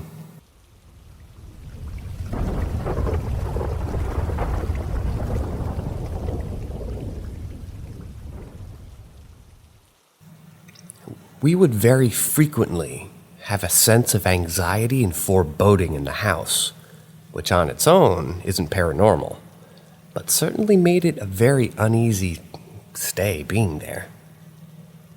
I read somewhere that radon exposure can cause anxiety, and the house did have radon problems, so maybe that could have been it. But I also would hear footsteps around the house when I was the only one there, and just constantly felt like someone was watching me. My dad got the worst of it and claimed he would hear sounds coming from the basement at night. His bedroom was right near it, whereas mine was upstairs. So I never heard any of it, but I'm an extremely deep sleeper. Then the traditional slams, bangs, and crashes throughout the house. My dad also claimed that he would hear knocking on the cellar door. Sometimes he would hear a woman screaming. Supposedly every family who had ever lived there experienced something. There are 3 distinct things that stand out. The night before we moved out, my dad claims he woke up because he felt a sudden hard tapping on his head. My brother's girlfriend was staying over and my dad and me were gone. We came back to find that his girlfriend's daughter was terrified because she saw a shadow in the corner of the room. I chalked it up to a kid's imagination running wild. One time my dad was practicing with his band in the basement and was expecting me to be back from a Christmas party. He claims he heard heavy footsteps from upstairs and thought it was me. So he went upstairs to greet me, and no one was home. I got home about a half an hour later. It got to the point where my dad had the house blessed, and the priest claims to have been terrified and refused to go into the house at first. This was around the time I was becoming an atheist, so I didn't really believe in any of that. But I definitely experienced the uneasiness and occasional random noises, but never experienced any of the screaming or knocking my dad claims to have heard.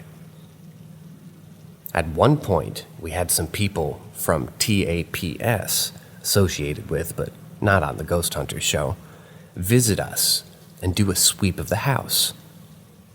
We got some of the obvious quote-unquote orb pictures, which both me and my brother thought were kind of dumb as hell.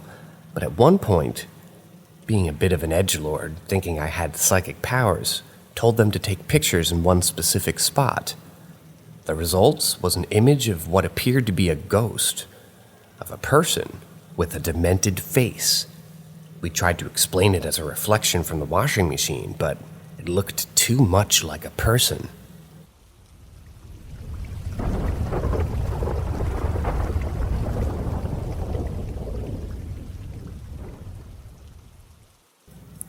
My husband and I own a martial arts school, and the building that it's in, which we also own, is about 130 years old, next to a church. And I never, and still don't really, there's been another explanation, believe in the paranormal, but the things that happened in it didn't just happen to me. It was a decrepit, which is why it was so cheap to purchase, and we basically did all the work ourselves. Old, creaky, and drafty. Still knob and tube that we had to get an electrician to change out. So here's a bunch of things that happened. When we'd be working with like drills and electric saws, I hear the tinkling of a music box, and I stop everyone to ask if they hear it too. No one else did, so I assumed it must have been some music from the church coming through. My husband would often hear a woman's voice calling his name from the bottom of the stairs. It's 2 floors, a basement, and a loft. And thinking it was me back from work, would always ask for it to come up. Turns out the building was empty. Happened 4 or 5 times. One night there's a small apartment on the 2nd floor connected to a large hall. We woke up hearing what sounded like a broom sweeping across the wooden floor in the large hall. My husband got up to go check, but once he would walk in there, the sweeping sound would stop. It happened 3 more times that night. We chalked it up to mice or squirrels. And we did find mummified squirrels in the attic once. We had a barbecue in the backyard, and I needed to go get some utensils. There's a metal stairwell from the backyard up to the 2nd floor, and then there's the main entrance staircase opposite to that. I came up the main entrance and heard footsteps pacing back and forth across the far end of the hall, and thought my husband came up from the metal stairwell to get utensils with me. It was dark, and I couldn't see anything. I called out for him, and the pacing stopped. No response, and then the pacing footsteps continued. Annoyed, I thought that he was just messing with me, so I flipped on the lights, and all the utensils from the shelf where I heard the pacing crashed down to the floor. Like I spooked something, but there wasn't anything. Not even a rat, like I thought there might be. One Saturday morning, my husband was on his computer in another room. I'm at the apartment playing with the Tamagotchi app on my iPad when I heard the stereo sitting in front of me click on, and a girl's voice started talking from it. I thought he controlled the stereo from his computer, so I ignored it because he often pulls music to work out before class started. He teaches the morning class. I do remember thinking, what kind of weird-ass indie music is he listening to anyway? Because the voice just said, "Hi, my name is..." Thought I heard Katie, but I'm not 100% sure because I wasn't paying attention. I've never known a Katie in my life. I am blank years old, and I'm from blank. I didn't catch the specifics because I wasn't really listening, but that went on for about 2 or 3 minutes until it suddenly went, "Something's hurting me." And when I caught that, I looked up and squinted at the stereo like, what? Something's killing me. Something killed me. At this point, the hair's standing on the back of my neck, and I'm getting up from the couch to take a closer look. Please, someone tell my parents. Tell the teachers. Tell the corrections officer. At the word corrections officer, I just bolted into the other room and started yelling at my husband and cursing him out because I was certain that he was playing a trick on me. I told him, "We don't fucking play jokes about dead people." And he's, of course, looking at me like, what the fuck? When he finally calms me down to get what I heard out of me, and what I was accusing him of. He told me it was impossible and led me into the stereo. It's not plugged in. Thought maybe the stereo picked up on the signals from the ebook or something. After that last fiasco, I went to ask my live-in student who lived with his girlfriend in the basement if anything weird was happening. They shot each other an alarmed look and told me this. His girlfriend was sleeping one night when he was working overnight, and she heard footsteps come down from the stairs and their door open and then close. All of a sudden, a bright flashlight shines in her face, and she just kind of can make out a silhouette of who she thought was her boyfriend, because he's tall, and she can see the dirty jeans that he's wearing. She's annoyed thinking he's messing with her, so she's swatting up at him, telling him to stop. Finally, she gets so pissed that she rolls and turns on their lamp, and there's no one there. They sometimes hear footsteps on the first floor when there's no one in the building. They had a pet mouse at the time, and whenever that happened, it would just start doing backflips in its tank. However, when class is going on and there's people in the building, the mouse didn't care and just went about his mousy business. They were play wrestling one day when suddenly their African gray parrot ruffled its feathers and in a really alarmed voice asked, "Who's there? Who's there?" They thought it was funny at first, so our student looked at the bird and pointed to the door and said, "You mean over there?" and ran toward the door to open it. As he did, all the books that were lining the shelf on the way to the door fell over in front of him, and the lights started flickering. The bird and the mouse both got spooked and were throwing themselves against their cages. Our second live-in student after the first one got married to his girlfriend, got their own home and had a baby. Several times, could not find his phone, and he woke up in the morning where he had placed it next to his bed the night before. He would search his room high and low, and then he'd find it perfectly placed right outside his locked bedroom door on the floor.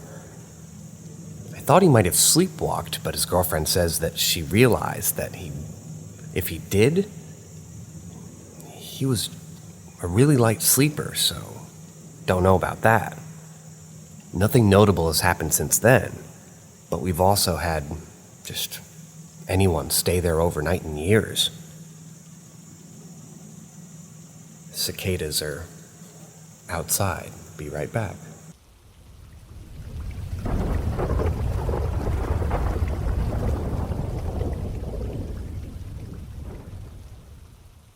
I lived in a house that seemed to be haunted by doppelgangers. Every event that happened never involved some mysterious figure, but a known person being in the place where they shouldn't have been. Here's a few examples. I was a teenager at the time, and I was instant messaging my girlfriend at that same time with my webcam turned on. I had the viewer up so I could see myself in the webcam, and behind me, there was the stairs leading up, left of my camera view, and the entrance to the living room, right of the camera view. My younger sister would typically fall asleep every night on the couch in front of the TV and make her way up to bed in the middle of the night. At one point in my webcam view, I saw my sister leaving the room and went to go upstairs. The thing that struck me as odd was that I didn't hear anything. It was an older Victorian house, so the wooden floor and stairs were loud as fuck. Without saying anything to my girlfriend, I got up and looked into the living room, and there was my sister passed out on the couch. I sat back down and asked my girlfriend if she had seen anything in the camera. She said, "Yeah, I just saw your sister go upstairs." My family was all getting ready to go somewhere. I was sitting in the car with my mom, and we were all waiting on my sister, who was still in the house. After a bit, she comes out and gets into the car and just looks at me like, "What the fuck?" I ask her what's wrong, and she says that just before she walked out of the house, she thought I was still inside, so she yelled up the stairs. Obviously, we're leaving, and apparently I yell back, "Okay, I'll be down in a minute."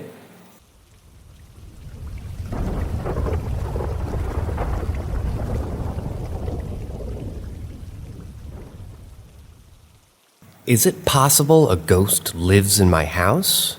Or am I just paranoid? I live in a pretty old house made in the 60s. Apparently, the owner built her whole neighborhood. It's gone through a few owners before us. The one before us, a nice elderly couple. My guess is it's the dude who first built the place. I think he passed and still loves the house, so he just wanders it whenever.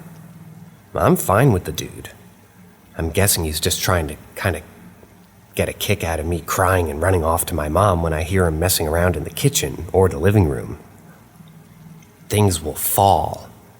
Just minutes ago, something in my room fell randomly while I was out scrapping the wall with it. I think he means scraping the wall with it, and I can't seem to find whatever it was. Lights will flicker randomly. Random noises such as the light being switched on will ring out in the dead of night. My LED lights flashed white when they weren't on, and loud noise was made. Noises go on throughout my house. Anything from creaks to things falling in other rooms. Sometimes I'll be sitting in my room when things like a bag of markers, placed on even ground, such as my desks, will fall without warning. Sometimes my door will close and open slowly without me doing anything, like a soft gust opened it. Sometimes I'll hear soft footsteps and think it's my cat, when there's nothing. I'll go into the living room only for noises such as a single hit on a pongo drum, not even faint, just right there, barely out of sight. I don't know what the old man wants. I guess he's bored not interacting and watching me stare at my phone all day. That, or it's my family, but I'm not very close to anyone that's passed within it. Perhaps it's my great-grandparents watching over me, making sure we're safe.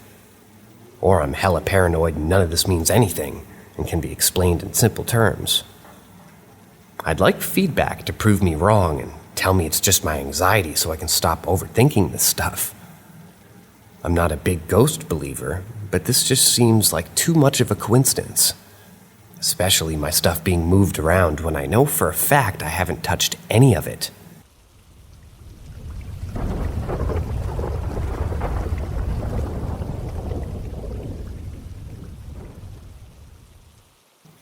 Cursed land, haunted forest, demon. My wife's uncle, Jay, bought some land just north of Spokane, Washington, with a friend of the family that we're going to call Kay. They got it at a significant discount because a nearby aluminum smelter had polluted the ground and it was impossible to use the water beneath the ground. They had set up 2 plots and each had a camper to live in. Jay had been progressively getting paranoid and saying people were stalking him and watching him in the trees. About 3 months into living there, a man wandered through the woods and had an interaction with Jay and ended up attacking him and breaking his jaw. Upon being arrested, the man said that he was overcome with the desire to see if he could kill him with a single punch. Weird. 2 months later, Jay was murdered in his sleep on the couch in his camper. Kay found him and immediately ran as far away until he stopped to call the police. There was sufficient evidence of who did it, and they quickly caught the killer, who's a 19-year-old boy who said he simply wanted his bike. He beat him to death with the power tool that was lying on the floor nearby. Completely bashed his brains in. Kay was completely terrified at all times to be there alone. He had moved in with a family member until 8 months later he ended up with nowhere else to go and had to return. In constant fear, he finally convinced my pregnant wife and I to come stay with him. The second I turned off the highway onto the property, I was overcome with dread. There were at least 250 crows covering the dirt road up to the property. I didn't sleep whatsoever the first night. I stared into the forest, searching for the cause of my intense fear. The energy of this place was so uncomfortable, and I assumed it was simply just knowing Uncle Jay was killed here. Even the days were eerie. Never did I have a moment where I didn't feel watched here. My wife and I always had the sense of fear, especially after dark.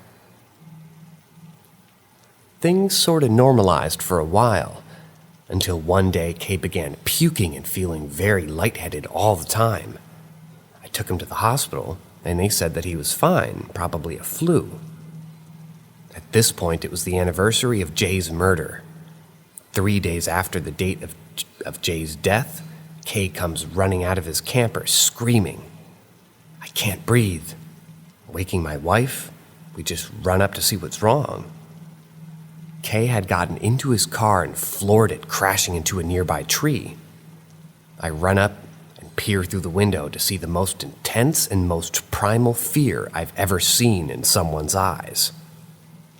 He was gasping and clutching his chest. Moments later, he breathed out one last time, and he was dead. On July 10th, 1 year and 3 days after moving there, they were both dead. Now it's only me and the wife alone on the property. Every moment living in fear and not understanding what had happened here. I don't know why we didn't leave right away.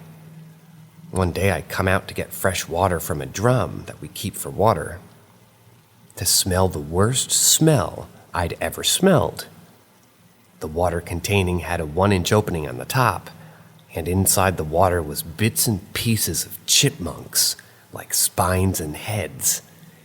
They didn't fall in. Something ripped them apart before putting them inside. The nights were getting worse and worse. I never saw anything, just always filled with unease, hearing crashing and footsteps every night. One night my wife and I returned home to having the worst feeling I've ever felt. Everything looked different. Although everything was right where we had left it, nothing seemed in place. Looking around, I suddenly see this orange, long-haired, manged cat sitting on a stump. This cat's eyes were so intense, fiery, almost glowing, but not quite. We start hearing branches snapping, pine needles crunching, seemingly from every direction. I'm still staring at this cat, almost frozen in fear. Suddenly, a voice breaks out, echoing throughout the forest. "Hello, is anyone out there?" A little girl, I thought, but something was off. My wife yells back, "Hello, are you okay? Anybody?" The voice had changed. "Help me!" We yell back several times with no response. "Somebody fucking help me!" The most intense shrieking. Evil sounding. I'm filled with more intense fear than I can even describe. But my wife, she's overcome with the need to find this person. She started to head off into the forest without a word. I grabbed her by the arm and tell her something isn't right. Why won't she respond to us? She tries to break free for me to go off alone. I tell her to get into the truck and I'll grab the spotlights. We aren't going on foot. We rolled the windows down and shined my intensely bright flashlights throughout the forest. We slowly creep down the road, yelling back. As we get further down the road, the voice strikes out. "Please, won't anyone fucking help?" Sounds are difficult to pin down in the woods, but this one was very close. I hit the brakes and stop immediately. We shine the lights and yell back, searching. No sign of anyone. When suddenly, the voice explodes into the cabin of the vehicle as if they were standing right outside my window. "Help me! Somebody fucking help!" Leaving my ears hurting and ringing. I hit the gas and didn't look back. Called the police when I hit the highway. And afterwards, they said that there was no one around. I picked up our stuff the next day and my wife gave birth the following day. We never stayed there again after the baby was born. What the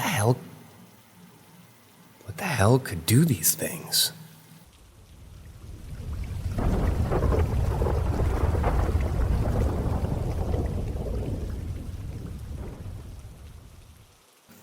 the fire or something else that burnt my house?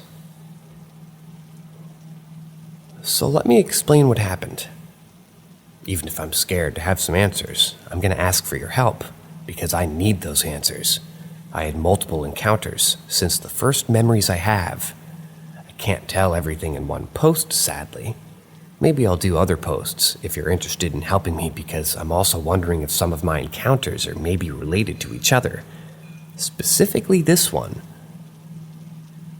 So, I'll explain to you the best way I can what happened in the beginning of my childhood.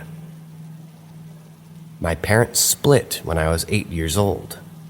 My brother was 4 or 5.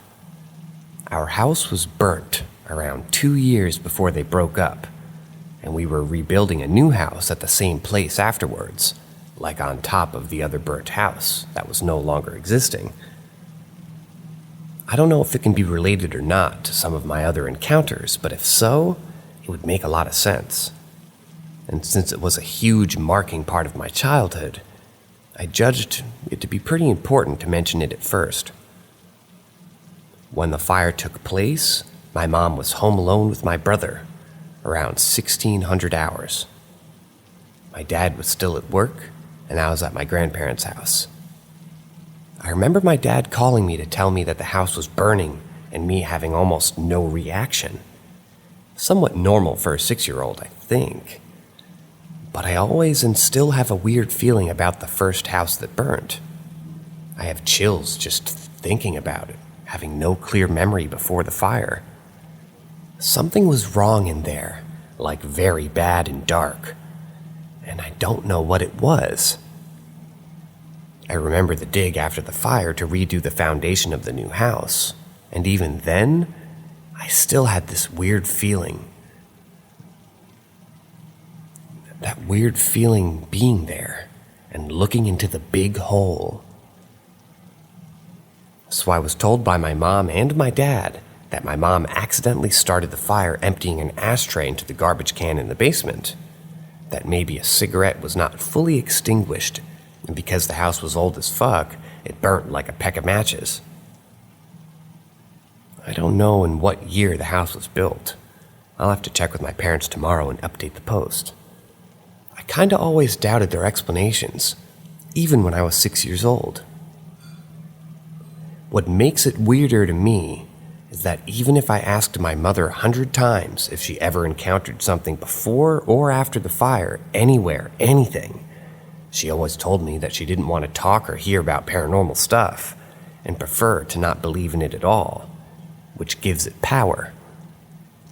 I still told her many things that I experienced or witnessed since, but she always stopped me or put her hands on her ears, so never gone deep in what happened to me, which scared me even more. My dad always had an open mind, and still has, just not that much into paranormal stuff. He never doubted me when I talked to him about my encounters, but he didn't give me explanations or anything. He always told me that those things that we have no power of actions, and that they just happen sometimes, and that they're not dangerous because they can't reach us or hurt us because we're protected by our guardian angels. But each time I asked him about the fire, he always told me the same thing, that my mom caused it by accident. But he always had and have what seems to be a fear or sadness in his eyes. Just very weird. My dad's a strong and tall man, so out of habit for him to say the least. I never insisted further after his responses because I knew and know in my heart that it still's triggering him to this day. I know my mom would never intentionally set fire to the house. She's mentally totally fine. I think or I know that it's something else. I don't believe in the accidental fire because none of my parents were giving me stories enough to convince me. It always seemed to me that they were both keeping things for them, and I just always knew deep inside it was something else. I don't know if I'm an empath or what, but I know what I'm feeling and seeing, and some of these other people can't. I had a lot of encounters, but I'm still concerned about that house, the fire, and what caused it.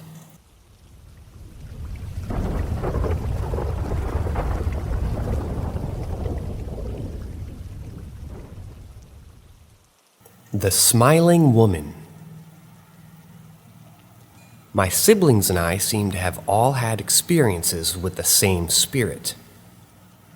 My sister and I have only caught a glimpse, but my brother's gotten a good look many times. The spirit has a stereotypical horror movie look to it. It appears as a pale woman, average height, thin with long dark hair, down to at least her waist. Her hair is dirty, oily down to its ends, so it almost looks wet. She wears a white dress or gown, also very dirty and yellowed. Her feet are dirty too. She seems to always appear barefoot. Her skin is sickly white and veiny. I also saw her once and got the impression that she was ill, like physically diseased. My brother's the only one of us who's seen her face. He says anytime he's seen her, she's looking right at him, usually standing over him when he's laying down or looming behind him, smiling excessively, like she means to taunt him. He woke up to see her standing beside his bed, most nights, for a year or more. She says she made him too scared to move, that she was smiling but looked like she hated him. I think he said she whispered something to that effect to him before, but even saw her in the backseat of his car once and almost crashed. I've only seen her once in a dream. In the dream, I'm standing in the bedroom, and 3 of us had to share the small apartment that we moved into right after our parents divorced. It's dark in the room, but I can see the lamp in the living room is on, so I walk to it. Standing in the living room, I see that the light is on in the kitchen. The kitchen had a bar above the countertop and a row of cabinets drilled into the ceiling.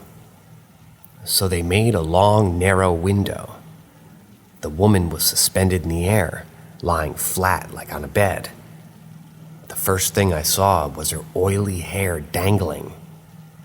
Then I noticed the backs of her arms and hands, her dress hanging from her, the backs of her calves, and the dirty black heels of her feet.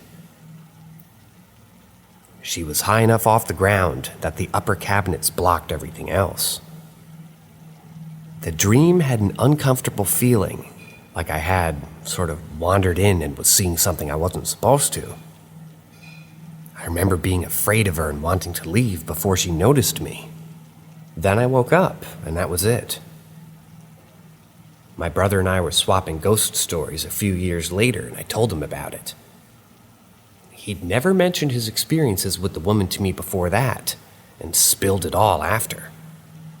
I asked why he'd never brought her up, and he said seeing her made him feel crazy. He felt relieved when he heard that I saw her too. We called my sister up and asked if she'd ever seen anything in the many places that we'd lived in as kids, making a point not to share what we had talked about. She eventually told us she'd seen the dark silhouette of a woman with long hair and light-colored dress one night, watching her from the hallway of the apartment in my dream, the divorce apartment.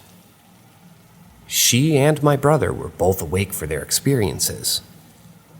My sister experienced sleep paralysis for the first time in the divorce apartment. She never saw anything when this happened, just felt something malevolent in the room with her. Her sleep paralysis continued on to my grandmother's apartment, who they moved in with after I got married and moved away. That's where and around the time my brother started seeing her. She tormented him for a long time. I didn't have my dream until some years after she stopped, and he hasn't seen her since. I think about it a lot and wonder sometimes where she is now, how long she followed us around, why she was so bold and aggressive with my brother, but not my sister and I, and why she stopped. For my brother's sake, I'm glad that she did.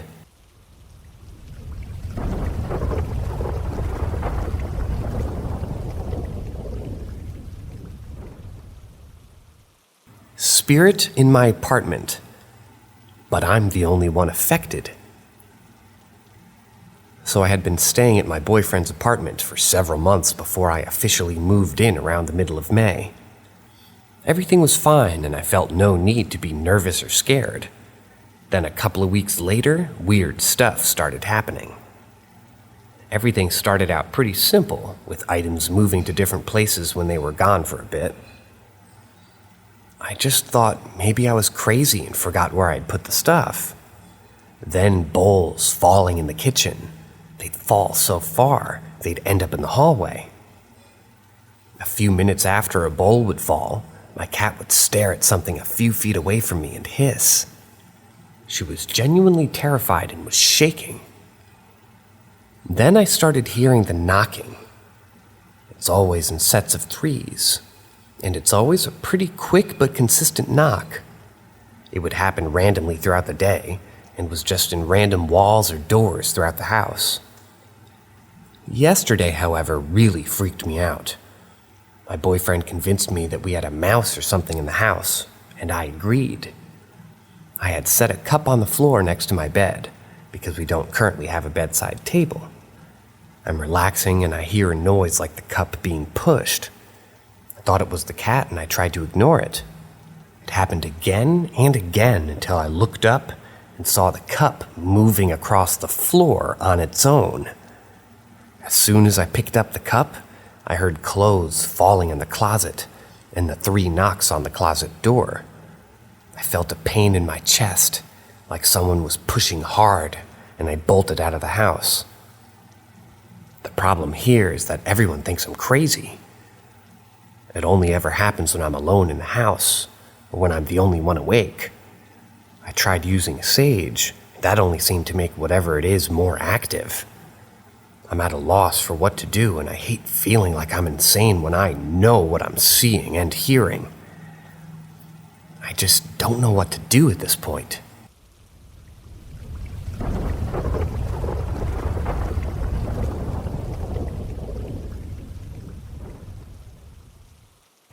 Seeing figures in my room.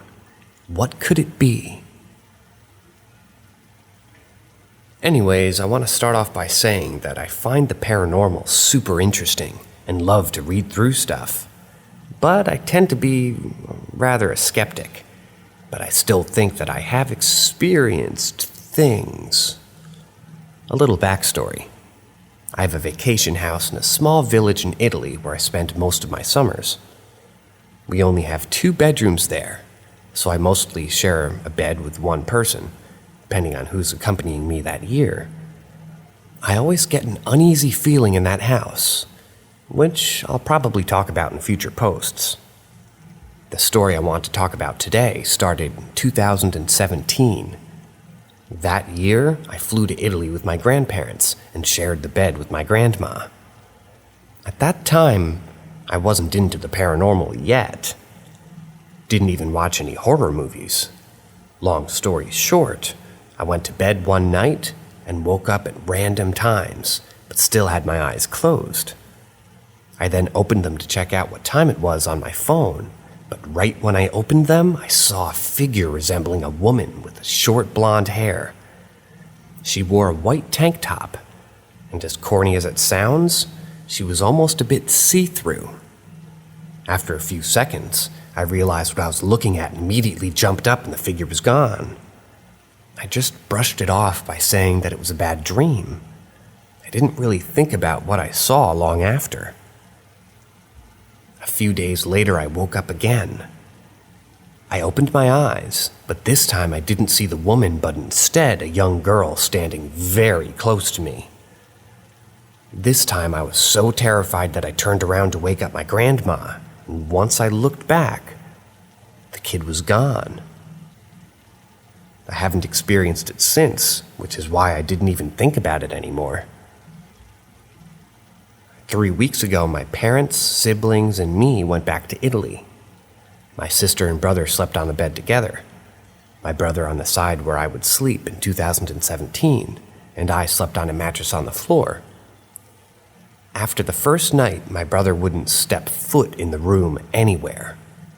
He slept with my parents the whole 2 weeks, even cried when he told my mom about what he saw. So, what did he see?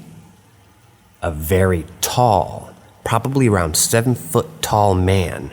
He kept hovering over and around Eve, me, is what he said. I've not told my brother about what I saw a few years ago, because he was 13 and I didn't want to scare him. Does someone have any idea what all this could be about?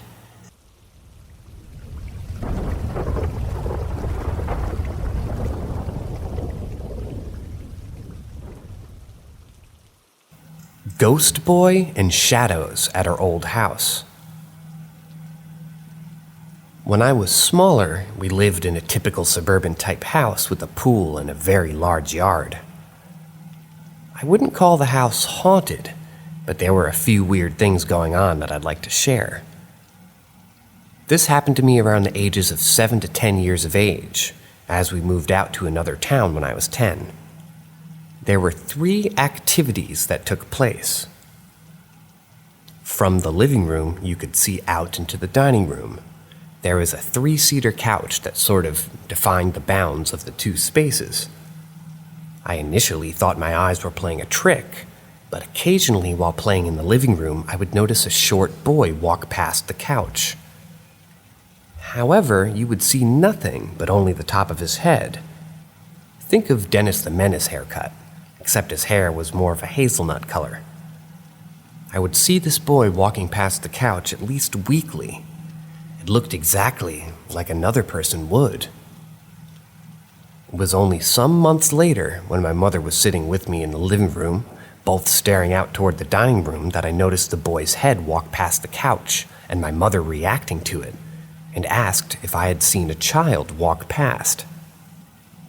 That was when I told her that I see him fairly often, but I don't ever see him in any other part of him other than his head. She also admitted that she would see something from the corner of her eyes at times, but thought it was just her imagination. Later on, my brother, a year younger, also confirmed that he would see the boy. It was really weird, because it was just the top of his head you would see. You'd never see his eyes. You would never stop. He never ever called out to anyone or made a sound. Always just a head walking past the couch. I never felt any presence or anything weird. The second thing that would happen, which took place a couple times a year, was when I would play outside, I would hear call my name. It was more of a feminine voice. And it was like a loud whisper, but from the distance. This always happened when I was alone in the yard. It was definitely not my mother, as sometimes my mother was gone out shopping or at work. I always felt like I was being watched and that the air would become colder. This would happen even during the day, and it always happened outside of the house. I don't ever recall it taking place inside. The last thing that would happen is I saw shadows that moved. Shadow people, according to Reddit. Only some years later, I found out that my brother also regularly saw them. I once brought it up to my mother, who used to say that it's from watching too much television or just my mind playing tricks. Now the shadows were always out of the corner of my eyes. Like as soon as you try to focus on them, they would disappear around corners.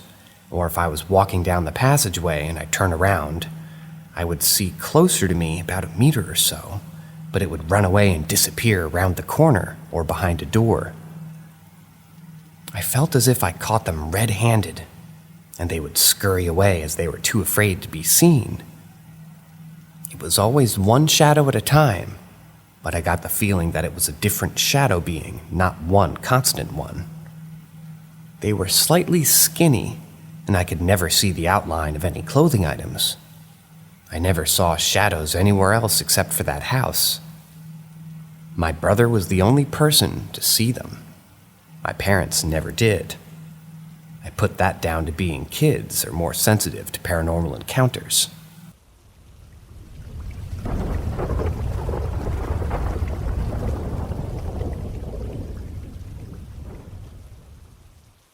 Woman called me by the esoteric name of a main character from a creative writing exercise with my therapist.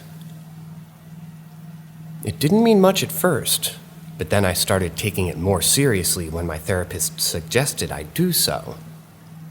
The main character is obviously a stand-in for myself, and in true fashion struggles with being surrounded by violence and being forced to elicit it on others to defend himself, other people, and appear tough. The main character's name is very specific. I chose the name because its meaning is very specific to my experience. It's Latin, and it's totally different from my name. It's no longer in circulation. If you met someone with this name, you'd think they're a fucking freak. There was a middle-aged woman at the local mart that I felt strangely drawn toward. I often felt safe around her, which is important to me because I don't feel safe around a lot of people. We always had, and still have, brief friendly interactions. I always enter my rewards phone card number, and every time I do, my real name pops up in the screen, which is typical in Western. She never called me by my first name, but I was a regular, as was my father. But one day she approached me out of the blue and was like, "Your name's fill in the blank, right?" And call me the name from the story. I got chills and felt my face get hot. I said, "No," and introduced myself, and she said, "Oh, my fault. Have a nice day." It's just so fucking eerie, I still can't believe it myself. Like I said, it's an old Latin word or a name, and it's not only uncommon, but just generally unheard of. I'm at a loss for words.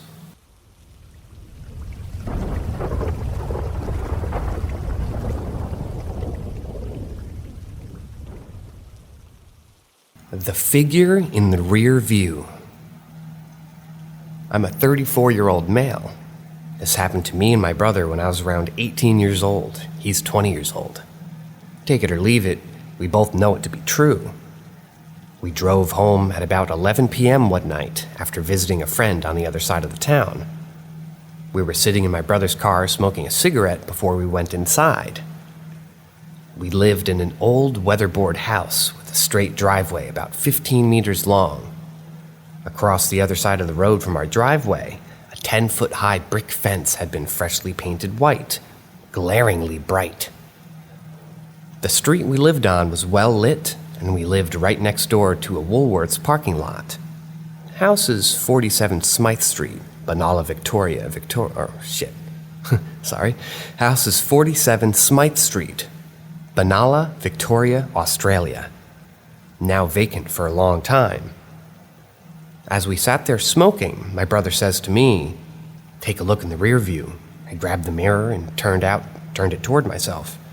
Standing directly behind the car, just off the boundary of our driveway, was a solid black figure, perfectly contrasted against the white brick fence on the other side of the road. The figure looked to be a female with a jacket on, and her hair looked wet. I turned around to look at the figure, and there was nothing there. I spun back around the figure, but was still standing there in the mirror, faced directly towards us. I spun around again to look with my own eyes, and once again there was nothing there. I turned for a final time back to the mirror, and the solid black figure was still standing there, pointed directly to us, not 15 meters away. At this point, every hair on my body stood on end, and my mind went into a state of complete confusion, disbelief, and non-acceptance. I jumped out of the car and ran to the spot where the figure should have been. I ran to the fence that's shared with the car park. The car park was empty. Nothing was on the street.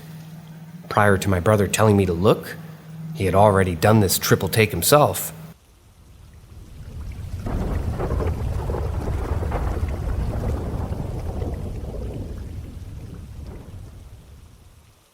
House with an evil spirit. When I was 10, we had just moved into the nicest house we'd have ever been to that day. It was big, a huge sunken living room, bonus room off the kitchen, a great backyard. My parents rushed on buying it because it was such a good deal. Just a few days in, I saw a shadow figure that was about 3 feet tall, and it had a top hat of sorts. I'd catch it from the corner of my eye often, but especially near my brother's room. It seemed like it always was standing just in the doorway and would be quick to get out of sight. Pictures on the wall would sort of lean more and more throughout the day, and I often heard door creaks and footprints, but more like a galloping cadence coming from the attic. One night my dad and I were watching TV. He was channel surfing and stopped on some show where people talked about their paranormal experience. I don't remember the show, but wish I did. Anyway, the person being interviewed mentions the shadow person that she's seeing, and it was exactly what I had been experiencing.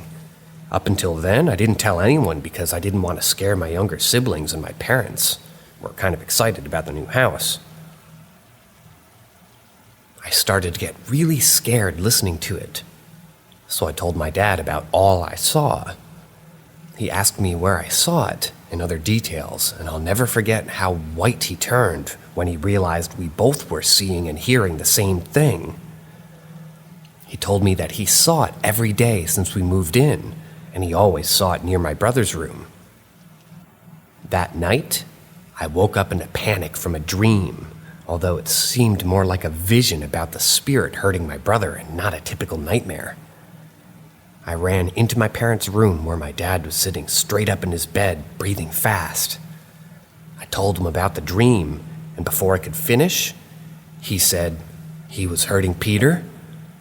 And I said yes, but I wasn't sure because the shadow man just seemed to be next to the bed watching as my brother was being tended to by nurses.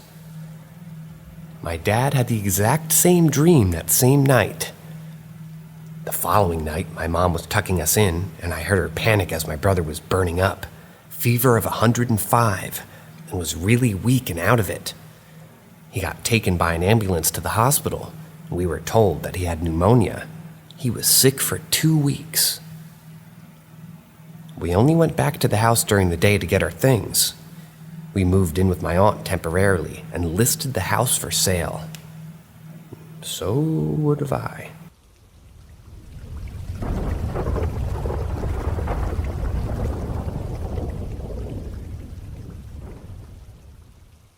My cat visited. Smiley face. My 2-year-old boy passed away Thursday. He had a heart murmur that turned into CHF. Despite his illness, this was a kitty that loved to play, cuddle, explore, attack feet, and leave scars. He passed unexpectedly at the vet when I brought him in for an unrelated checkup. When he passed, I asked him to come visit me. I asked him to send me another kitty that was him when the time was right. I talk to him sometimes as if he were around, and I'm a firm believer that he is. Although yesterday during the day, I felt heavily like my house was incomplete without a third kitty. I had a long, ugly cry and looked at some pictures of him. His eyes stood out to me at how piercing they are. Cut to this morning. I'm in that odd state of between sleep and semi-consciousness. I'm dreaming that I'm walking toward my dresser when something urges me to look behind me, and there he was. Storm was in his sideways loaf position, and we immediately made eye contact. That's when I knew it was him, just like in my dreams of my grandma. He looked healthy and rounder. And like in the dreams of her, this felt so real. Unfortunately, that's where my dream ends as my mom's dog woke me up to let him in. I would have loved to spend some time with him, but it feels nice to know that he's around, to have a reminder that my house always does, in fact, have 3 kitties.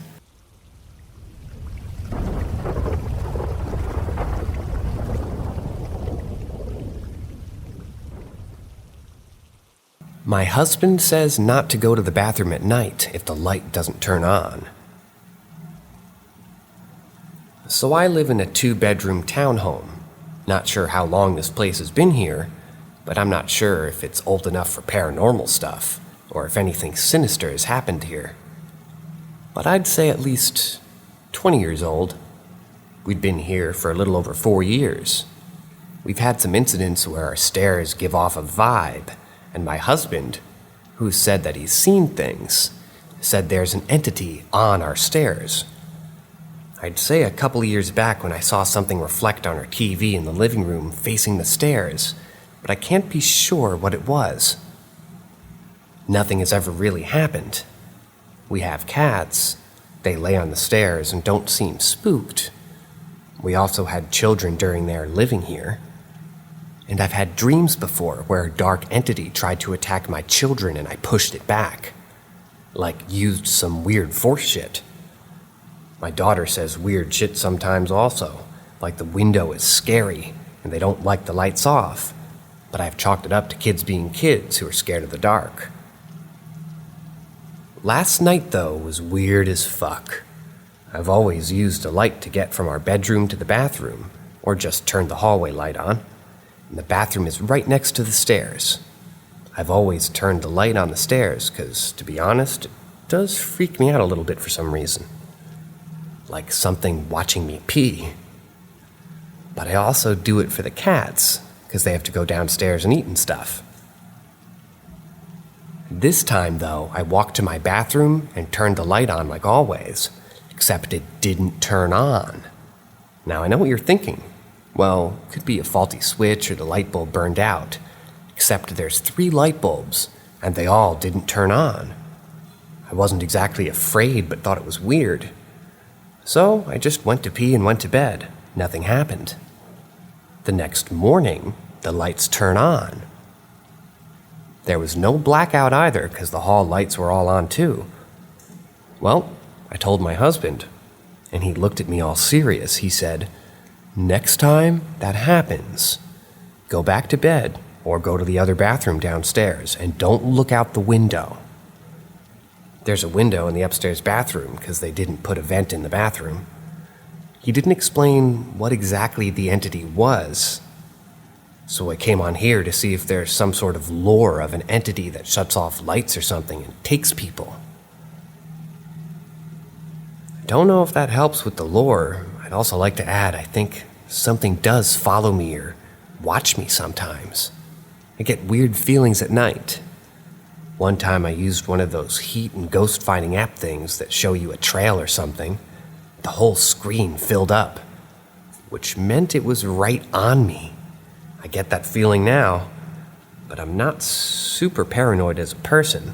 I'd be more likely to tell people to stop the shit before hiding under the covers and being scared.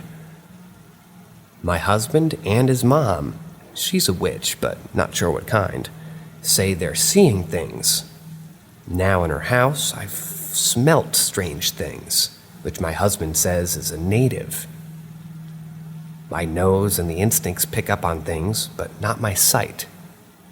No smells in my own home, just flickers of things. I guess my question is, what the heck am I dealing with? I don't think it's hostile, just curious. Though my husband says don't interact, I'm still gonna pee in my own bathroom. Ain't no way I'm going downstairs.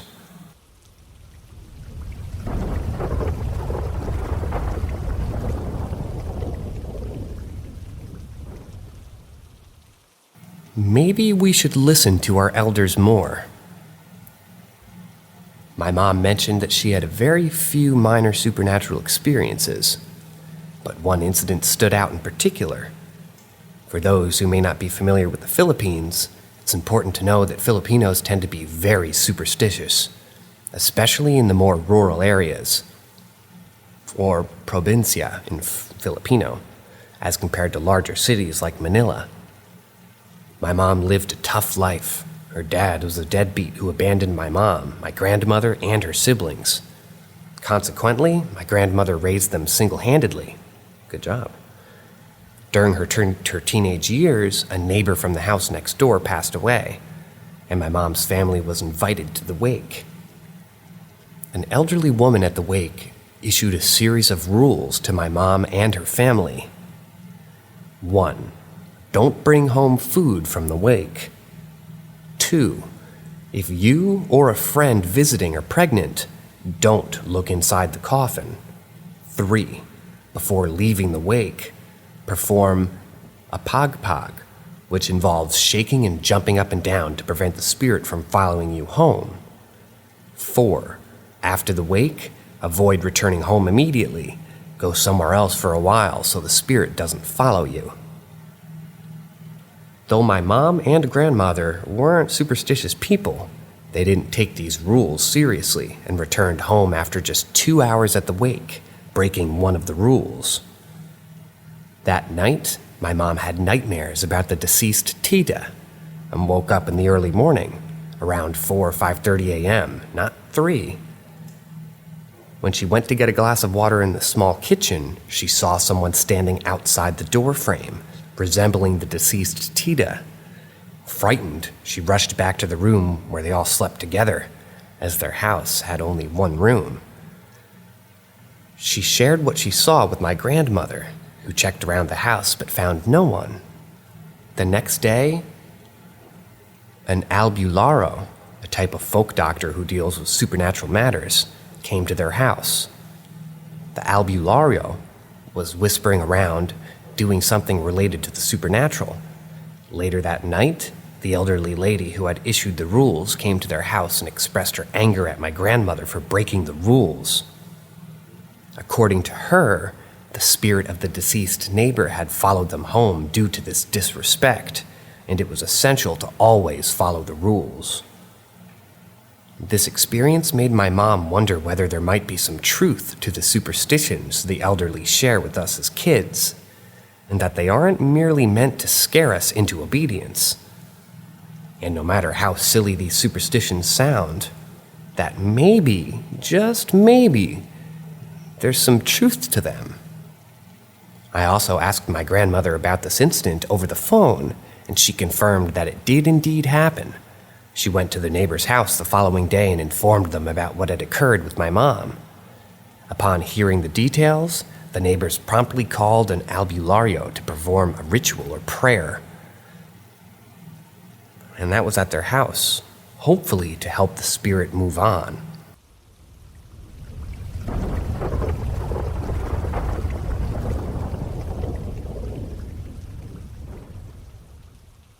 Embark on a journey of the unexplained with Paranormal M. Our channel is dedicated to unraveling the mysteries that surround us. Subscribe and tap the notification bell to be part of our growing community and discover the hidden truths of the paranormal.